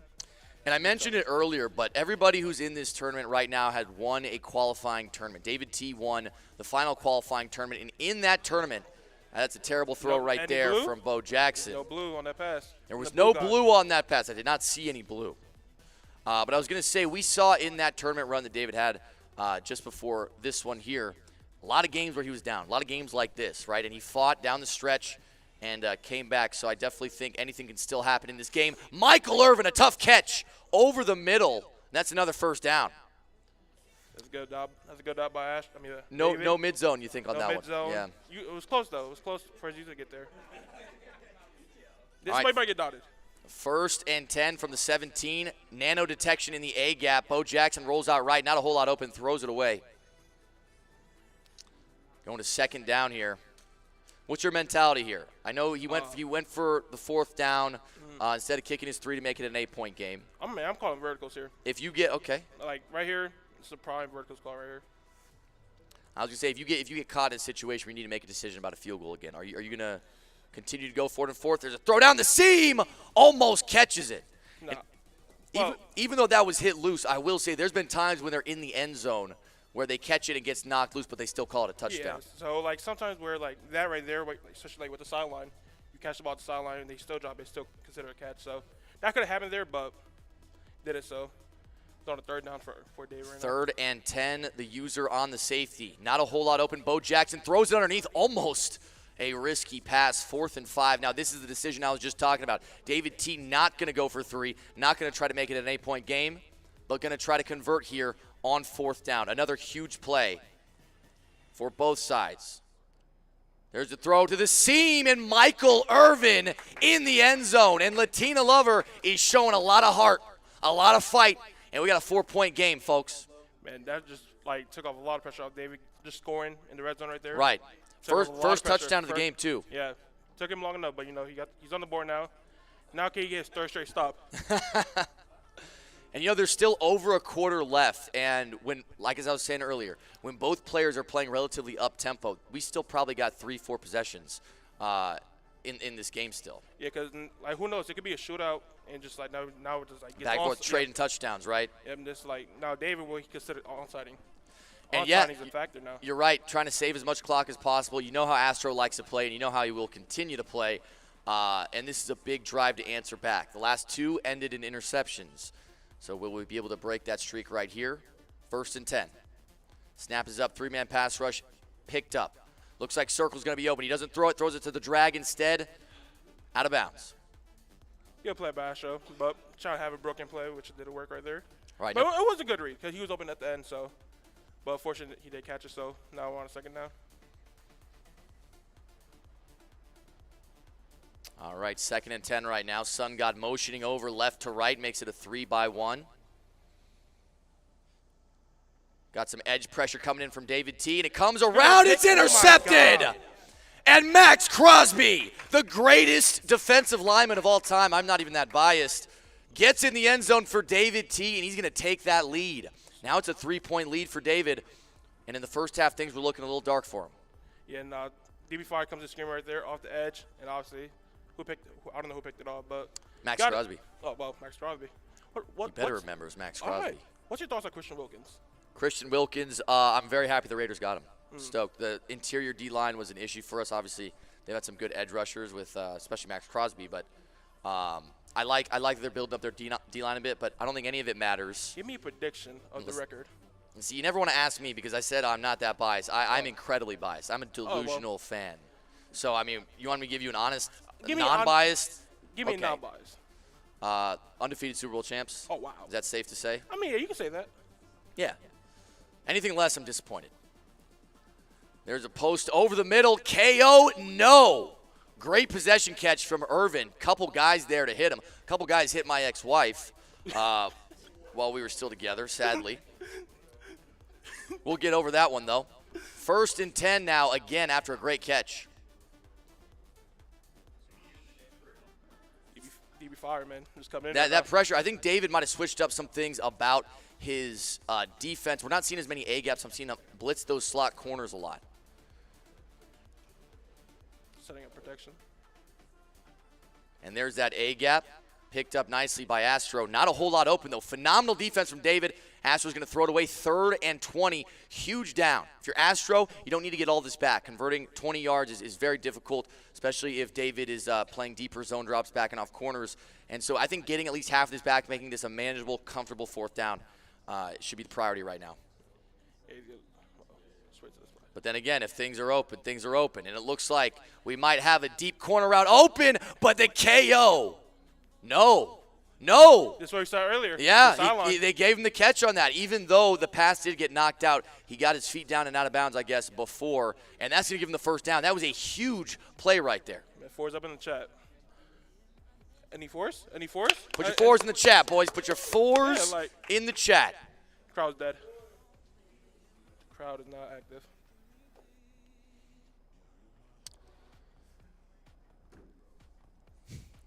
All right, boys, 5 minutes to go in this game. It's been back and forth, and David T is currently in the lead by 3. Sun got a great catch underneath, jukes to the outside. Devontae Adams put on roller skates, now 2nd and 5. Astro's already in field goal range, so no need to force anything too much. Right? You want to make sure you do get points on this drive. Yeah. Definitely, you want to touch on here because if you kick 3, hold on. He's going to go over the top. Oh, it's not caught. I mean, for a second there, I thought Devontae Adams was going to jump up and play that. And then after that, I thought it was a surefire touchdown. No, he caught it perfectly at the perfect time. Just didn't convert, so 3rd down now. All right, boys, 3rd and 5. Huge down right now. Now, do you think if he doesn't convert here that he would settle for No, a you're field not goal? kicking through here.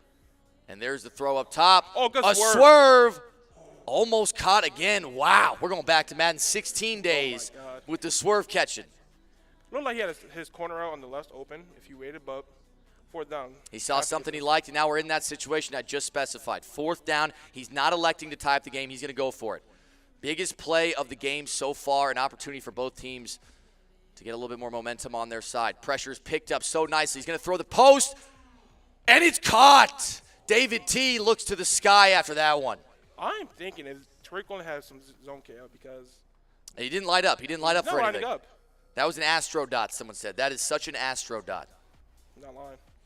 Yeah, I don't know why there was no KO there. I assume deep KO would normally work in that situation, but sometimes it doesn't work out. 2nd and 3 now.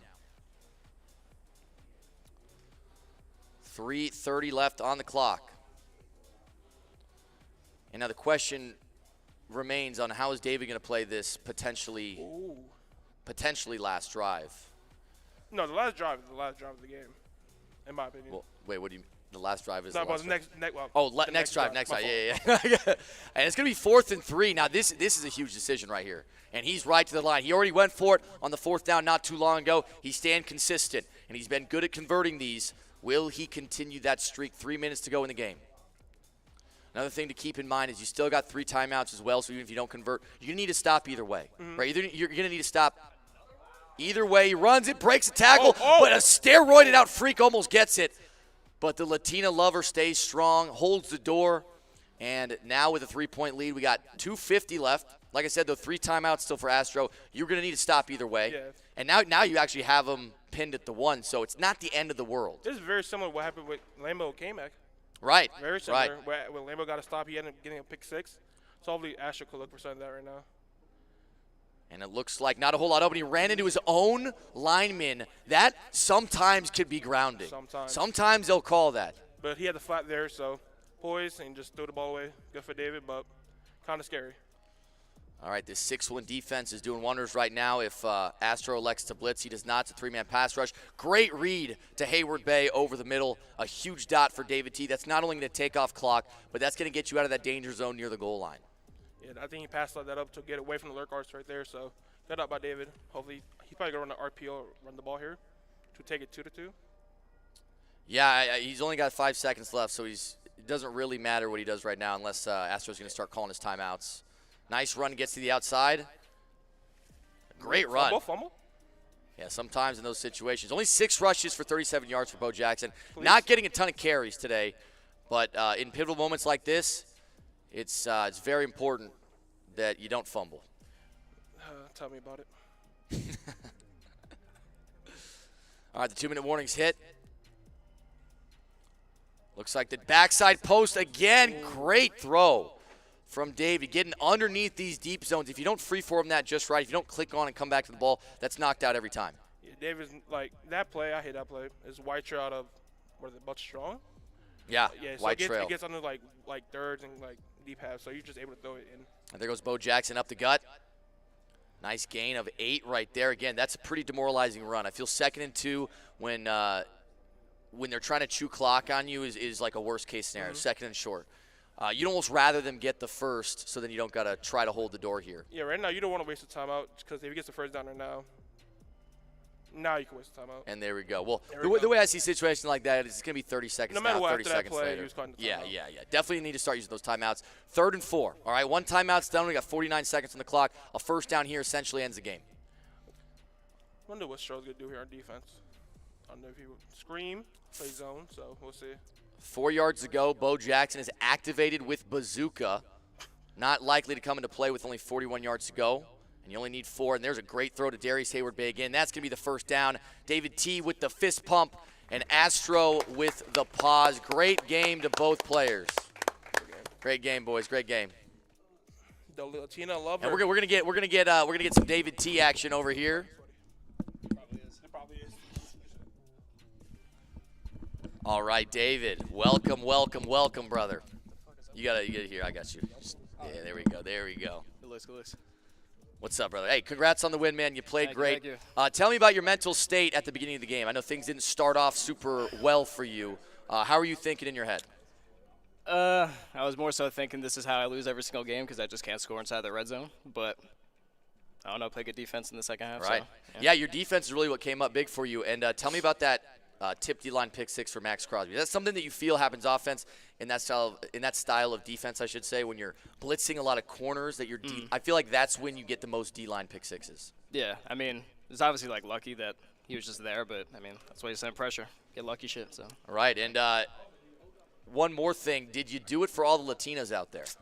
Of course, last night, we struck out, I mean, we're 0 for 1 on the trip, but, tonight we go again. And that's why we got 2 nights, okay? Exactly. Doesn't matter what happened last night. We're not worried about last night. We're worried about right now and you closing out this tournament well and then moving on to some success out tonight as well. Yeah, well, hopefully. Yeah. Hey, well, great job, brother.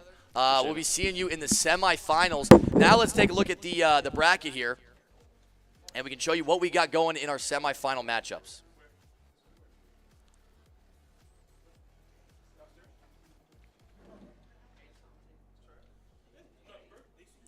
If you guys are just tuning in, we had Dez go against Goat Geezy in the first round. Dez took him down in a very close game. Then we had one of the most back and forth, crazy overtime wins where Kmac took down Lambo to advance to the semifinals. That's the game we got going on right now. It's going to be Dez against Kmac. Now, we also saw Mr. Football play a very technically sound, cerebral game against Dcroft and move on to the semifinals himself. And we just witnessed David T take down Astro in a very close game and a very nice comeback. So right now we got Dez and Kmac. Again, if anybody wants to tweet, you can put the hashtag Madden Super Weekend. Shout out to K-Dot, who called Kmac as a sleeper at the beginning of this tournament, and Kmac is now playing Dez in the semifinals. This is going to be a battle of two powerhouses. If you guys missed Dez's games last night, Dez just won the Red Hot Gaming tournament last night. So Dez is in the semifinals again, looking for that back-to-back repeat. So right now I think this is going to be one of the best games we get all night, and I'm excited to see what both of these guys can do. I know they're getting all set up right now, and again, shout out to everybody supporting on Twitter. Shout out to everybody coming through on Twitch, YouTube, Kick. We are live everywhere. And are we doing a giveaway now? We're going to do another giveaway right now. It's going to be the same card we just did. Amon-Ra St. Brown, the Sun God, a.k.a. the Sun God. One of the best receivers in the game. He gets jukebox. We've seen him utilized by basically every player here tonight is utilizing Amon-Ra to some capacity. So if you want him for your team, we're going to put a new keyword in the chat. And I know a lot of people are saying let's make it David T, but no. The keyword is Latina. The keyword is Latina, so put Latina in the chat if you want to be entered in this giveaway in honor of David T. And this is also going to be a good omen for David T tonight with the Latinas. The more you type Latina, the better luck David T has. So don't let him down. If you're not doing it for me, if you're not doing it for yourself, do it for David. I'm going to give you guys a couple minutes here to keep typing in the chat. Again, that keyword is Latina if you'd like to win this card right here. Amon-Ra St. Brown. Going to give you guys a couple more minutes here. It doesn't matter what platform you're on, YouTube, Twitch, or Kick. If you type Latina in the chat, you have an opportunity to win. I'll give you 30 more seconds. 30 more seconds to enter in the giveaway if you want to win this card right here. I see David T just typed Latina in the chat. Shout out to David T. All right, guys. 5, 4, 3, 2. We are choosing the winner. And the winner of the giveaway is Duty. Duty. Already typed in the chat. Wow, I didn't even need to say type in the chat. That man typed really fast. Shout out to Duty. DM Lobby Up. DM Lobby Up on Twitter if you want to claim your prize. Go DM Lobby Up, Duty, okay? And if for some reason it's not working, tweet at them. Shout out to my man Slim Ghost coming up here right now. What's up, man? If those of you guys don't know, Slim Ghost has been running one of the most impressive tournament circuits in Madden history in his Gulag. It has taken the community by storm. Tell us a little bit about that. Man, it's been an incredible year. I've had a lot of these players play over the year. It's been crazy, man. You've been watching. You played in it a couple times, didn't you? I've played in a couple. You know, sadly got spanked around a little bit, but yeah, it's very high competition. Yeah, I think everybody played, man. And this matchup we got here, we got Kmac and Dez. They played a couple times. They've been battling all year in the Gulag and the finals, semifinals, and stuff like that. Absolutely, man, bro. It's been crazy this year for them. Yeah, so you've seen some of these guys play probably more than anybody because you're doing these tournaments multiple times a week. Tell us a little bit about their style of play and how you think this game is going to shape out. Man, Kmac is usually always running something different, man, all the time. You know, Dez is going to stay in that Jets, and, you know, if he's going to score in the red zone or is he not going to score in the red zone. But, you know, Kmac is always in something different, but I guess he's in trips tonight, right? Yeah, he was running trips earlier, but, again, he's got so many things at his disposal. He might just switch it up to, you know, run something different. That's I think he's just kind of a naturally good player. He was telling me earlier, you know, he didn't prepare too much for this. He wasn't in the lab like some of the other players. Like yesterday, Dcroft coming in labbing early. David T's in practice mode over here before starting the game. Kmac's like, I just walked in from the casino, and I'm going to run this random spin my wheel of playbooks. Right? But it works. It works. Based on what I've seen, you know, Kmac usually he starts off crazy, you know, starting the game with these gimmicky plays and stuff like that, and then Dez kind of catches on at the end. And it's always a great game at the end. Right, and so I'm excited to see it too. I know both these guys are locked in. They look like they're just about to get started right now. As you see Kmac with the chill approach, Dez with the more locked-in approach. What are you liking this one? Honestly, dude, I feel like it's hard to bet against Dez because, I mean, he's coming off a win. He's been playing very strong. And it's hard to bet against Dez, but it's also hard to bet against Kmac. It's hard. It's hard. I don't know. Right, yeah. I usually try to stay neutral in this. You know, they're two closely matched, you know, competitors. So I stay neutral most times. Yeah, and like, honestly, anything can happen. Like, Madden's a game that can go so against you for no reason. It's like sometimes it's like a coin flip. So if one of them has a really lucky game, one of them has a really unlucky game, you know, anything can happen. All right, let's talk about 5 gifters, man. Who you got? Five, wait, what? Oh, you're saying let's bet 5 gifters? Oh, yes, I'm in. I'm taking Kmac. Okay, I'll take this. Okay. 5 gifters. Okay, all right, I like it. I like it. I think Dez might be having to switch a few things up. What do you guys think in terms of ETA? 3 minutes? Okay.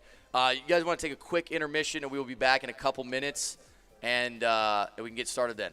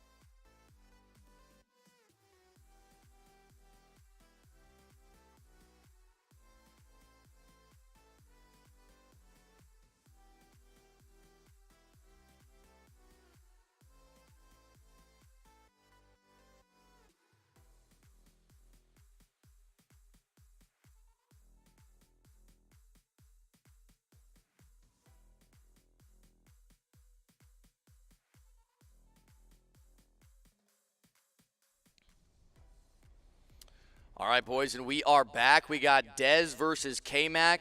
If you guys want to take a quick look at the bracket before we hop in. So far, if you guys have missed the beginning part of the tournament, we are entering the semifinal stages. There's $10,000 on the line. We had Dez going against Geezy in round one. Dez came out on top with a pretty dominant performance, but Geezy fought his ass off. Kmac and Lambo had one of the most wild games we've ever seen. Kmac got it done on a 2-point conversion in overtime. Mr. Football took down Dcroft in a very, very, I would say slow game, but smart game. Both lot of brain power going on both sides. And David T just had a great comeback against Astro. Now we head into the semifinals. We got Kmac against Dez. Looks like Kmac's going to be kicking off first. I'm also here joined with Slim Ghost. Slim Ghost sees these guys play all the time, probably more than anybody, in his gulag. And he is adamant that this is going to be a very, very close game. I think so, man. They've been going at it all year. I've seen them play in not even only my tournaments, but you got the other tournaments they play in, and obviously over the RC and the Lavio tournaments throughout the year. They've been playing, I probably think out of all the competitors, these games right here be the closest. One thing I want to mention, I'm not hearing a ton of, yeah, you got it. Okay. Sweet, sweet.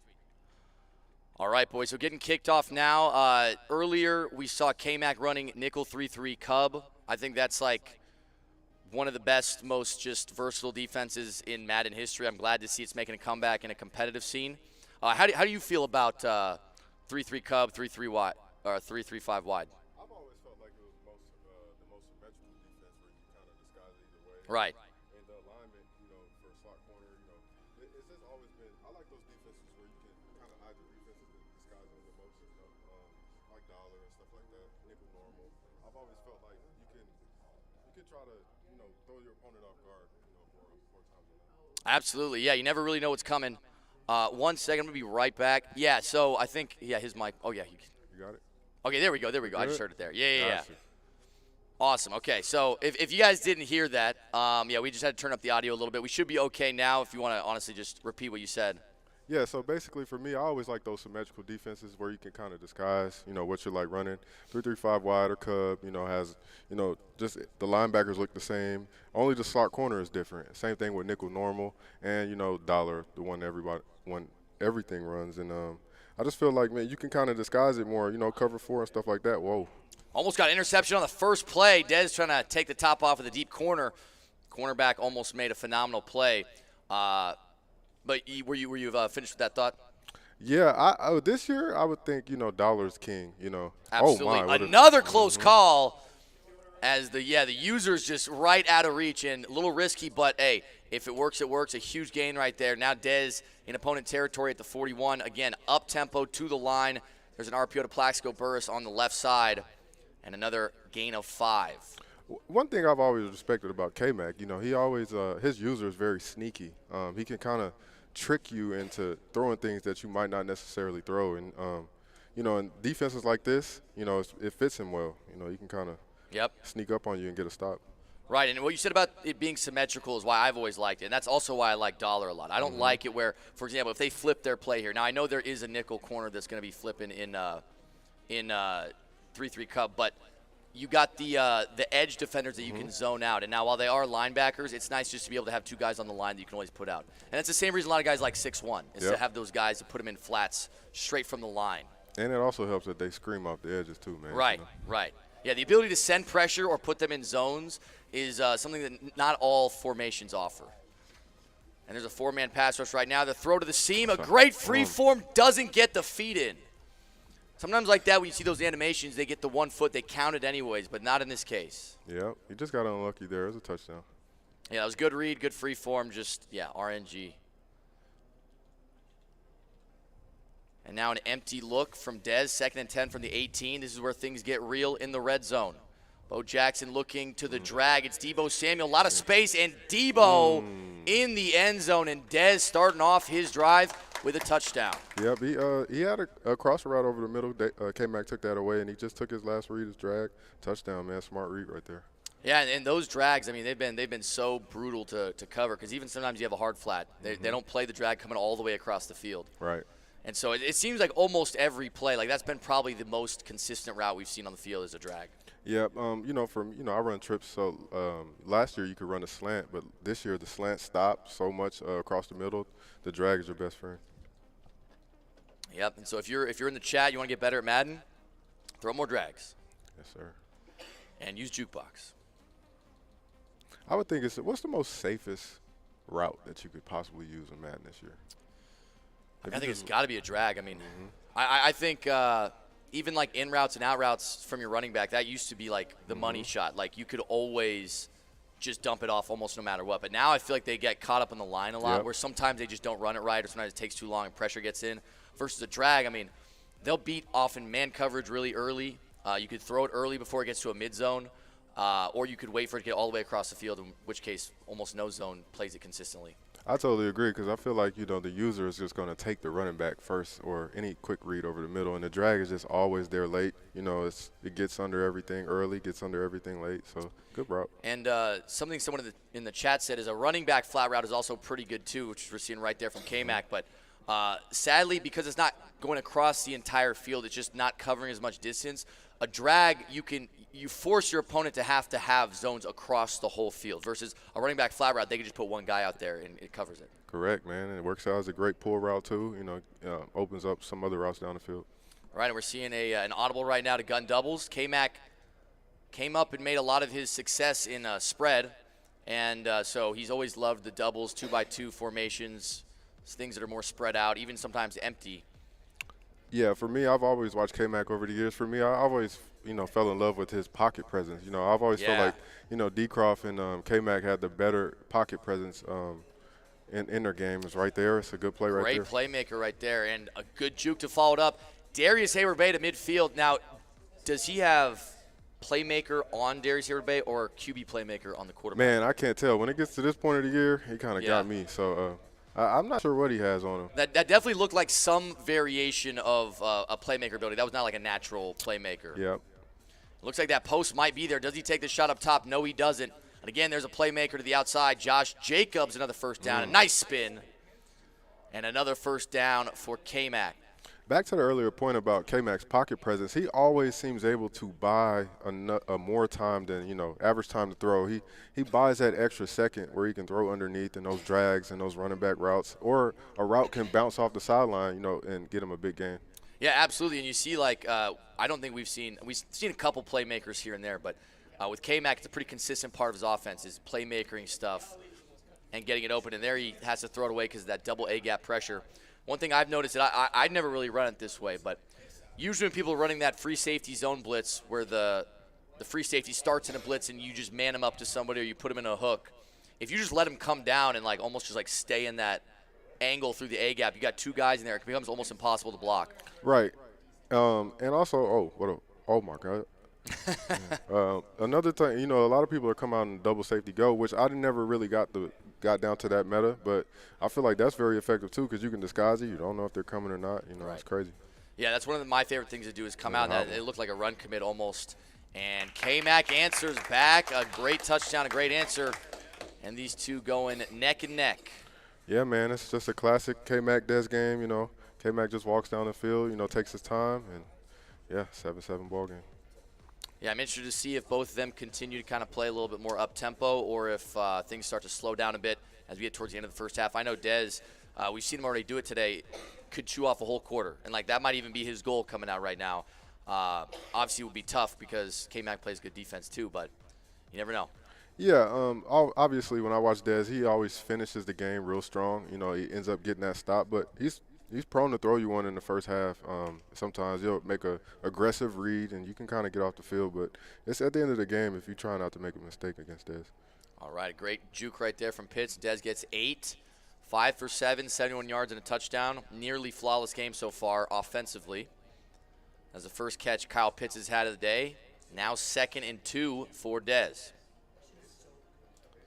And again, a lot of these audibles, you're noticing the strength of the formation is going back and forth. And so that is one thing I did forget about with 3-3 Cub is you do have to flip that play back and forth when they do too. You got to get that nickel corner over to the right side. Otherwise, that mismatch is going to be brutal. And off we go to the second quarter.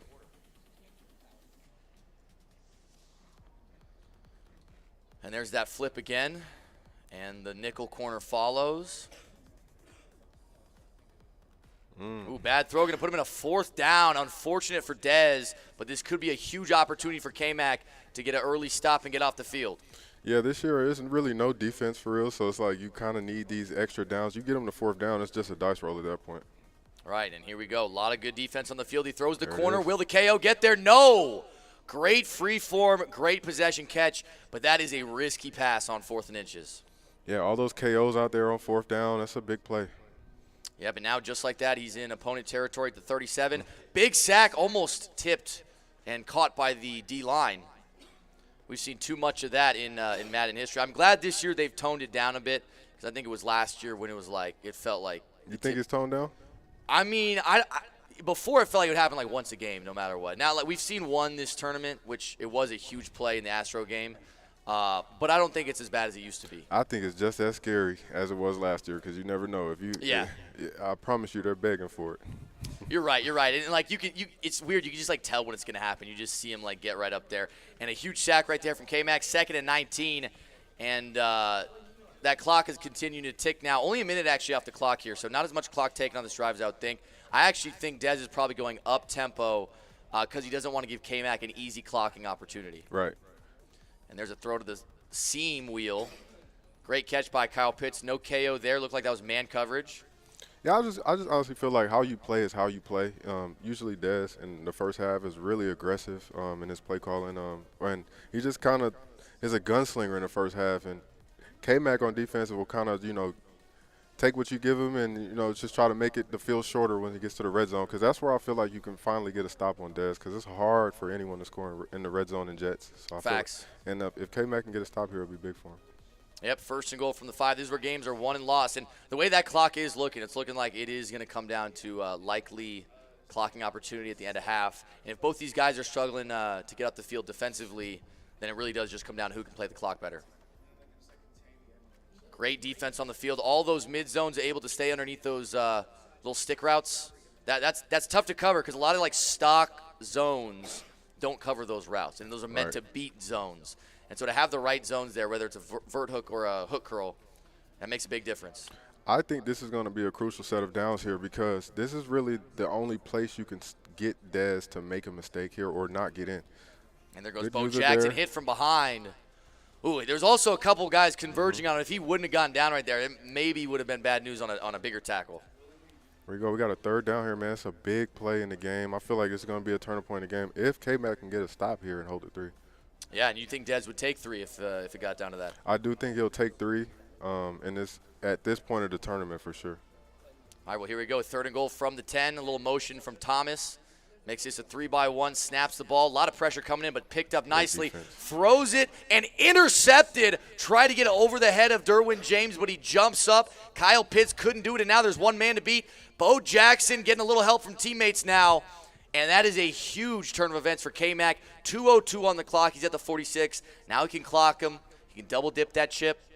And if he plays this well, it could be bad news for Dez. What a big play by Kmac right there. Just as I stated, man, it's really hard. Like, I've seen Dez get stopped in so many big games right there. Just now that can't get in. And Kmac, kind of let him get down to that red zone area and got the stop he needed. And I saw what Dez was looking at. It looked like that drag was getting a little deeper and could have maybe gotten over the top. But, again, just great defense. Looks like a throwaway right there. And I don't know if he accidentally called a timeout or what. If that's just maybe just an error on the screen. Probably just a 2-minute warning, yeah. All right, 157 now. Still in Trips tight end. You're a patron of Trips yourself. Man, I'm the Trips master. If they they don't like that too often, but I am the Trips master. You feel me? I've learned a lot over the years. I put a lot of time into it. Obviously, I'm still stubborn, but just to see Kmac in that Trips, man, it makes me feel good. That it's still good at this point of the year. I like Trips a lot too. I feel like it's a type of offense that's always going to be good year in, year out. Because really, what makes it good, it's not gimmicky. There's nothing weird about it. It's just good spacing, and you can spread out the field and you hit all areas of the field, and that's what makes it so good.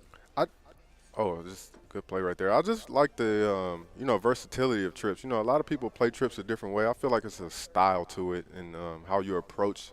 Obviously you can attack all types of areas of the field, but and be able to run the ball. And I feel like it's good pass pro too. Absolutely, yeah. The fact that your tight end's on the line is nice. And Kmac, tries to step in the pocket there. I don't know if he was trying to throw that seam pass. Looked like it could have been a little risky, but ends up taking a 2-yard sack. And again, you know, against 6-1, you know, a lot of the meta defenses, Trips is going to do a decent enough job of countering the meta defenses for sure, unless, you know, Dez hopping in that G or something. Right, and that's one thing about Dez that we talked about earlier is, like, we see him sometimes in big nickel over G. We see him sometimes in 6-1. We see him sometimes in dollar. And to have that type of versatility and just to pull any of them out, it makes your opponents have to guess a lot what you're doing. For example, right now, I don't want to say it too loud, but how often he gets on that D lineman on Bo Jackson and drops back into coverage and only sends 3 out of big nickel. That's something that not many people have normally done in big nickel, more of like a newer style of defense with lurk artists. I'm going to be honest, man. You know, that G is a little scary. I remember when Kobo came out earlier this year, and he had this, like, crazy cover 6 for Trips, and it just scared me since then. And, man, Dez, man, and this G, man, it gives people nightmares. A great KO right there from the defender. 4th and 12, 50 seconds. So that actually ended up working out relatively perfect for Dez. He saves some of the clock, gives him a chance to answer back with at least 3, and then also, despite the terrible field position, doesn't give up 7. Really big hold right there, but he does have the possession in Kmac's favor. He got the stop he needed and got 3. I do feel like that play, that stop right there before half on his last possession was big in the game. Let's see if it comes back, you know, at the end. Right, yeah, 47 seconds, 1 timeout. You definitely have to play up-tempo, but we've seen people do a lot more with a lot less, so we'll see if he can get some points. Yeah, so right here, like I stated before, I think, you know, Dez gets aggressive here, and I think he tries to go get 7 just to be 14-10 ball game. I think he, you know, 1 timeout, I think he does get, you know, try to get that ball down the field a little bit. All right, we'll see what the play call is here. Looks like a nice seam route to the running back. Jukes to the outside, a lot of space in front. Can he get the block? Plaxico Burris does not get the block for him, but he's going to use that last timeout. Doesn't get out of bounds, too. Might have been good to get out of bounds right there. Yeah, he just right there, I fumble a lot right there. So, of course, I'm getting out of bounds. You know, I'm not very – they get me with a fumble almost every time right there. All right, nice audible over to Trips. Trips to the wide side of the field. Kmac looking like he's still in 3-3 Cub. Nice high-low read over the middle. Rolls out right, sends the guy at him. That was a little scary right there. He almost took a hit stick to the face. Yep. When I'm playing Kmac, I don't think he's, I think he's very sneaky on defense. He can get a stop, just being able to just, like, trick you at that time in the game. You know, his user's in the right spot. You just have to throw it, and, yeah, it gets bad. Nice throw underneath, another first down, but no timeouts. Going to have to get to the ball and probably spike it here. And the spike's going to get off with 17 seconds. 2nd and 10 from the 17. This is not a very comfortable position because while you do have the opportunity to get 3 pretty easily, obviously you're going for 7. And if you take a sack or get tackled inbounds and now it starts to become weird where, maybe if it was 3rd down, you can't spike it, right? I honestly feel like Dez is comfortable here. Once you get in that 7 area, that 10 area, it gets real tough. I think, from this spot and on out, he can kind of strike. Sorry, just refreshing the screen right there. Yeah, so 3rd and 5 right now, got out of bounds, 12 seconds. Do you think any part of his play calling here is going to be over the middle or short intermediate? I think with 12 seconds, you got to just hit sidelines or deep. Well, here, if I'm looking at trips, it's either going to be, the end flat or a streak.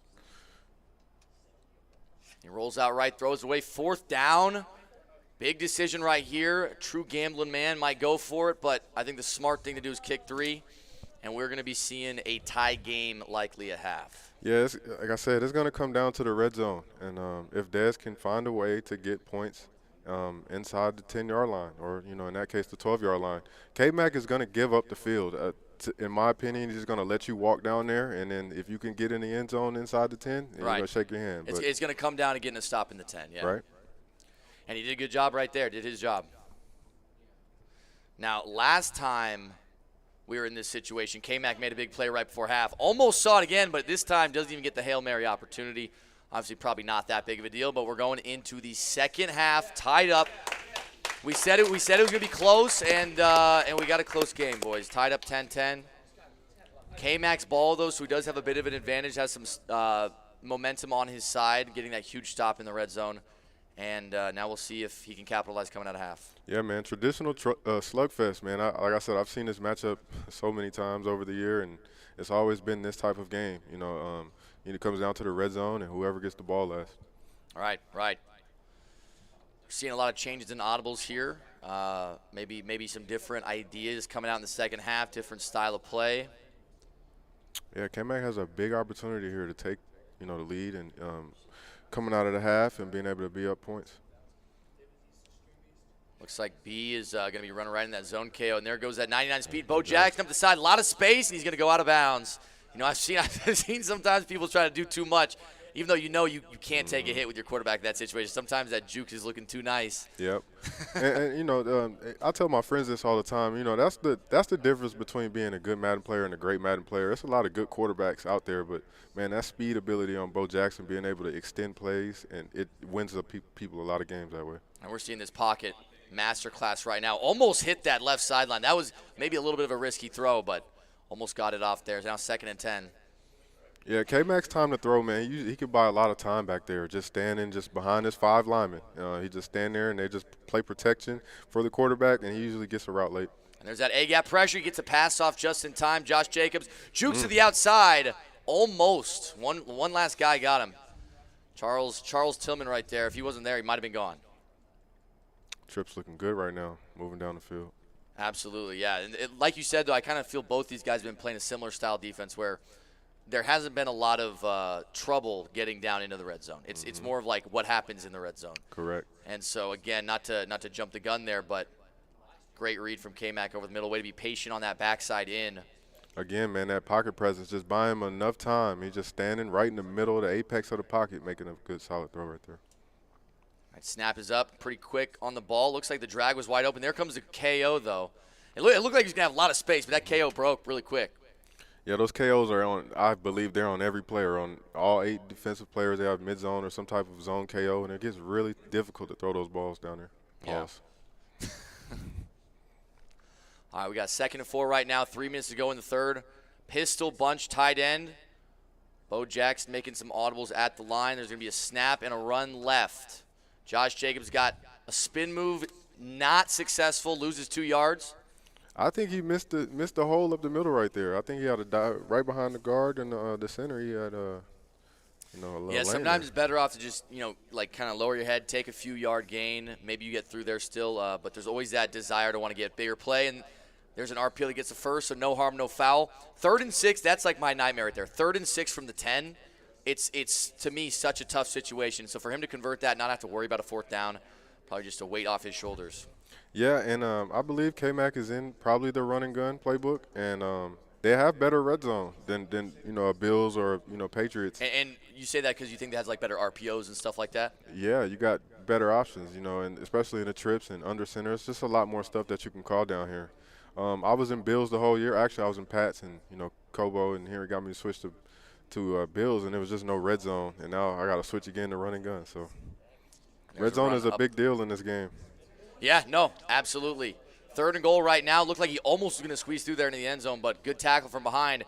And now there's another situation where if you don't get this, you got a big decision. Do you take a lead, take your points, or do you go for it? I think you should go for it here. Obviously I picked Dez and there to goes win this Bo game. Jackson left. A lot of guys there not finding a whole lot.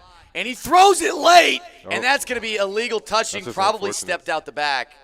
Is that offensive pass interference? Wait, what was that? That was offensive pass interference. How did you get that? I didn't even know that was possible. Well, it looks like it might be a redo down. I don't know. Was that 3rd down? This might work in Kmac's favor here. A little more space now. Steps up in that pocket. Exactly what we talked about. Little juke. Can he get in the end zone? No, but he's right back to where he was. 4th and goal from the 3. I didn't even know offensive pass interference was possible. And here we go. Will he go for it? Will he kick? We're about to find out. This is a real big play in the game right here, man.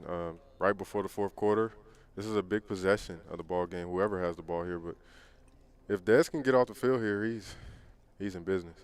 All right, we got 2 guys out to the left. RPO might be on the table. I'm sure Dez is setting up for some type of RPO defense.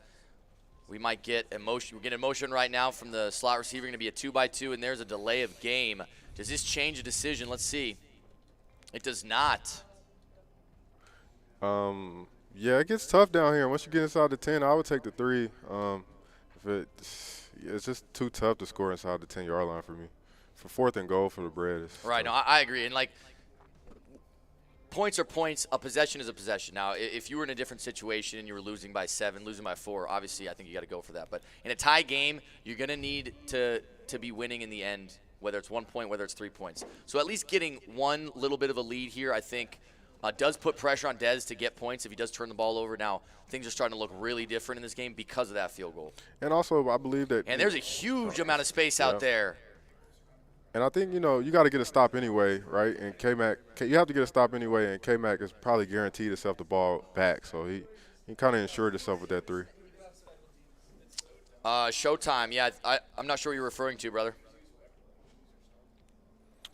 This is the point of the game where I feel like Dez settles in right here. Usually when I watch him play, he usually settles in. It's more of a methodical drive down here. He usually almost always gets 7 here to me. Yeah, and let's see if he can do that. 2nd and 10 right now. Short field, and honestly, that short field in the end is maybe not even going to be that bad of a thing for Kmac, because if Dez does have a longer, more methodical drive, like you said, gets 7, now Kmac is going to have a great opportunity with like 2.5, 3 minutes. And there's another first down. Kyle Pitts, a lot of space. Jukes to the outside and inside the 30. Yeah, man. Shout out to 88, man, with Kyle Pitts this year, man. Put a lot of people on. That Pitts is crazy. Yeah, and I think what do you think about it is makes him so good? Is just his juking ability? It's the juke, man. Obviously it's the height, and for some reason he gets like these animations like that are like better than the other tight ends, being able to catch the ball. He gets these like crazy jurtle catch animations, and obviously the juke is overpowered in this game. Yeah, and I think a lot of it probably has to do with his height, and obviously he's fast. But I've noticed some other players, like the taller players, tend to juke better. All right, 1st and 10. There's a run up the middle. Bo Jackson tagged for a gain of 4. Dez, I thought he was going to get in the end zone on that one. It looked like a nice block was lining up, and if that tackle was missed, it might have been done.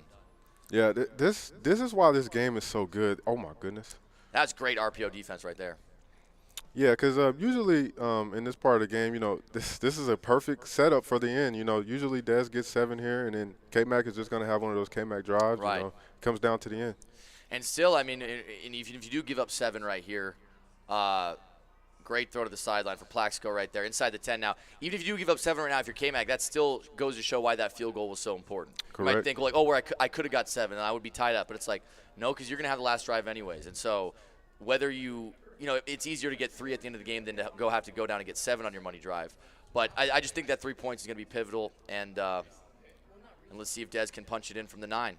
Yeah, we got to see if Dez can cook up a dot here. This is a big play in the game.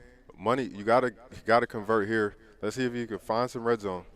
Snap is up. Throw to the sideline. A little risky right there. I'm actually surprised he caught that. It looked like he lit up with some type of KO, but 3rd and goal. Clock is ticking. I do think the clock is going to be even more and more important because, again, it's kind of setting up Kmac for an opportunity to clock out the rest of the game.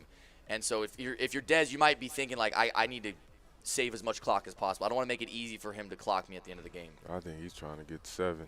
Quick, touchdown. And there he goes. 4th and goal from the 7. Huge down. I think he does right go here. for this. He goes for this right here. You're going to have to stop him either way. If you're tied, you're going to have to get a stop. And if you score, you're going to still have to get a stop. It's a big play in the game for Dez. Let's see if he can convert here. Snap is up. Verticals over the top.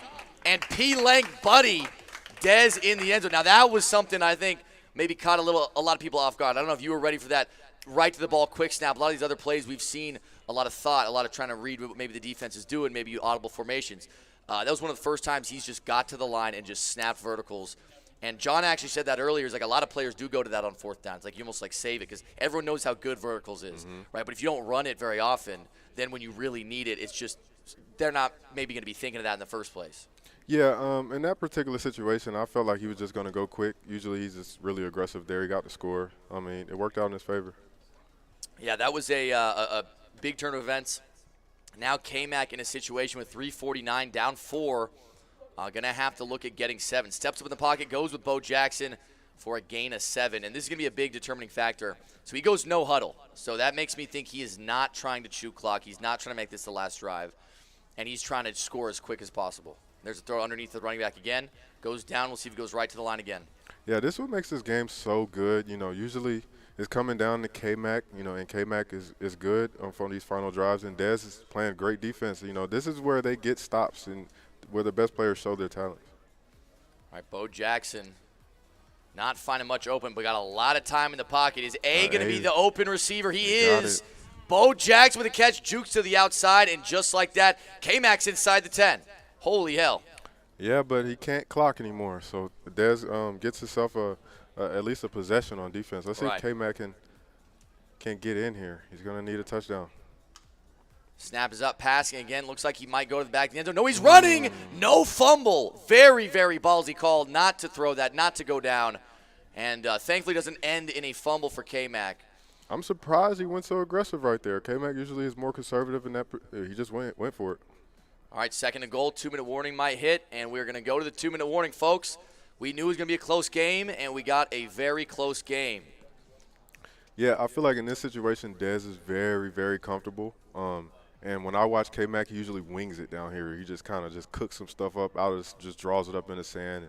And it works most times. But let's see how he does against this Dez. Right, I've never seen this single back doubles. That's like it's the first time he's pulling it out. You're right. And a juke back inside. He gets hit by his own blocker. It looks like 3rd and goal. Again, it looks like the goal's not to be to chew off much clock because Dez is already guaranteed a possession. So at this point, the clock isn't a huge deal to Kmac. Very intense situation right here. You know, I'm telling you, I've watched Kmac over the years, man. He just draws something. It's amazing to see what he can draw up right here if he needs a dot. And this, again, is like a formation I haven't seen Kmac run once. Cuts it back, doesn't get that hole, and he's got to go for this. This is a must-convert situation, 4th down territory. Now, he does still have 3 timeouts, so if he doesn't convert this here, there's still an opportunity to get a stop. But you can't settle for 3. Yeah, I don't know what to. I wouldn't know what to call here. I have no idea. I'm on my feet just waiting. I'm sure. I don't know what Kmac is thinking right here, man. I don't know. All right, looks like we got some type of doubles. No, trips tight end actually. Trips. Yeah. Oh, I think I know what it is. He's going to motion over that guy. Looks like he's manned up, though. Might be man aligned. He goes speed option the other way, outruns, and he gets hit by his own guy. And Kmac gets in the end zone. Now, I want to say something. I didn't want to say it early because I didn't know if Dez could hear. But earlier in the game when Kmac won on that 2-point conversion, he ran the speed option. And so I think when you saw the formation, when you saw the motion, a lot of people were thinking speed option, speed option. Okay, he's motion over right, it's the same play. But it was just that was a fake out because he's actually trying to go left. Now, I was surprised he was able to run around the D end, but Kmac with the money play, Kmac with a 3-point lead. Man, such a ballsy call right there. There's a lot of fluff involved, a lot of small details. He's just kind of trying to throw off his eyes a little bit, make him try to second-guess what he thinks is coming. He probably knew the speed option could be, on the table, but he kind of dressed it up a little bit, a little motion, a little opposite way option, and got in. All right, and I think there's a great opportunity for some epic music. Bo Jackson, a lot of time, takes a sack again. We're seeing quarterbacks take hits this game, but it's been a pretty clean game. Like, I haven't seen too many weird, fluky things go on. I haven't seen a lot of fumbles, haven't seen a lot of, dropped passes or anything like that. Bo Jackson is God. Yeah. All right, 2nd and 8, he converts. 48 seconds, first timeout is called. Now, because Dez had the advantage there with the 4-point lead, he only needs 3 to potentially send this into overtime. Does not need to force anything, does not need to get 7. He still also has a timeout as well, so clock isn't going to be too difficult to deal with. As he throws underneath there again, Bo Jackson gets out of bounds. It's also interesting to see how Kmac, throws out his shell on defense. What is he going to give up? What is he going to allow? What is he going to let Dez get? Right, because what I've seen a lot with Kmac's defense is a lot of times it's not overly complicated. It's he's putting guys in good spots and making you make a read. And right over the top, almost gets there with his user, but Dez gets out of bounds as well. Now he's already in field goal range. Still got a timeout. 38 seconds, plenty of time. Incredible play right there. Kmac knew exactly what was going on right there. He ran straight to it. 2nd and 5.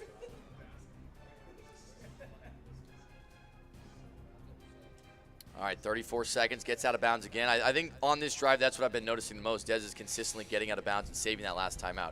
He's gone all the way inside the red zone, hasn't even had to call that yet. There's the RPO, picks up a nice block, one guy to beat, and he goes down inside the 10. This is where, I was going to say, Kmac might start thinking about calling timeouts because at this point, Dez isn't really too worried about the clock. Yeah, he's not. But if I'm Dez here, he's going to try to take a couple chances at this end zone. But you got to be careful because it is really tough to score down here, and Kmac has got a couple stops down here too.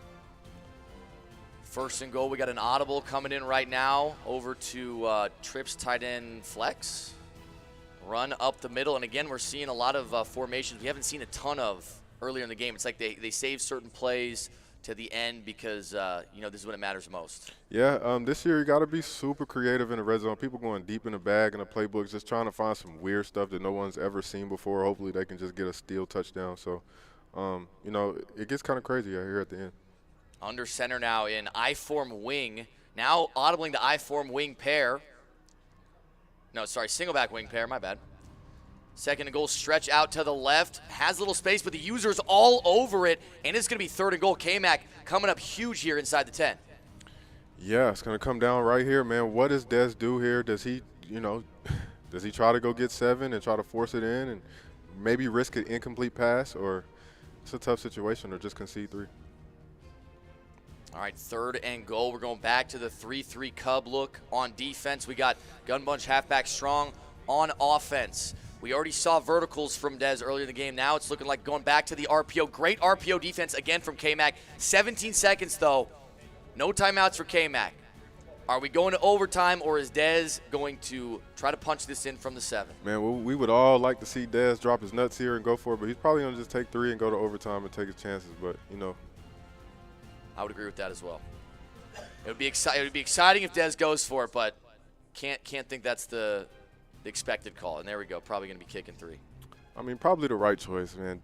It's so tough to score in Jets down there. I don't even know what he could call for his bread.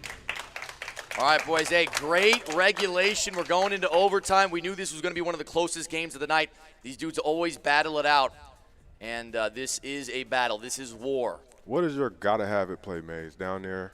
For the bread, what's your gotta have? I've run a lot of. I always like throwing. I'll run U-trips, and I'll have my far outside receiver on the trip side on a drag, and I'll have the slot guy on a flat. And so a lot of times, I mean, it's great at beating man, but a lot of times if there's not a vert hook right there, I can almost like just quick throw backs, and their users never flying all the way out there because they're looking at my tight end over. I'll put my tight end on a drag that distracts them. I'll have a slant from my solo receiver. And then so it's just a way to get the user out of the play. And that's wide open on the sideline. Great possession catch. And Dez starting off overtime hot. We just saw Kmac in a situation like this. He started on defense in overtime, and ended up giving up 7. But the tenacity to go down and get 8 is why he's here in the first place. Yeah, I like this situation here. Obviously, I picked Dez to win, but I feel like here this is important. I feel like if he can score from this position on the field, it'll be better for him than walking down to inside the 10. Right, getting a 40-yard touchdown. That way you don't need to worry about, looks like Kyle Pitts might have it. And Kyle Pitts over the top. Dez in the end zone with ease, and we're going to see if he decides to go for 2. He saw how the game with Lambo ended. Lambo kicked the extra point. Kmac went down and got 8. Now, looks like Dez is saying that's not happening to me. I'm going to put my fate in my own hands. I'm going to convert this, and then the best thing you could do is try to tie me. Now, the thing is, if he doesn't convert this, Kmac won't need to even worry about that if he gets 7. Yeah, you got to get a stop anyway in overtime. You got to keep him out the paint. So it is what it is. I like this call here to go for 2 here. Quick throw to the RPO, jukes inside, and he does not. And he does not get it. A game of inches, and that looked like about 3 to 5 inches to me. Yeah, this game couldn't get any better. We got 2 of the best in the game playing right now, and if you're a Kmac fan, you've been watching him. This is where he gets his bread right here. He always gets the ball last and has an opportunity to win games. As I've been watching him for over the years, he finds a way to win here. But Dez is one of the greatest players we got on defense, so it's gonna be tough. Yeah, if Kmac gets 7, it will be a photo finish. Man, for me, man, I love to see this trips, man, for the bread, man. It's so fascinating just to see the best offense in the game. It's better than that bunch trash. It's better than that U-trips. Just to see this got a chance to win some money tonight. It looks like I might have thrown that. I probably would have thrown a pick. Yeah, A kind of ran by his. That's why Kmac's playing and I'm watching. Yeah, man, you got happy right there, man. First and 10, you just gonna gun it in there, huh? Yeah. Wow, great mix-up there from Dez. We've been seeing almost entirely zone, and that looked like every single person was just manned up. I didn't see a whole lot of deep zones on the field there. that pressure gets in there. You got to dissect that on the fly. It's tough. I honestly believe if he blew that, that was a touchdown. To the solo or the no, outside? That drag where he just blew it, I think he would have got a touchdown on that play. I guess, 99 speed. If you got open space in front of you, there's nobody going to be catching you. All right, 3rd and 10. Dez playing great defense so far. Looks like he's back in big nickel over G. We've talked about his versatility, switching formations, and once again going back to B-Nog. And there's the flat. It's going to be a 4th down likely, though. Kmac wanted to make this a 4th and 4. And now the game on the line. Need a conversion here. Yeah, Dez, man, he always hops in that G when he needs to stop. That G is a little scary. And he throws intercepted. Dez gets under the curl route. A great read by Dez to see that coming in a phenomenal game. Dez going to his 2nd final matchup after he takes down Kmac in another overtime thriller. Another big stop for over G, man. I promise you, anytime you get to the end of the game and Dez needs to stop, he hops in that G and it gets a little bit scary for him. And you know, when you haven't been playing against it all game, like you go into it with the mentality like you're going to be seeing the dollar that he's been running, and you're like, oh, he's been doing this, but then suddenly it's big nickel over G, and it's a whole new mindset, and sometimes it can be tough to move the ball. Yeah, man. Pleasure having me on this cast, man. They did an amazing job. Shout out to Lobby Up and RG and Blake and Shorzy, man. They did an incredible job. So I had to be here to support. Thanks for having me, brother. Hell yeah, brother. Thank you for coming on, dude. Dez. So, back-to-back finals, man. How are you feeling after that win? Feel good. That was a stressful game. Really, that was just a hell game. Jeez. Yeah, something I was saying during the game is it felt like a really clean game. Like there wasn't a lot of mistakes on either end. There wasn't a lot of fumbles or fluky stuff. Like there was a little bit here and there, as there always is, but it just felt like you both played a very clean game, and that's why we kept it so close. And in the end, you were able to pull it out. Now, on that last play, right? It was third and 10. He hits the flat to go 4th and 4. And then he gets right to the line. I know you've been switching around formations a lot. Was there any party that's like, oh, maybe I should call a timeout, maybe I should, switch it up? Usually I do call a timeout, especially in that spot. But I was already in my 4th down defense. I had what I wanted out there. I just had to get my adjustments off. If I didn't get my adjustments off, I would have called a timeout, but I got them off. So. All right, and so the next game we got going up is going to be David T. Against, remind me who won the first. 88. Yeah, Mr. Football 88 and David T. I was going to ask, between these two, you are already solidified in the finals. Who do you want to see in the finals? I don't know. I really don't care. I just locked in, ready to go. Yeah. Well, hey, man, you won the RHG tournament last night. You were the 1 seed coming here tonight, and so far you've been playing lights out. So great job on that win. Best of luck to you in the finals, and we'll be seeing you soon. All right, boys, we are going to be doing another giveaway. Looks like we're going to be doing some Fred Warner giveaway. And that was a phenomenal game. I mean, we got to see back-to-back overtime games out of Kmac, just super close games tonight. Everybody's playing their ass off. And so tonight we got another giveaway, Fred Warner. What do you guys think for a keyword? What keyword should we choose? OT? That's a good one. All right, the next keyword is going to be OT. Just OT.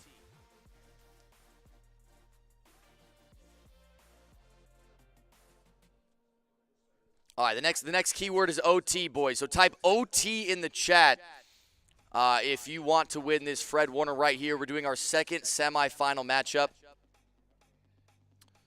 OT in the chat to enter for a Fred Warner giveaway. We will also be doing another one of these after this next game before the finals. I'm going to give you guys a few minutes here. Type OT in the chat to win Fred Warner.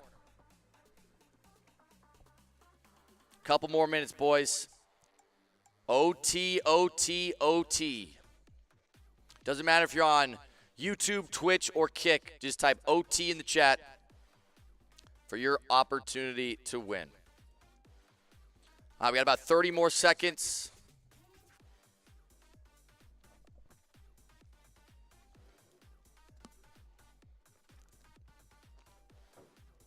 I'm going to give you guys 10 more seconds. Type OT in the chat to win this 97 overall Fred Warner. Drawing in about 10 seconds. 5, 4, last chance. 2, 1. Cerebral victory, you just got in there. You didn't win yet. You're the last one in there. And the winner is Rich Kid Matt.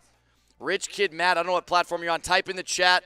Whenever you type in the chat, Rich Kid Matt, you will claim your prize. Rich Kid Matt. Rich Kid Matt. All right, Rich Kid Matt. Our next semifinal matchup, we are going to have Neffler right here in the booth with me. Yep. I believe we might be taking a short little intermission before we get started. I see they're making a couple adjustments right now. Oh, yeah, no big deal. And so, Rich Kid Matt, DM Lobby Up on Twitter. DM Lobby Up on Twitter to get that the details to get granted to your account, all right? Appreciate you, Rich Kid Matt, and I will check in with you guys when these guys are ready to start up their game.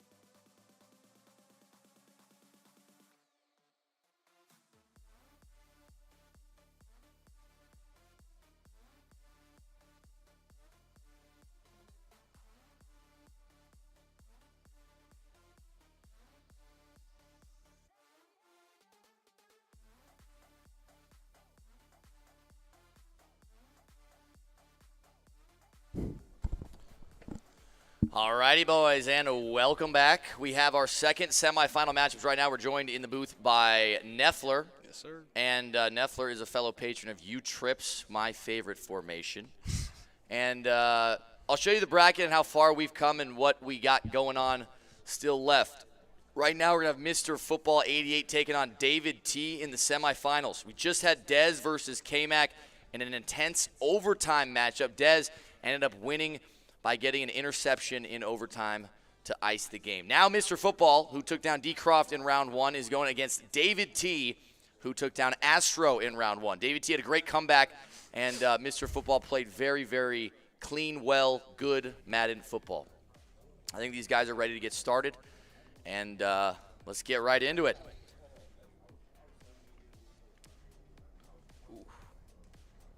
This is gonna be a really good game though. There's a little Madden Bowl, Madden 23 rematch here. It should be, yeah. No, wait. So these two in Madden 23 played the Madden Bowl. Is what you said? So they played in the first round. You know, Madden 23 they were like still. Right. Oh my bad, there we go. Yeah, good. Yeah. Madden 23 they played online, and then the winner. You're right, my bad. They good? Okay. Madden 23, they played in the first round, and then the winner of that got to get flown out because that was like the first in-person event they had again. Yeah. Got it. Well, the final will also be tonight. The final is going to be coming up right after this game, so we are getting there, boys. This is the last semifinal game. The winner of this is going to play Dez in the final. $10,000 on the line. So Titans jerseys are going to be David T, a.k.a. Latina Lover, and the Falcons jerseys, of course, are Mr. Football. Who do you got winning this game? This is going to be a close one. I'm not too sure. These guys play all the time. We're going to have a little Bears offense from David, a little Colts offense from 88. It's going to be close. I'm probably going to take David here, though. I know he's been on a grind lately, and he's hot. He's just on the roll right hot. now. Yeah, hey, yo. Pause. Why can't the girls at the bar last night say that to him? Y'all are peer pressuring him like crazy. Like crazy. No. You gave that man no space. He's wrong. I'm messing with you. He's gonna get better tonight. It's gonna be a redemption night. I respect it. All right, boys. 0-0 ball game starting off now in the first quarter. It's gonna be David T's ball to start. We got Mr. Football 88 with the safeties down super low and almost a big gain on the ground, but tackled from behind by Bo Jackson. So what are you looking for early in the way they match up? I know we obviously saw them play in their first-round matchups. We saw Mr. Football, great defense, slow, methodical. Yeah. How do you think these two match up? It's going to be tough. I mean, if Dave's going to be able to block that double safety blitz, then he should be good. One thing that 88 should be looking out for is that David's running conductor. And so he doesn't have hot route mastered, so he's going to be able to have conductor, and he's going to be able to call his plays very, very quickly. Extra quick. Get those quick snaps off. 88's got to get them fingers moving. So. Right, and you know what? With all the audibles 88 makes too, I'm sure he is used to the having to adjust quick on the fly and do stuff like that. 3rd and 1 right now. Great defense. Tries to throw backside post. Now that's a pass we saw David T hit many times in the last game. A deep backside post right underneath the deep zone KO. This time it doesn't come up with a catch, and he's caught in a 4th and 1. Yeah, he just wasn't able to ag it down that time, and he just ran into a KO that time. All right, 4th and 1. We got gun bunch halfback strong. Again, keep looking out for that backside post underneath the safety. Now, when you motion out the running back like this, you might be looking for some type of C route on the backside, but we're not. We got a crosser intercepted by Sauce Gardner. And once again, that Mr. Football 88 rock solid D comes up big. That was a great adjustment right there. He had him in a hook, and David tried to adjust and sort of freeform it to the backside to avoid that hook route, but Sauce just jumped for it.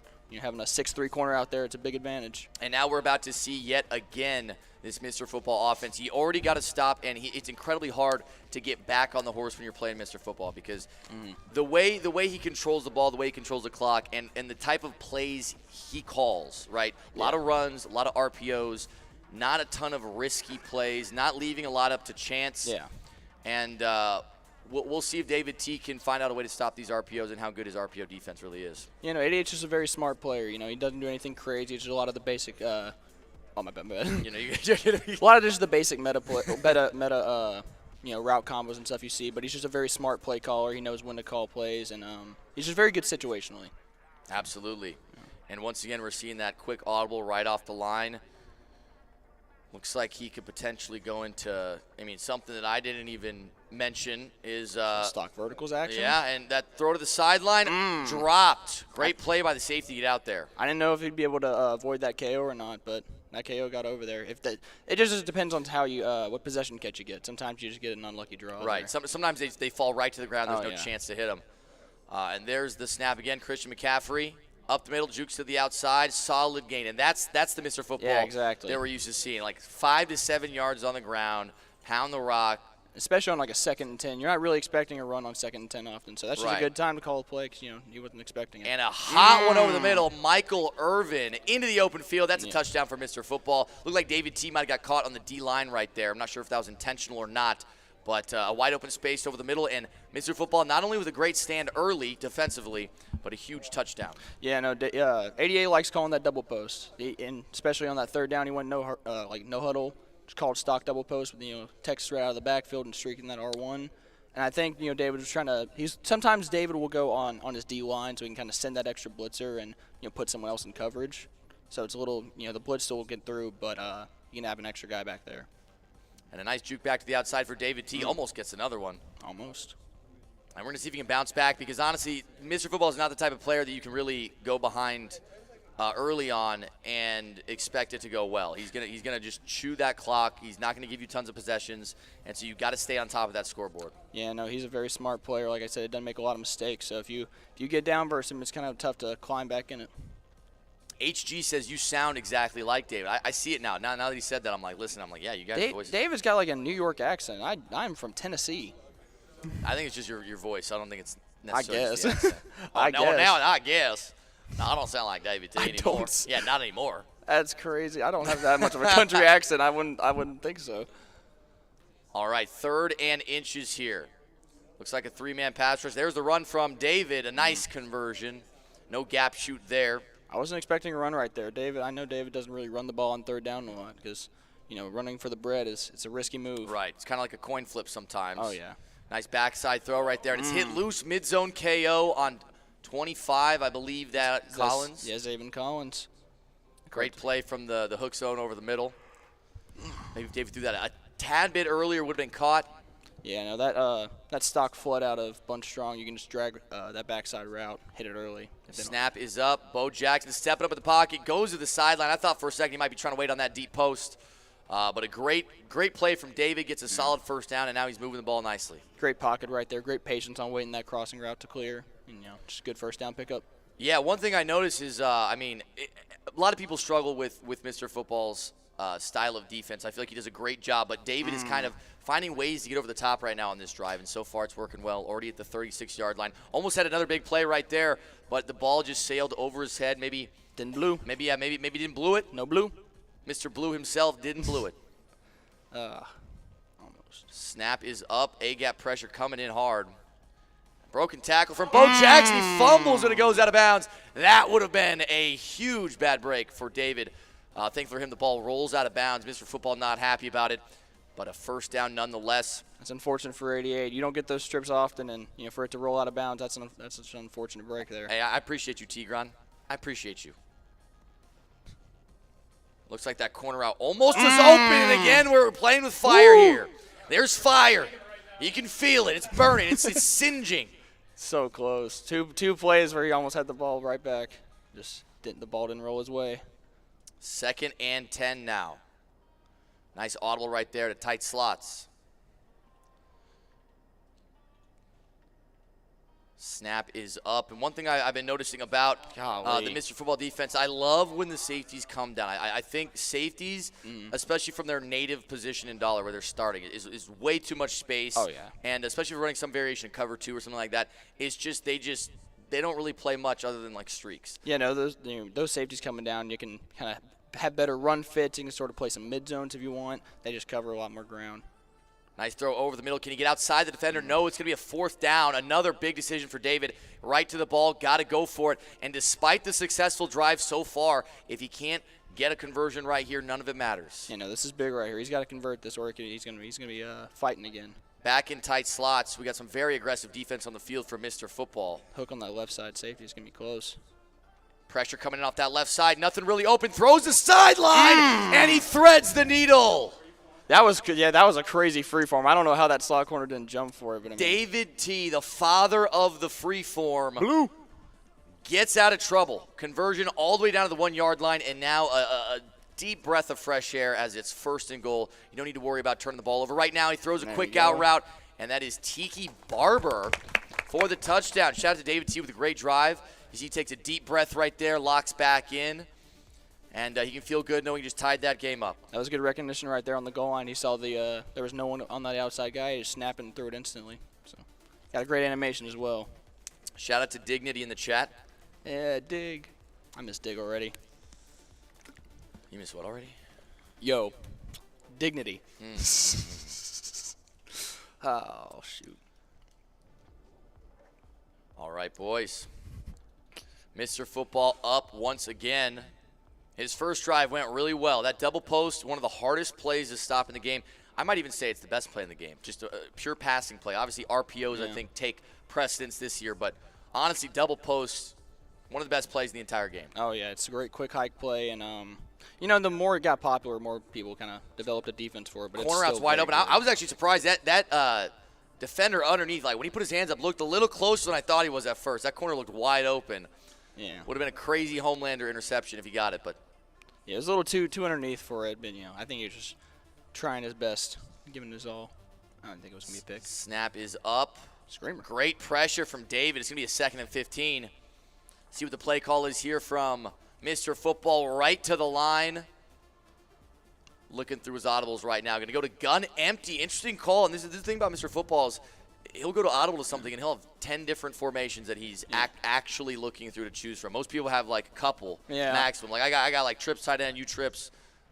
That's what's bad about maybe go to bunch. That's what's bad about the playbook. There's not too much to go to. No, you're right. But Mr. Football has been developing this scheme and knows it like the back of his hand. And so every one of these formations he could pretty much on most people just run the entire game. But now he's got 10 of them at his disposal.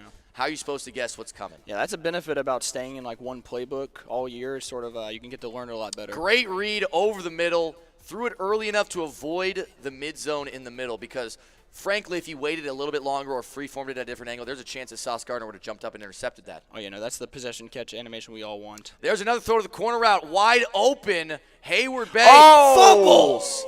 Bo Jackson there to pick it up, took him to the strip club. And we've been talking about that all day. That animation right there, the peanut punch, strip from behind. You're going to see that cause fumbles a hell of a lot more than big hits this year. And a great user play from David to get there, press R1 and get the animation you wanted. There's no reason to hit stick in this game because like no matter how hard you hit stick someone, you're probably not going to force a fumble, so just try and strip him. Pause. There we go. 2nd and 11. Great play right there. 2nd and 11. Let's see what David T can cook up right here. Gun bunch, halfback strong. Pressure coming off the left side. Throws with a quick flat. That was a great read by David. Right, I think one thing that a lot of people don't know is that when someone blitzes you, oftentimes your hot read or where you want to throw quickly is actually right where that blitz is coming from. Yeah, because if someone's blitzing, there's going to be a hole in the defense, right? Yeah, that was the perfect play call, too. And there's a huge gap. Bo Jackson, a lot of space in front of him. Jukes to the outside, almost to midfield. Great conversion on 3rd one, not only to get the first down, but get an extra 20 yards on top of it. Almost broke it to the house right there. Yeah, no, that play before where he was running that DB fire, and he had a perfect play call for it. He called Durham and just hit the open guy immediately. And to me, it seems like David T is getting a little bit of a momentum under his belt, a little confidence, right? He's starting to play a little bit better. Great user right there from Mr. Football. That RPO is so good out of there because even though he ran straight to the bubble, he still just got bumped by one of those blockers. Well, the problem to me is I feel like on those RPOs, I have seen these throws become so close to being intercepted. Yeah. We've even seen a few be intercepted so far in this tournament. And so it's always like a little scary where it looks wide open, but you just got to be careful that user's not going to cut underneath or click on or anything like that. Oh, yeah, the more you throw it, you kind of realize, whenever you lab it a lot, you just see that the user's probably not going to get out there because those blocks are so good on the edge from those guys blocking the RPO. Absolutely. All right, we got a dollar defense still from crazy shed. Yeah, and that's the thing about dollar too is like in years past, you run dollar, you mismatch personnel, you're going to be significantly hindered in the run game. Your run defense is not going to be good. This year, it's just not the case. Yeah, it doesn't get weak box this year, so, you can run it in all types of situations. And you know what I truly think the problem was is I think a lot of casual players had no idea why they were getting weak boxed. It wasn't explained well enough, so they thought it was just a glitch. They thought, this game sucks. Why are my guys getting pancaked? Well, there actually is a reason. It just wasn't explained very well to you. I think the weak box concept is something that should probably come back in Madden because great defense. Playmaker – that was really good. Bo Jackson was lost. A phenomenal user right there to stay with a lot of those routes that were coming across the field. Sometimes whenever you're near that sideline, you playmaker, they still might just get bumped backwards sometimes. That was just an unfortunate playmaker for Dave. A lot of people in the chat wondering how to get those safeties to come down at the start. You come out in double safety blitz, and then you audible the play you want, and they'll stay in that alignment from the double safety blitz. Looks like the seam might be down the middle. That's still good pocket, though, to get the first down regardless. The thing is, if he could have waited longer, because I'm pretty sure those deep zones were deep halves, it only would have got more open. But the problem is with the pocket collapsing, you don't have the opportunity to wait for that to get open in the middle of the field. He might have been able to freeform it inside, but with how quick deep out KO reacts, I feel like as soon as you press the button to throw it, that safety might have just snapped and turned around and KO'd it. Right. Luke, I'm going to go with maybe. Maybe. All right, 2nd and 1, man. 1:21 on the clock. Looking like David T might have the last possession of this half. He's playing the clock phenomenally, and he started the game so rough, right? Interception out of the gate, and then gave up 7 with ease. That was a great After run. that, he's been my. locked down, and Bo Jackson is a steroided out freak, and I love it. I need me some of that. That Bo Jackson's insane. I have Tiki Barber on my team, but I honestly might just go back to Bo because he's the best. Right. There's something that's just is so nice when you just see him run over people without a care in the world. Very satisfying. Plus, that was a great run shoot by 88, but he went for the strip, and, it was honestly the right decision. And there's Bo Jackson again. You see he purposely veered away from the goal line. He did not want to score that early, right, with 41 seconds left. You don't want to give Mr. Football any opportunity to answer back because he is receiving the second half kickoff. So you need to make sure that this is the final drive. Yeah, 41 seconds, timeout. That's plenty of time to get 3 or even maybe get 7. So that was a very smart decision just to not score it just yet. Absolutely. A little more patience. And this is the type of defense we saw earlier from Kmac. It's actual goal line personnel despite going against a formation like this, which is very spread out, typically more of a passing formation.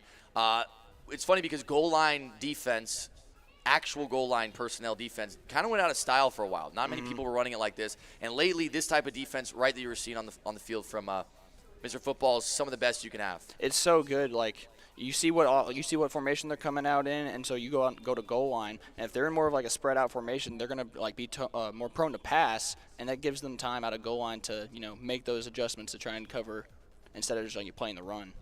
Definitely. And it's still a great run formation too, or great formation against the run. But he's got to look for it now. It looks like. Yeah, 41 seconds. Again, last time we saw David T score, he threw that quick out route against something like this. Right now, you're seeing their hard flats already out there and man coverage inside. Run and juke. David T in the end zone.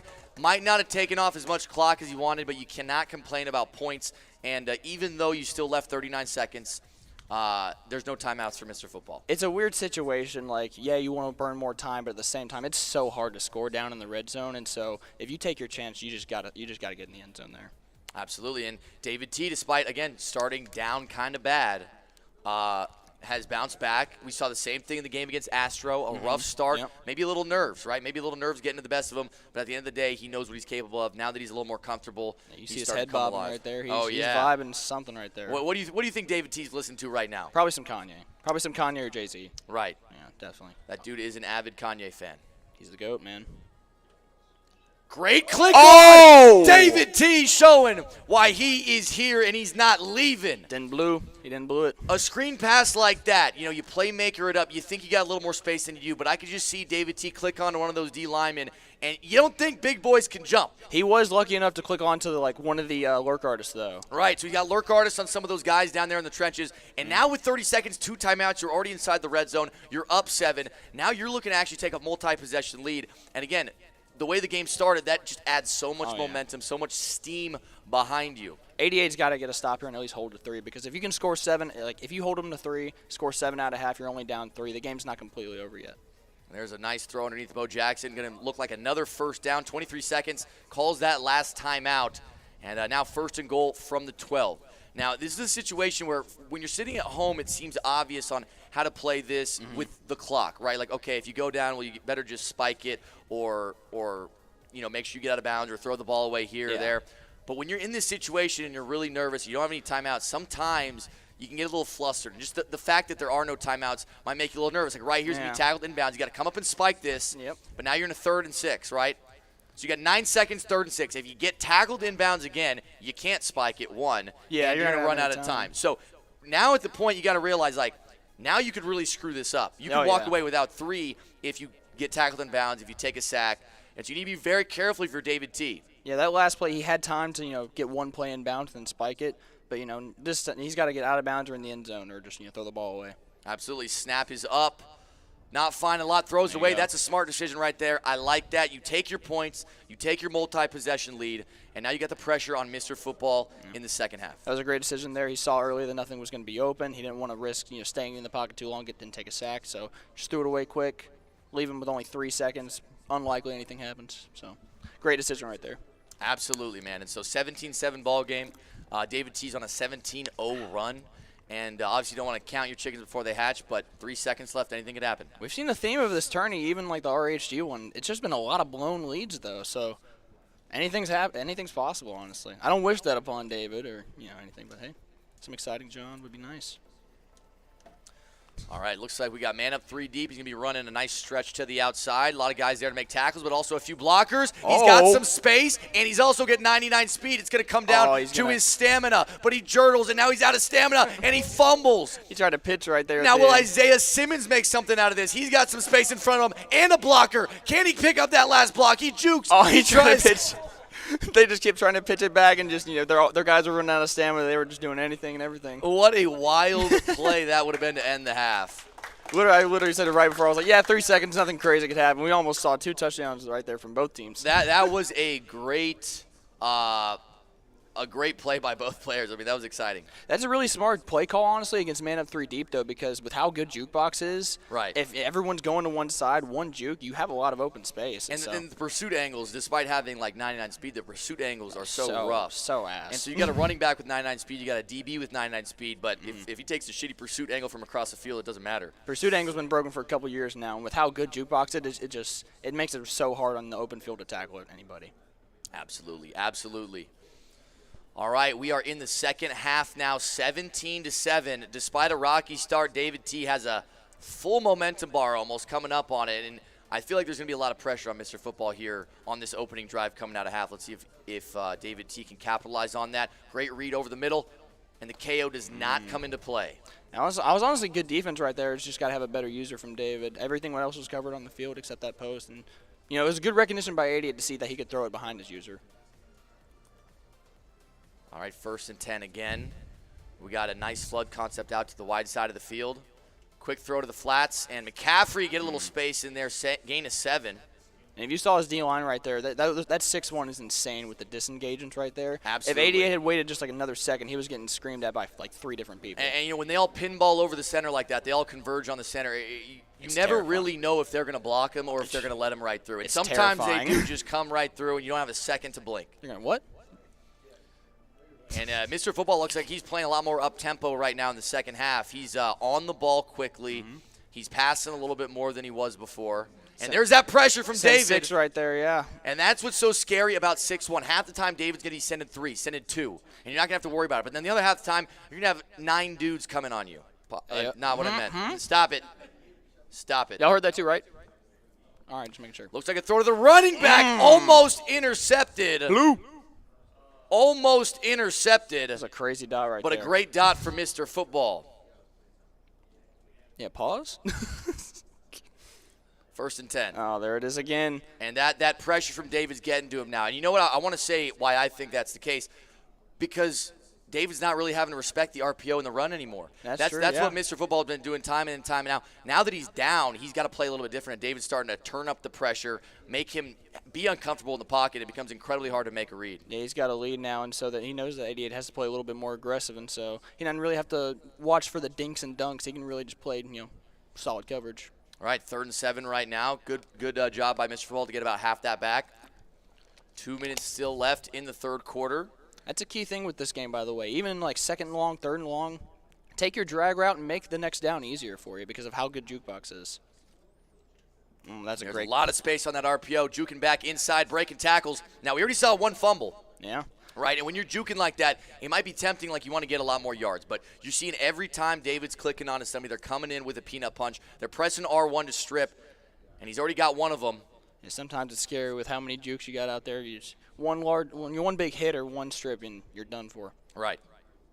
That was also a great call on that 3rd and 7, though. That RPO, like you said, Dave probably wasn't expecting the RPO there because of, the situation that he's in. And that was just a great call because that RPO is tough to guard.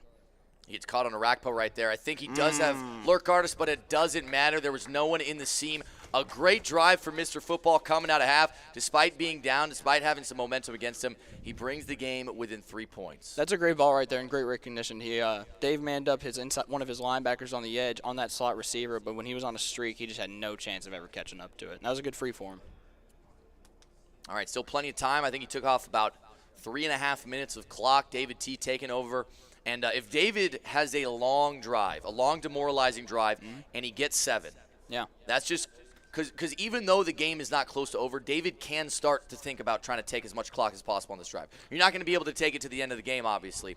But if you take off 3-4 minutes and you get 7, we're back to square one where we started the half, and there's only a couple minutes left in the game. Yeah, knowing David and like the player he is, I don't think he'll start chewing clock and falling down instantly on the drive. Right. But he's gonna try and just with his play calling. And there's no reason to go hurry up offense. Get on the ball, quick snap. Like, it's okay to sit here, audible between a couple formations. Think about what you're doing. Be deliberate. Make sure you get positive yardage and, again, continue to move that clock. The clock is in your favor right now, so you just got to be smart with it. A little bit of a risky situation right there. That was a great – that A guy just got through right there. That was a good blitz. Good call, good defense by 88.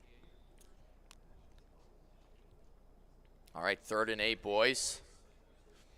1 minute still on the clock. Got a little man coverage look on the left side. Looks like the drag might be there. He throws a corner. Bo Jackson. That's a crazy freeform right there. I thought he was going to throw that drag underneath. Same. But I saw that corner kind of coming open last second, and so. And I would say that's not the first time we've seen David T do that. David T in the last game, it was like a 4th down, I believe, and he threw something that looked covered when he threw it. But the guy just broke free right at the last second when the ball was in the air. And that's just experience, really. That's like knowing what route you got on the field, what the look you're getting is, and just trusting your guy to get open. That's, I've thrown that ball 100 times, and I can pretty much anticipate that he's going to break out and get open on that corner route right there. All right, 2nd and 10 right now. David doing a nice job moving the ball. This drive needs 7, and he has a wide open Darius Hayward-Bay. Hayward-Bay inside opponent territory now to the 26. Great patience right there. He waited for that slant to clear the hook. And it was surprising. I'm surprised that slant didn't stop running, because slants in this game, they just stop running randomly sometimes. But good patience to wait for it to get over the hook route. And if you're David, I think you let this go. And he is going to do that. Take this to the 4th quarter, boys. 4's up. Put your 4s in the chat. Put your 4s up. Because we got 1 quarter left of football. David T is currently up 3 points, 17-14. And he is driving, looking to try to put this one away and get 7 on this drive. Yeah, this would be a big drive if he could get 7 right here. But getting near that dangerous red zone, which everyone seems to struggle in. Absolutely. I mean, that's where it's so hard to score, especially with all the mid zones on the field. A lot of space for Bo. Crazy open field tackling from that cornerback. Because if he just doesn't click on there, lets the CPU do that. Bo Jackson's in the end zone right now. That's where it's like a paradox right there. You want to click on so that you don't so you can not get juked out. But if you don't click on, also you don't want to get embarrassed. You don't want to get put on TikTok. Right. Because if you click on it, then you also get juked out. Still, it's like you get put on TikTok and it's embarrassed. Yeah, something like that. Something like that. All right, boys. 3rd and 5. I don't know if David T kicks 3. I'm not sure if he would do that. I don't think you do in this situation. Because you just give 88 all the momentum, or all the the cards in his hand to milk clock, hopefully, and try and score late and go up 1. All right, we got an empty look right now. I'm expecting to see that running back on a streak of some kind, maybe a C route on the solo. Streak or a hitch right here, or on a wheel. Or a flat route. Post route might be there. Yeah. Nice possession catch inside the 10. David T strikes again. Dave is a fan of in bunch strong. He'll have like a backside post and then like a drag and either a hitch or like a flat route. It just gets open and it pulls down a lot of zones. That's just a good play call right there. And he's doing a great job getting that clock down because, again, if he gets 7 right now, great read to get great the hole. Stick. And he gets the 7. And as I just said, he took off about 2.5 minutes, 3 minutes the clock. Now we're back to square one. This is where we started the half, right? You're down 10 points. But now you don't have a whole extra quarter. You got 4 minutes. Yeah, and 88 has to change up his play calling. You can't be a slow pace now, And then this is when that pressure from 6-1 is going to start to be a little bit more heavy. He's got to start. He's got to be able to block it, and you start to block it more and just make some quick reads, not waste too much time. Taking sacks, it's a bad thing to do in this part of the field, but this how much time's left. Yeah, it's going to be interesting to see how Mr. Football answers back right now. 24-14, got 4 minutes left. And a lot of these run plays, a lot of these RPOs that he's been relying on the whole time is now starting to get to the point it's almost off the table. Yeah, he can't run them right now. He's got to start thinking about this call right here. We're about to see right here. This is the play he scored on at the beginning of the game. David T saw it coming. Not a whole lot open. Great defense, and Bo Jackson to take off that right edge for 6 yards. Good read right there. He might have been able to throw that post for a slight second or maybe that tight end wheel route, but he just made a decision. Be smart, be safe, go out of bounds, stop the clock, take your yards. Right, 2nd and 4 now. Snap is up the gut. McCaffrey jukes to the outside. Another good click on where, again, you can see the CPU pursuit angles coming inside a lot more. That was just great stick work right there. If he doesn't hold the edge, then McCaffrey can easily get outside and get a way bigger gain. Yeah, great stick work right there by 88. Backside dig, almost hit it. Great read from David. That was the right read, but the pressure just got in a little bit too fast. Yeah, he switched to dollar right there. Just I guess he's switching to dollar this drive. He wants to play more coverage. Just try and prevent anything from getting deep. That makes sense, yeah. And there's that flat defense. zone KO from Devontae Adams on the outside, 3rd and 10. That blitz got picked up right there, but he didn't have any downfield routes going, and so I don't know. He just kind of threw himself into a KO. 3rd and 10. Pressure off the left side. It's a sack. It's going to be 4th and 15. You're already down 10. This is the game. This is a big play right here. He had his running back right there on like an option route or something, so he didn't even try to block the slot corner there. But this is a big play right here. He's got to get the first. This is some type of bunch open look. We got some slants, some crossers, some backside posts. And the pressure comes in again. 2:59 on the clock. David T, already up 10 points, takes back over at the 21. Sauce Gardner was screaming right there. That was insane pressure. And one thing I've noticed is I feel a lot of the pressure we're seeing in a lot of these games, it's more inconsistent. It's like I'm going to send 3, I'm going to send 4, and I'm going to try to get in this A gap. I'm going to send 5 sometimes. David T is hammering this pressure, whether it's 6-1, whether it's dollar, and it's really coming in very nicely. Hard to block. Yeah, no, I mean, he's been sending pressure out of 6-1 and out of dollar. It was crazy from 80. 88 earlier, there was a play in the game where his 3-man shed went just crazy, but it's not very consistent. So you got to send 5 or send 6 sometimes just to get any lick of pressure. Yeah, DB Fire making a comeback. Everybody's on the free safety zone blitz lately. Oh, yeah. David T showing you the DB Fire is still cool. Oh, DB Fire is always the best. DB Fire is always going to be good. With how much, with those slot corners on the outside, you can blitz them, you can put them in flats. Dollar's always going to be good. Nice read again, dropped. Going to be 4th down. I feel, he's only got 1 timeout. Yeah, taking 3 is a smart thing. I think take your 3 here, yeah. Force him to get 2 touchdowns, if he even wants a chance to win. Because if he recovers an onside, he has to score 2 touchdowns rather than score a touchdown and get a field goal. And a field goal, right? And so it's just a smart thing to do right there. That was a great user from 88 on that 3rd down because he saw that there was going to be no deep zone on that left side, and so his user instantly sprinted to a streak and just had to make David throw into a KO. Yeah, one of the things I feel that kind of David has going for him is he knows that being down 13 in this situation, you got under 3 minutes to go. 1 timeout, you got to start taking shots, and that means David can start playing off. He can start backing his zone drops a little deeper. He needs to make sure he got burned on this seam pass earlier that doesn't happen again. One thing you always see a lot of pro players do is that any time that someone audibles from bunch to a trips formation, they will always back off those outside corners because if you don't back them off, they will just get ran by. Absolutely. Snap is up. Bo Jackson hit as he throws. 2nd and 10. He needs to start setting up protection because Sauce Gardner's getting in there every single time. Absolutely. And Sauce Gardner, I mean, we've given away a couple Sauce Gardners tonight. This could be you, folks. That could be you right there. Nice little screen pass underneath. I've entered every giveaway, by the way, and I haven't won once. Kind of salty. Brother. I'm sorry. Yeah, you should be.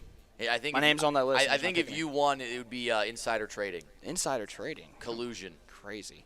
Double post. Oh, he doesn't throw the post. Instead, takes off with Bo Jackson. A nice display of stick work, but a little uncomfortable when you're running with your quarterback. I would have slid a little earlier, but it was still a good decision, though, by 88 because he knew he was close to the 2-minute warning and the clock would stop. And so that's honestly just a good play to get the first down, keep the drive going, and the clock stopped right there. Under the 2-minute warning now, Bo Jackson rolling out right, looking for a backside dig or something, throws it away, not finding much. Good defense from David. He might have had that backside post if he waited a second, but the pressure was too much, so it's just a smart decision to throw it away. And I think that's the theme we're seeing here is that, stuff's going to get opened, but just, the pressure's too much. Yeah, David knows the situation. He knows he can't really give Mr. Football the time. He needs to start pushing the ball downfield. Look at the clock right now. One timeout. We're at the point now where it's onside kick or bust. Oh, yeah, he's going to have to get an onside to have a chance to win this game. However, we have seen onside kicks before. Crazy tackles. He won a tackle down on that 2nd down. And I almost feel like it's not a terrible idea to use your timeout right now. You need the onside kick already. You're in a 4th down. You really need to think about this. And there we got Bo Jackson for the first down. 1:12 on the clock. He's probably going to get right back on this ball. That right there, by the way, is why blue passing is so important. He was getting heavy under pressure, and he timed it right. No inaccurate. He's going right back to verticals. We're seeing that, when all else fails, you can always rely on gun bunch verticals. He called it 4 plays in a row. It's the greatest play of all time. When in doubt, just call stock verticals. You'll probably win the game. All right, 2nd and 10. Nice flood concept over to the left side. Going to have to throw the flats first. Darius Hayward-Bay, a lot of space. And he does get out of bounds, which is big. I mean, that's one of those situations. You really need to fight for the end zone because scoring's big, but you don't want to risk getting tackled inbounds and losing another 15, 20 seconds. Yeah, that's just kind of good awareness by 88. You know, if you can't get in the end zone, at least just get out of bounds. Oh, I don't think he did get out of bounds. The clock was moving. Oh. So we're only at 27 seconds now. Despite the touchdown, it's still going to come down to an onside kick. I thought he got out of bounds. That clock looked like it stopped. Yeah, I thought so crazy, too. yeah. I thought so too. All right, well, it all comes down to an onside kick, folks. We've seen a couple of these. We saw, I think, one this tourney. So let's see if 88 can get one here. And Dave's not coming out in onside. That's honestly probably the smart decision. Wait, why is that? Just because, I'll explain here. Bowers is the man to catch it. It's not 10 yards. It's going to be illegal touching. And that is going to do it for the game. Mr. Football is out of there. And great game to both of these guys. And it looks like it's a David T. Dez final. Appreciate you joining me in the booth up here, Neffler. We're going to chat it up with our boy David T. Woo! Hey, great freaking game. Yes, sir. Dude, great game. Again, similar question I asked you after the last game. You started rough. I did. Started with a pick, started with a quick touchdown by him. Yeah. What was going through your head at that moment? I mean, honestly, I start behind a lot of games I play, which I need to maybe not do so often. But Can't come back when you're winning. Yeah, it's true. So, it's whatever. And so, yeah, and then I felt like maybe some of the beginning part of the game was nerves, and once you kind of got more comfortable, you started sending a lot more pressure, I felt like. Your pressure started coming in cleaner. Was there any difference in mentality you had later in the game in regards to the pressure you were sending? Not really, to be honest. I feel like one thing that actually helped me a lot was he was calling his bunches nerd stuff, but he was calling his bunch on the left, which was making it a lot easier for me to send DB fire because I could use a linebacker on the right without him knowing whether I was sending the A gap or not. Right. So, yeah, when he was on the left hash and stuff, it was a lot harder for me to send 5 because I would have give it away. But appreciate it. So how do you like your chances up against Dez tonight? I know you've probably played him many times. How you feeling? I feel good. I always feel like if I play as good as I can. As I can play, I'll beat anybody, so I don't really care. Right, dude. Hey, well, congratulations. Yes, sir. We'll be seeing you soon, brother. All right, boys. I think we are set with our final matchup. It has been a long journey to get here, starting with 8 qualifying tournaments. Each champion of that tournament made it here to Oklahoma. Dez took down Goat Geezy in round 1, Kmac in round 2. Now he's going against David T., the Latina lover, who beat Astro in round 1 and Mr. Football in round 2. Both of them somewhat of a comeback story. And this is going to be gearing up to be a historical matchup. Dez won last night's RHG tournament. He's the 1 seed looking to repeat. And David T. looking to earn the love and respect of Latinas everywhere. We want to do the giveaway now, or should we? Giveaway, and then we'll break, and then we'll come back. We win this one. Okay. All right. I feel like let's break and then give away because there's a whole nother giveaway. Okay, so we're gonna do a giveaway now. Another Fred Warner, and then our final giveaway is going to be all 3 cards of tonight. It's gonna be Fred Warner, Amon-Ra, the Sun God, and Sauce Gardner. So the final winner will get all 3 cards. Right now, we are gonna use the code word David. David is the code word in the chat. So type David in the chat if you want to be entered to win Fred Warner. David in the chat. David in the chat. If you would like to win this Fred Warner, you just gotta type David. You just gotta type David. That's all you gotta do. It's really that easy. You can be on YouTube, you can type David, you can type David on Twitch, you can type David on Kick, you can type David wherever you want. We're going to give it a few more minutes here, boys, and then we're going to take a short intermission after this giveaway before we come back for our final matchup. I'm going to give it a couple more minutes. We're going to have about 30 more seconds.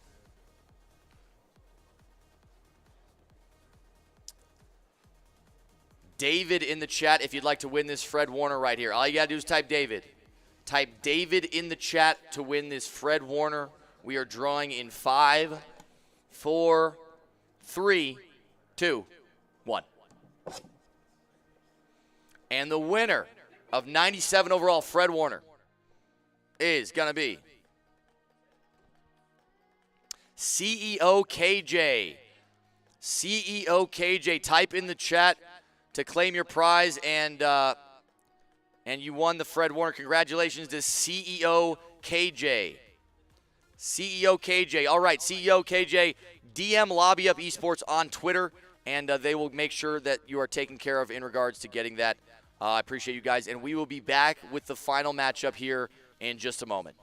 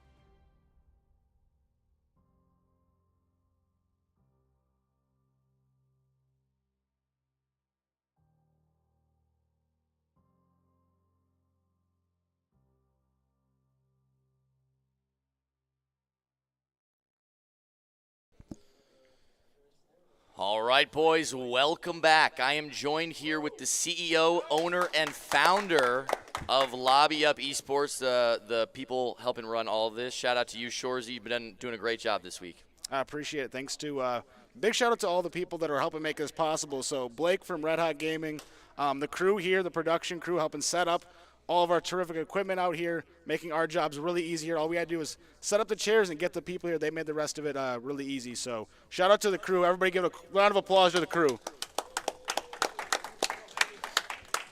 Yeah, big shout out to them. Without them, this would not be possible. Me and Blake are smart, but we're not smart enough to set up all this. We needed them. All right, boys, so we are getting our final matchup underway. Let's take a look at the journey that got us here. We started with Dez as the #1 seed. He's coming off a victory last night in the Red Hot Gaming Championship Series Finals, and he's looking to repeat tonight. He had a close game against GOAT Geezy where he started off hot. However, a great defensive game from Geezy kept him in all the way till the end, where Dez ultimately won. He also took down Kmac in the next round, another nail-biter where both sides played nearly flawless, and the only way Dez was able to take him down was with an interception in overtime. On David T's side of the field, it was not exactly the same. He started with Astro, and he started a little rocky, but he showed tenacity, he showed heart, and he fought back, got a couple great stops, and played very well on offense to take him down in round 1. In round 2, he played Mr. Football 88, who he kind of got on his heels and forced him to pass, at which point he dialed up the pressure and made it very hard to move the ball. David T is now moving on as the 6th seed to the finals as well to face Dez. So it's almost a David and Goliath story. You got the 1 seed, the repeat winner, who's been dominating the MCS scene lately as one of the most successful players of all time. And you have David T, who's on the scene, grinding, been killing it on stream, and has been playing his ass off so far in this tournament.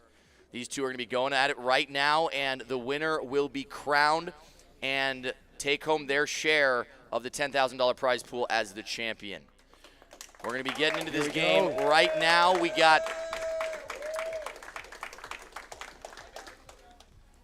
David T on the left. We got Dez on the right. David T's our little Latina lover. Another note on David T is you wouldn't tell by looking at the bracket because it was randomized seeding once we had the 8 finalists set, but he was actually the LCQ champion, so he was the last person to qualify and has made his way all the way to the finals. So in at the buzzer, but making it count, advances to the finals, has a minimum of $2,500 in prize money coming his way. This game worth an additional $1,500, with the grand prize winner being awarded $4,000. So massive, massive game of John Madden football. Yeah, a true Cinderella story, making your way all through the LCQ. He had comeback after comeback, close game after close game, and he continues to turn it on down the stretch.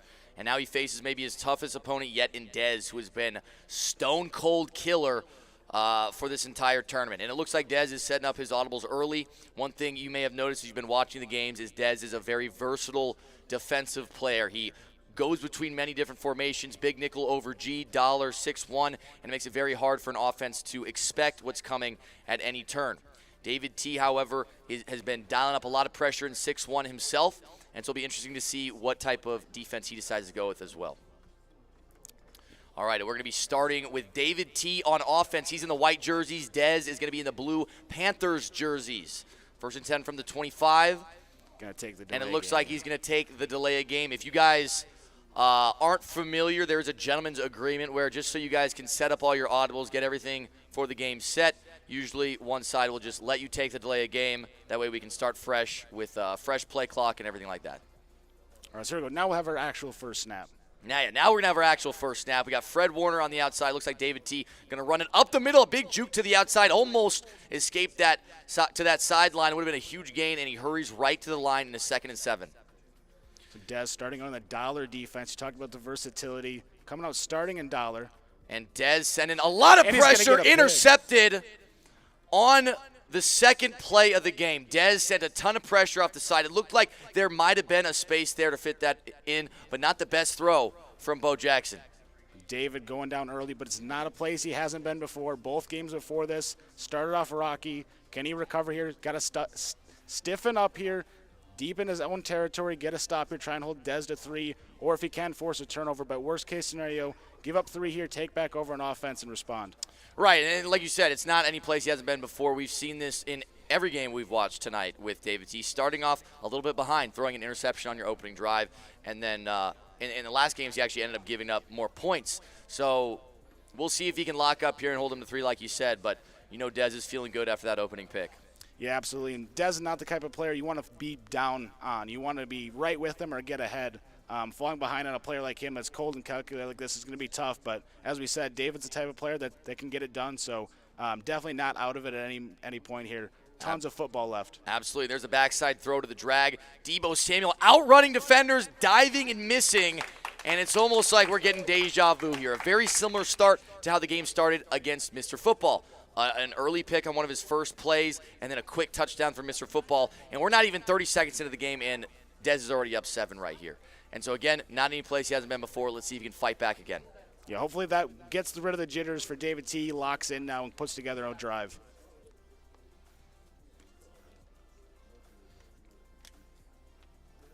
You got Bo Jackson, the kickoff returner. Not to be confused with the halfback or quarterback. Or the quarterback or the linebacker, D-lineman, whatever. Bo Jackson's everywhere today. And as you can see, David T. got double Bo Jacksons in the backfield. And he might also have Bo Jackson at tight end. I don't know. That's Looks crazy. like it is, yeah. And it looks like he might have had that post a little bit late. He decided to take off. Dez saw that, peeled off, and went to make a play on the running back. Again, right back to the line, staying in gun bunch, halfback strong. Snap is up, throws that backside drag, and Michael Irvin gets the first down. Beautiful quick read. Gets the ball out of his hands quick. Knows that Dez wants to send pressure. Get that ball out of your hands quick. Get positive yardage. Keep that ball moving down the field. Fresh set of downs. And this is something that we talked about earlier in the stream, but those drag routes are so good because they hit so many different areas of the field. He threw it quick right there because there was no flat zone out there to play it. However, if there was, he might have been able to wait and hit it over the middle. Now he throws that ball away. It looked like it was some variation of bunch verticals. 1 for 3, 6 yards, and an interception. If you're David T. here, I think you kind of want to start getting some completions under your belt. You want to start moving the ball a bit. Again, get that confidence back. Because what we saw with David T. in the last few games is once he started getting a little momentum, it's like a different player, night and day. And so it just needs to get the nerves out of there, get some easy completions, get some yards, and you can feel a bit better about yourself. Great defense on that play from Dez. Yeah, he's not cooking up anything too crazy. Like, he's not going for a home run ball on every play, just enveloping defense right now. He's got nowhere to go with the football. Got to find, like you said, find an easy completion, but Dez is not giving up anything easy at all right now. Exactly. It looked like, the drag was covered. It looked like that intermediate crossing slant pattern was covered. And now it looks like he might be able to hit the backside post route, and that has been the quintessential David T. route of the day, is that deep post on the backside, right underneath his own KOs. He freeforms it perfectly, clicks on perfectly, and just like that, he's moving and grooving. Double corner route to the right side. He decides to throw a drag underneath, a bad freeform, and the father of freeform needs to blue that.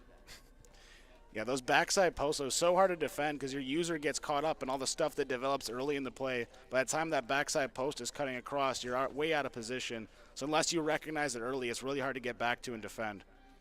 2nd and 10 now. Still not even 2 minutes off the clock. David T. now in opponent territory.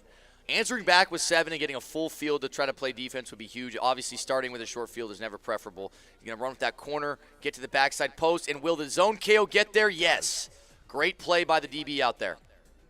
So 2 for 7, still struggling to get completions. And getting them when they count right now, that's not sustainable. Got to start getting these first down, second down plays to pick up yardage. Don't want to be in a 3rd or 4th and long. All right, 3rd and 10 right here. You need some yards. You don't want to be 4th and long like you just said. And let's see if he can get some. Darius Hayward-Bay gets hit. Another zone KO. Doesn't get anything.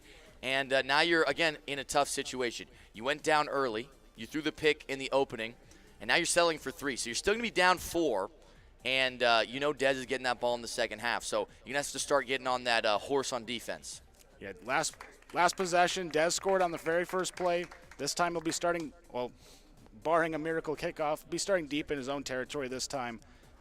So we'll see what David T. can do on defense if he can slow him down. He's played solid defense in the first 2 games leading up to this. So we can see if he can drop more of the same, get a stop, and get back on pace here. Going to be interested to see what Dez's kind of mentality is here. He already has an edge. He already has the lead. And receiving that second half kickoff, it wouldn't be out of character to start playing much more conservative, not going as the aggressive route as he sometimes does.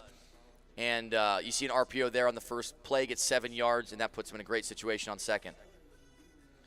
Looks like he might be going to a deep corner route on this right side. Flats covered. User's in a great spot. Bo Jax with 99 speed outruns the defender in his face and throws that one away. Going to bring up a 3rd and 3, but it was almost a huge sack. Not quite a huge David sack. T, you've got to be sending the dogs. You want to try and make this be a 4th down. If you can make it be a 4th and longer than 3, that would be ideal. Looks like that corner route might be the read, and the pressure comes in. This is how David T was able to end up winning against Mr. Football. That exact style of play right there, where things would have been open. If Dez had a few seconds longer, things are going to be open.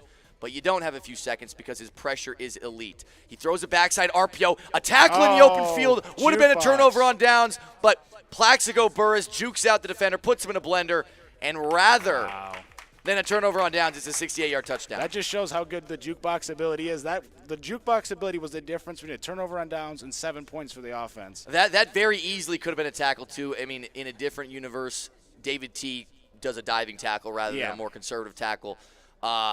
But again, when they have jukebox, sometimes you don't really have much choice. Like, even if you feel like you're diving or tackling in the right direction, your guy just whiffs. And just like that, it's 3-14. Now, again, I don't think anybody's counting David out. We've seen plenty of comeback stories in both tournaments so far this weekend.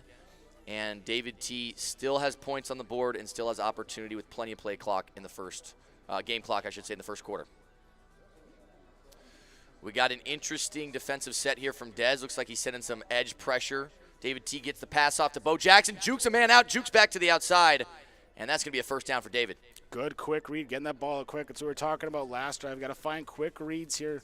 And there he finds one, gets a good pickup. We'll see if he can chalk up more of the same. And we're seeing a very similar play call again from Dez. This is the same type of pressure that David T's been sending a lot, is edge pressure rather than just A-gap pressure. The meta in Madden has become this A-gap blitz, and some people forget that edge pressure is really good out of $2.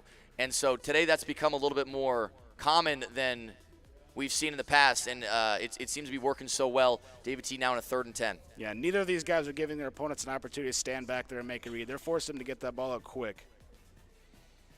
Big 3rd down right here. David hopefully can convert this, not get put in another 4th down situation. Audibles here to tight slots. Got the running back to the short side of the field. And it might be that might be where he's going. It looked like the running back was going to be wide open for a touchdown. However, he does convert, and you can't complain about getting a first down in that situation, getting good yards. His first read was the post, and even though the running back might have been a touchdown, that's a huge gain for David. He's back on the ball, snaps it again. This time goes to throw it away. I think the running back is something that a lot of these players have relied on, and the last couple plays, I feel the running back has been there. Yeah, absolutely. Another key point for David right now, he could be struggling a lot more than he is currently on offense if he wasn't throwing these balls away, but he's done a fantastic job. If he does not have something open, rather than holding it and taking a sack, he is chucking it out of bounds and staying efficient on offense. Even if he's not picking up yards, as long as he's not losing yards, he can stay on pace. Right, he gets a first down right there. Big gain from the quarterback, but you got to be careful getting that close to a tackle, right? Because if you get stood up and other guys can join in on that tackle, you're likely going to fumble every time. 1st and 10, Bo Jackson stepped up at the pocket again and gets hit from behind. Doesn't lose any yards, though. It's going to be 2nd and 10. About 30 seconds left in the first quarter. We got gun bunch strong to the short side of the field. Looks like the corner route's going to be there. A great click on, great free form, and David T's inside the 10. Inside the 20. I think this is our first actual moment in the red zone, right? Nobody's actually been in the red zone. We've had big scores. Nothing that's been in close quarters here. So we'll see what red zone defense is drawn up here by Dez, and if David T has the ability to punch in. We've seen this been the difference in almost every game today. And Dez drawn up good defense there on first down. Yeah, very good RPO defense. I think that's something I've noticed with Dez is a lot of times where certain RPOs may, have great blocks ahead of them. It seems that there's always a free defender there to make a tackle on Dez's defense. And even there, he had a couple guys there that they could make that tackle. Yeah, even if the jukebox went crazy and got one guy, he had the troops rallying to the ball, everybody flying to the football to make that tackle. 2nd and 9 now from the 10, essentially a 2nd and goal. And he's going to motion in that solo receiver to make this a gun bunch strong nasty. And underneath, a risky throw. The manned up Texas route from the running back. It looked like he could throw it early, but that's a scary throw because if you wait just a second too long, that guy coming from across the field is going to pick that off. Yeah, and Sauce Gardner catching that in stride might be 6 the other way. Exactly. So 3rd and 9 here, 7 from David would be huge, not just for the scoreboard, but for confidence. It's like a 6-1 front here from Dez. Getting out of that dollar defense here in the red zone. Got to watch Chuck Howley on that left side. He's a tall guy, very fast as well with lurk artists. There's a throw to the flat. A juke there. Could have got him in the end zone. Able to get space. And now 4th down. Do you make it a one-possession game or do you go for it? It looks like David T's on the ball, going to go for it. 3 points would make it an eight-point game. But when you're already down and he's getting the ball in the second half, sometimes you just got to put it on the line and get 7. Motions out. A receiver might be looking for a running back wheel out of the backfield. There's the drag. A great throw from David. Fantastic read. And the Huge Latina score there. lover is on the board with a touchdown. It's going to be a 10-14 game. I wish we kept track of stats of how many stops Dez has got in the red zone, because I feel like everybody in this room thought the chance of him converting there were drastically low. He gets it done, though, against all odds, and now we're back to a one-score game. If he can get a stop here, he can go into half with a possible lead or tied up. So David absolutely back in this game with a dot there. Yeah, I mentioned before that play that he might be looking for that running back wheel, and the running back wheel was manned up with the linebacker out there, which was what enabled that drag to get wide open. So a good read by him to see that. All right, another drive for Dez. Can David T get a stop? I will say on the last drive, it looked like it was an improvement from the opening drive. He had him in a 4th down. He had him dead to rights in the middle of the field, but jukebox is going to jukebox. And see if David T can figure it out and get something going. That was going to be a pick. Almost. David T already got one of those in his earlier game, a pick 6 with Max Crosby. Well, that one, if it would have gotten off in time, he was throwing it to the halfback on the streak. Oh, you're saying it would have been a You pick could see either from the way. throw reticle, yeah. And a His great user was on tackle it. right there. Going to bring up a 3rd and 6. David T's defense is coming alive right now. We're going to see an audible right here from Dez. Dez going from a more compressed set to an empty set, 3rd and 6. And another audible makes it even more spread out. Interested to see if David T sends some pressure here, considering there's not going to be anybody to help block. Problem is, with so many receivers out there, you're going to have spaces in the field. A great tackle, though. Gets into a 4th. That's all you can ask for. This is all you want, and now you got to find a way to get off the field on 4th down. He just had him in a 4th and 3 on the last drive. Now he's got him in a 4th and 1. This is where you can start to get a little aggressive. This is where you can start to maybe switch up and do something more exotic, because on 4th down, anything can happen. Snap is up. Bo Jackson throws a backside dig. What a read from Dez. A lot of eyes went to the middle and left side of the field, and the flat zones were heavily taken care of on the right, but that enabled the deeper dig to be the read, and Dez diagnosed that immediately. Yeah, beautiful read, huge conversion. Would have got David back in the game, but Dez, having none of it, converts and keeps this drive marching on the field. Another thing to keep an eye on. You mentioned before he gets the ball to start the second half. Will he be able to milk this clock out, make this the final drive of the half as well? And as we've been saying all day, double dip the chip.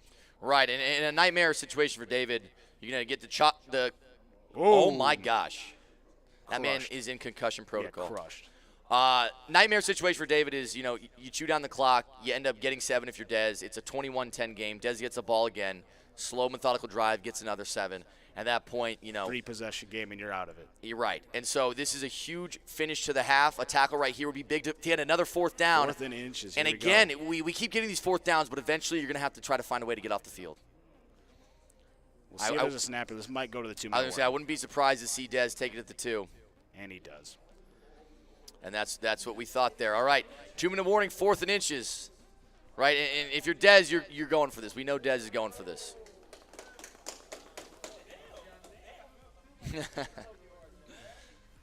All right, 2-minute warning has hit.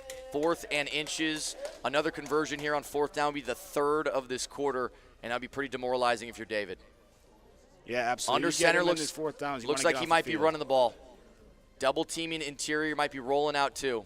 There's an RPO, and again a quick RPO, and Burris is to the outside, and Burris is in the end zone. Another 4th down RPO that results in a touchdown. Now the one saving grace you got right there if you're David is that you got 155, right? And if you go down into half, 21-17, it's not the end of the world. You can easily get a stop. You've had multiple 4th down opportunities. And so realistically, at the end of the day, you just need to You just need to make sure you get 7 on this drive. Even if he goes in half at like 13-21, he's still a one-possession game. That way, going in the second half, he's one stop away. So, yeah, just going and getting any points here on this drive is critical for him. And also not giving Dez time to answer back. Yes, because we've seen gotta enough have the times. clock run out as well. Especially if you only get 3. If you only get 3, that clock better be at 0. All right, boys. 1st and 10. Got no zones on the left but the user. There's a throw over the middle, almost caught. Scary throw, though. If that's a little bit more inside, that inside safety might be able to get that.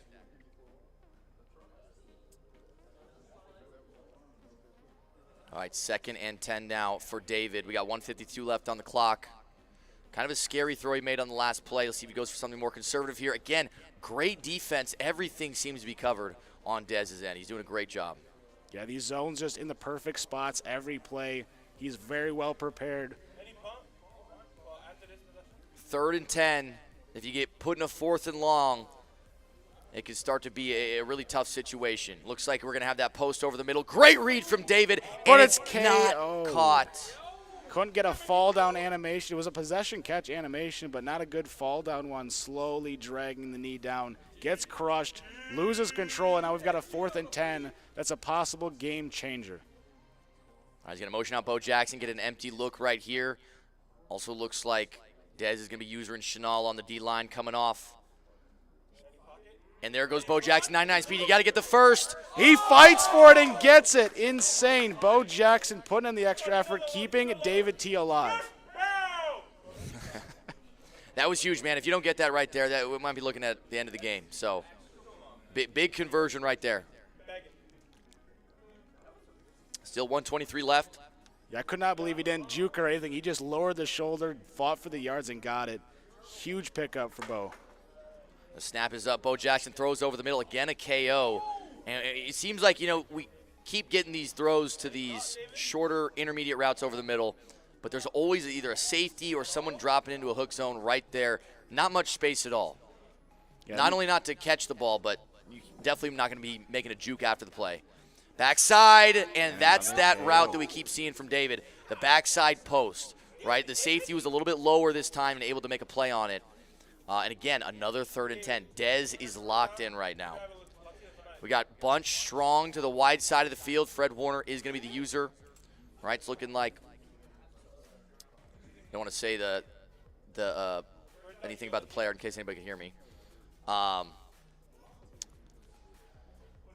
We got a tight slots look now from David. Snap is up. Pressure comes in off the left side, and great read to the flats. Bo Jackson jukes inside, breaks another tackle, and is tackled at the 48-yard line. We still got 1:06 on the clock, and this is working out very well for David. Despite an ugly drive so far, the conversions are coming. There's a throw over the top. Oh, it would have been a beam. And you got to blue those. As David knows, you got to blue those. 48 seconds remain, 2nd and 10. It was a great find down the field, just bad meter on it, overthrows it, now he's got a 2nd and 10. Snap is up. Bo Jackson looking to the right side of the field, looking back to the left, there he right gets between the ideal defenders. animation, gets that perfect possession catch animation, down to the 20. No timeouts being called here. We got 20 yards to go. 3 timeouts for David. I might have called a timeout there. And now we get a timeout for Dez. So for David here, time is not a factor. He's got 3 timeouts. He's more worried about this clock getting closer to 0.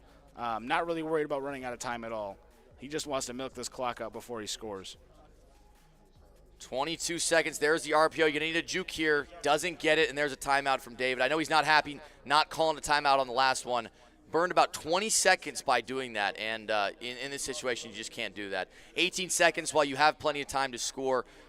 You're limiting yourself in terms of some of your play calls. You can't run the ball very much. You can't use any RPOs very much because if you get tackled in bounds like that, it's just a burn timeout with no gain. And now Bo Jackson looking maybe to the right side of the field, but doesn't throw the flat in time and again. Going to have to throw that away with no gain there. We're at 13 seconds now in a 3rd and 10. You never know when you can punch it in from the 21, but it would be a lot easier if you had all the plays at your disposal.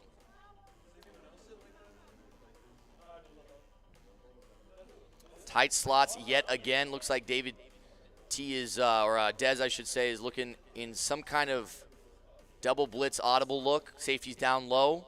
There's a throw over the middle. David T. Jukes again. Oh, Jukes again. and he fights Bo for it. Jackson Insane is stick in work. the end zone after 3 jukes.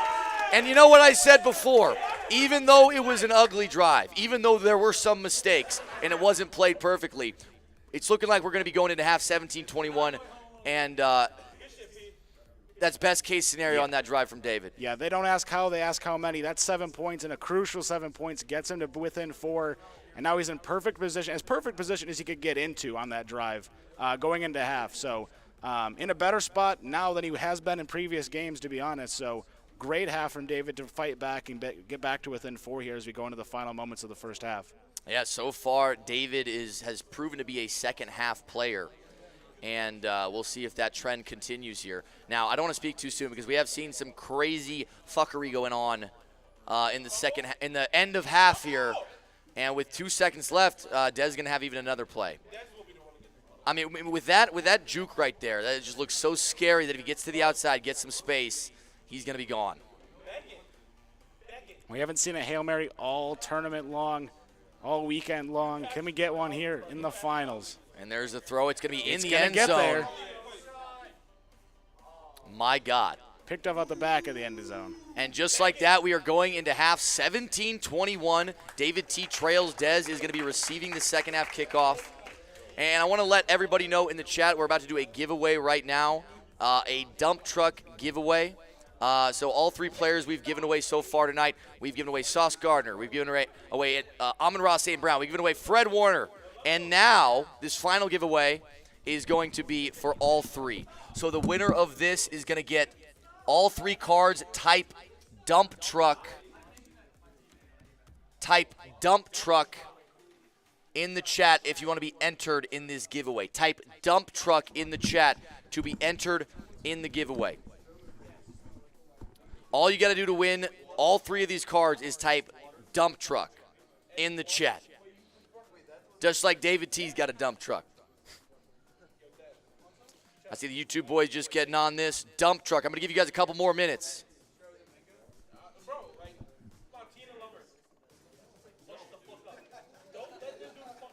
Couple more minutes, boys. I see we're getting a lot of participants here for this last dump truck giveaway. Just type dump truck in the chat. Doesn't matter if you type it on YouTube, Twitch, Kick. It will all be included. Dump truck in the chat. I'm going to give you about 30 more seconds.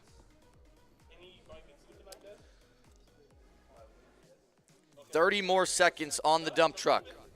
All you got to do to enter is just type the words dump truck in the chat.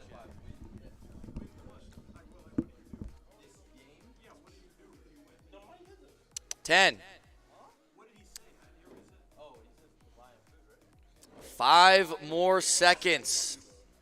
Last call for any giveaway entries. Type dump truck in the chat to join in on this giveaway. Dump truck in the chat. And we are choosing the winner now. The winner of the dump truck, of the Sauce Gardner, Amon-Ra St. Brown, of the Fred Warner, all combined, is one way. Just type in the chat. One way. Type anything in the chat. When you type in the chat, it will claim your prize. Congratulations to One Way in the chat. Now I want to make sure he types before we move on. We might need to re-roll if we got 10 seconds left before it expires. One Way. You just got to type in the chat anything. Well, I guess we roll it again. I think we're going to be re-rolling. We'll wait till after this play, but One Way fumbled the bag. And there goes Dez coming out of half. Another huge gain on the Mexico RPO. has been clutch on the RPOs. Hey, Dez, you mind pausing it right now? Can you guys? All right, we're going to redraw this right now.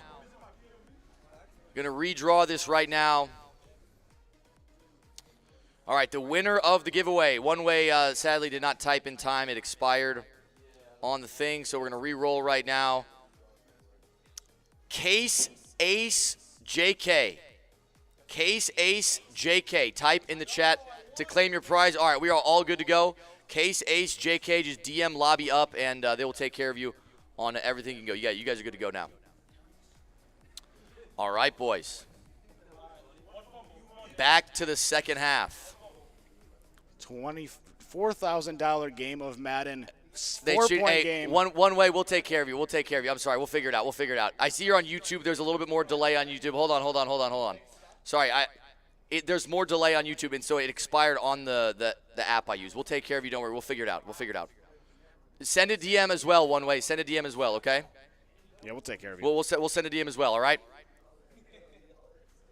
All right, 2nd and 10. We had a big gain coming at a half for Dez. Already across midfield at the 47. All right, that's obviously not what you want if you're David T, but hardest to score in opponent territory anyways. So we'll see if David T can lock up. We've seen him do it before. Rolling out right, double corners. Both of them look open. Kyle Pitts with a great catch. Breaks a tackle. And, yeah, wouldn't be crazy to see a fumble in that situation there when you get stood up like that. All right, red zone action. Now, can David D tighten up here? Needs to hold him to 3.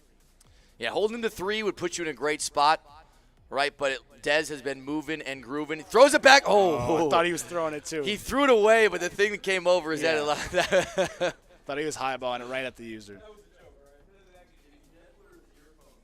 All right, 3:51 still on the clock. Even though, this drive has not been going David's way, not too much clock has been used. You got to watch out for that juke. Great open field tackle. Great open field tackle. I mean, that's so hard to do right there. You don't know if they're going to go outside or inside. Phenomenal tackle to make it a 3rd and 8. You see a lot more people getting burnt than people making that tackle in this game. So a phenomenal tackle to get into a 3rd and long here. All right, 3rd and 8 right here. We got a motioned in route, and it's going to be the seam. Plaxico Burris. A great read from Dez. And even though Dez is looking unstoppable right now, there is plenty of time in this game. Football. David T still in a great spot. He goes and gets 7 here. And we're back to the same spot, just 1 stop away. So you just got to respond, and he'll be fine. All right, 28-17. It's an 11-point game now. Now, again, if David can score quickly, right now we're back with a full field opportunity to get a stop. And we've seen him get a lot of 4th down opportunities. Just he hasn't not got off the field on any of the 4th down, even though he's been so close. All right, but this is a make-or-break drive for David T. There's 3:18 left in the 3rd. Only took off, a minute 42. Some good quick math right there. And still plenty of time. There's a run up the middle. Bo Jackson, a nice juke, and that's the juke that he's been relying on all day. Scary thing about that is, obviously those fumbles are always on the table. The more you're juking, the higher the chance of a fumble. But that jukebox ability is just so good. Nobody's ever going to hop on conservative. Not at this level. You just need those jukes to help you move the ball. 2nd and 7 now for David. Empty look. Got pressure coming off the right side. He's going to roll out and have the backside post, but it's dropped again. Now, we've seen that post work. We saw it work against Mr. Football. We saw it work against the first-round matchup against Astro. But it's not working against Dez. Yeah, unfortunately, Dez also watched it work against those guys and has drawn up an adjustment. Now, you might be right because that safety's been right on it every time. Snap is up. Bo Jackson going to be rolling out right over the defender. Beautiful read. Phenomenal read right there from David. You got laugh on his face. Crowds razzing him up. We got 44 yards to go to the end zone. Underneath to the running back, another nice juke. Wow, I thought he was about to get KO, and he juked away from the lit-up KO. We're getting glitchy out here. One way says, I just DM'd lobby up. My profile is Front Street Hill. Awesome. Thank you so much, bro. All right, 2nd and inches. Backside drag might be the read. No, it's the corner. Another phenomenal read, and David T is getting locked in right now. David T is in his bag right now, marching down the field with no resistance. But now it gets tighter here inside the 15. Can he drop one more dot to get in the end zone? And this is where David has made his name, is getting stops inside the red zone. This is why he is winning games at a high level. This is why he's winning tournaments. And so this is where it gets real. 2nd and 6 from the 9. David in a more spread out trips look right now. Sun God motioned in from the left side to make it a nasty look. All right, we got some more aggressive style defense on the field. Nothing open, though. That is beautiful defense. Just the best defense you could have right there. Playmaker might have been there, but throws it away at the last second. Would have been a wild read to make. All right, boys. 3rd and 6. Last time we had David down here, he scored on a 4th and 4. And I would be I don't know if you'd go for it again, right? You want to maybe keep it a one-possession game. There's that thought, but at the same time, I mean, Dez's offense has looked so great. It's hard to imagine you don't not give up 3. I think it really depends on the outcome of that play, and because he didn't pick up any yardage here, I wouldn't be surprised if we brought up the kicking unit. If he got it to a 4th and shorter, like a 4th and 2 or something, maybe we bring out the offense. But with him picking up no yards there, I think bring out the kicking unit's the right call. So we stay at a one-possession game now, and he's still in the same situation he would have been if he scored. You got to get a stop. But now you got to get a stop for no points. Before it was get a stop for 3, and you're fine. But now he's got to get a full stop. So see what he can drop on defense. And that's what I'm saying. With how good Dez has looked on offense this game, that's why I would have understood either way. Like, you want to kick it, you want to make it a one-possession game. And you know what? We've seen pick sixes. We've seen tip D-line pick sixes. We've seen fumbles. So it's not out of the question that you get a stop here. But again, we've also seen how good onside are in this game. So even if David never does get a stop, and there's as a long ton as of he gets space the on ball that RPO back, again. Debo Samuel out in the open field, and a huge gain. As long as David gets the ball back, he's going to have an opportunity for an onside kick attempt if he can keep on playing offense at the level he is right now. So, yeah, by no means is he out of this game right now. Just needs to make sure he gets the ball back. Ideally, he gets a stop here, but if he doesn't, he's still in a fine position. Rolling out left. Looks like he has a backside drag. Almost hit loose. Surprise. I mean, no KO right there. Might have been man coverage, and a KO wouldn't activate. But I'm also kind of surprised he didn't try to take a shot at one of those corner routes, right? I assume he's probably got some variation of roaming deadeye or something along those lines, and corner on the left might have been open. Yeah, I saw that as well. I'm curious if that was a missed read or if he's trying to milk a little bit more time off with his drive and wanted to get it to that 2nd and short range. Yeah, that's very reasonable. Very, very well could have been the case. 4s in the chat. Here we go. One Everybody more quarter left. Put your 4s in the chat. Put your 4s up, boys. Months and months of qualifiers, all leading up to 5 last minutes of John Madden football. 4s in the chat, boys. 4s in the Here chat. Here we go. They're actually getting announced like in the next week. And Bo Jackson with another first down, and you know that clock is going to continue to tick. That clock is going to continue to move.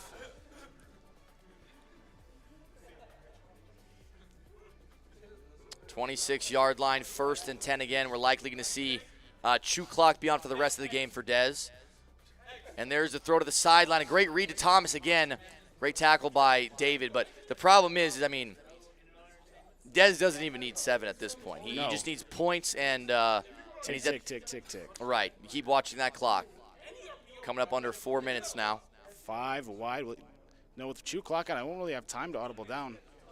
Going to roll out left right here. Has a couple things open, but Bo Jackson, a lot of space. And Bo Jackson in the end zone.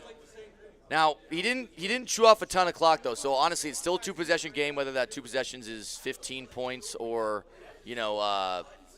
whatever else it would have been.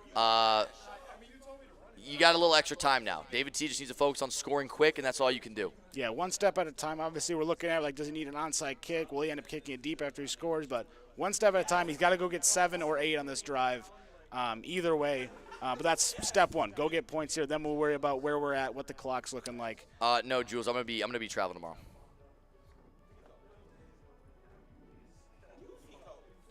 All right, snap is up. Bo Jackson at the sideline. That's Darius Hayward-Bay. And obviously doesn't get out of bounds, but that's got to start being the focus. You want to get out of bounds. You want to preserve your timeouts and preserve the clock. And so even though he got a few nice yards on that flat route, would have been maybe a little bit better situation to get out of bounds. And there's the flat again. This time you got to make sure you get out of bounds. Get out of bounds. Okay. Does not get anywhere near out of bounds. Gets farther from the out of bounds line. However, he did get a lot of yards. He did get a lot of yards. 15 more yards.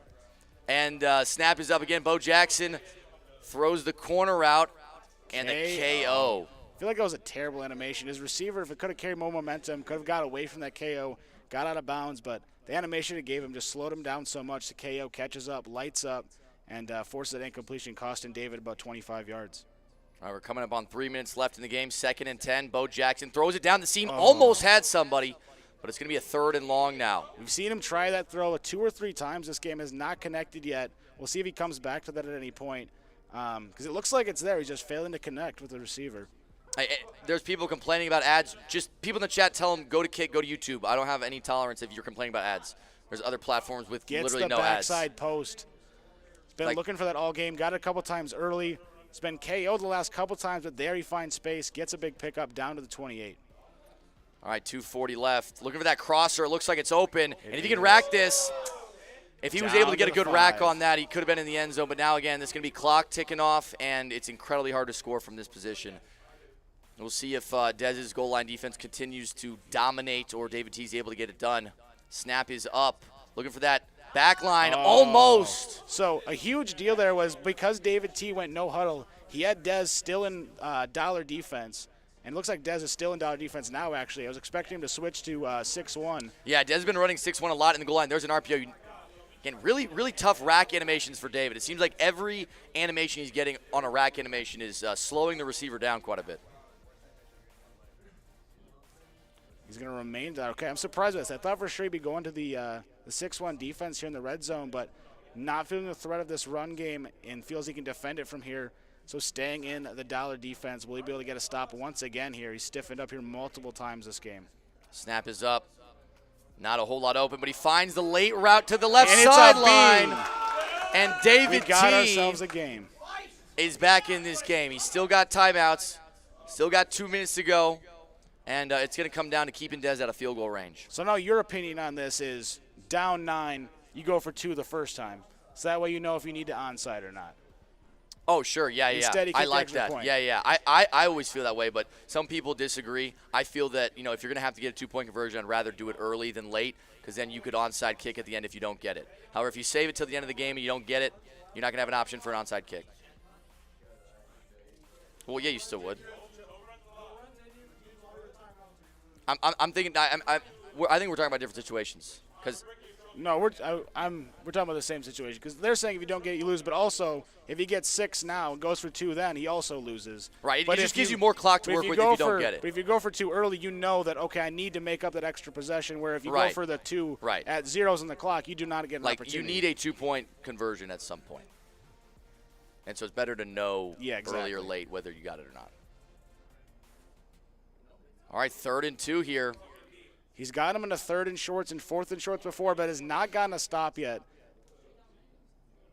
This would be the time to get it. It would be more important than all the others before it. Biggest set of downs in the game right here. First down wins it. We've seen an RPO out of this formation many times, and this is actually how he scored a lot of his points. And it doesn't look like we're getting an RPO now, but we got Deebo Samuel wide open, and that's going to be possession caught in opponent territory. With 2 timeouts, does he have any life here? It's going to be tough. It's looking like Dez is closing it out with that dot. However, you never know. Maybe some magic. Crowd is not happy that Dez is sweeping the tournament weekend. This is rigged, he says. So Burns' second timeout, 1 remaining, 46 seconds, 30-second play clock here. I think it's possible for him to get the ball back with like less than 10 seconds left, if I'm mathing correctly. Yeah, we'll see, but looks like first down will put it away either way, though. So can Dez put it away on his own terms here? Oh, interesting. Take interesting. The sack there I mean, I get it. If you don't like the look, like. Well, yeah, you don't want to risk trying to throw that away or anything when they're screaming at you. You get the chance of a D-line pick 6 that changes the game and gets him back into it here. So, yeah, I expect this to be the similar call here. Burn up as much time as possible and kick this field goal as close to zeros as you can. 3rd and 14. Looks like he's going to stand in the pocket and go down again. Now, this is a long field goal. I mean, it's – you never know. Blocked field goal, that'd be wild.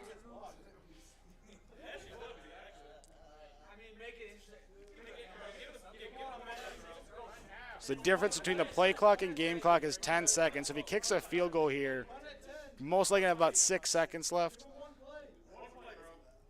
The crowd's trying to convince Dez to give him one play. They said it's weird of him to not give him a play. All right, 11 seconds left. He's going to punt it. Oh, Dez is going to punt him the football. This is a clock management decision. It might be. But. He's going to sky kick. Let's see what he's left with. This is going to burn up more time than a field goal would. So all David right, has one miracle play. Needs one play to get 8. Needs to summon the strength of 100 Latinas. Summon the strength of the Latinas, David. All right, 2 seconds left. Dez is not in man up 3 deep either. This is a dollar look. I'm assuming it's some variation to cover 4. Snap is up. He throws it deep. A lot of guys there. And it's over. And that is going to do it, folks. Dez goes back-to-back in the Madden Super Weekend, taking down David T in the finals. All right, well, I'm going to step out of the way so that Che could come in. Great job hosting, Mayz. Thanks for all the work you've done throughout the entire series. Thanks for making the trip out here. I know you had other plans going on. We're able to make it out here, so appreciate it. I appreciate you, Fantastic job. And once he comes over, he'll jump on with you. Congratulations to Dez. Perfect. Thank you, Shorzy. And there he is. Good. Hey, congratulations on the victory. Congratulations on sweeping the Madden Super Weekend. Want to ask, I felt like that whole game, you were pretty much in control of it the whole time. I felt of all the games I watched, you seemed to be the most composed and controlled in the finals. How do you feel about that? Yeah, finally I just had a really good, I know I played good defense versus Kmac too, but I played good defense down the whole field, not just the red zone, which I've been, doing, but honestly just felt like really dialed in that game on defense and offense, honestly. All right. And one thing I noticed, you probably couldn't hear me, but there was a route that David T had thrown quite a bit in his earlier games. It was that backside post where he would freeform it and get it under the safety. Yeah. Did you acknowledge that and make an adjustment because you were the only player that he played that he never really succeeded with that route? Yeah, so the defense that I run obviously brings down the safeties pre-play, and the way you stop that is he likes to manipulate the third, obviously, so I just flipped it from the safety going right to left to right, so they would, intersect.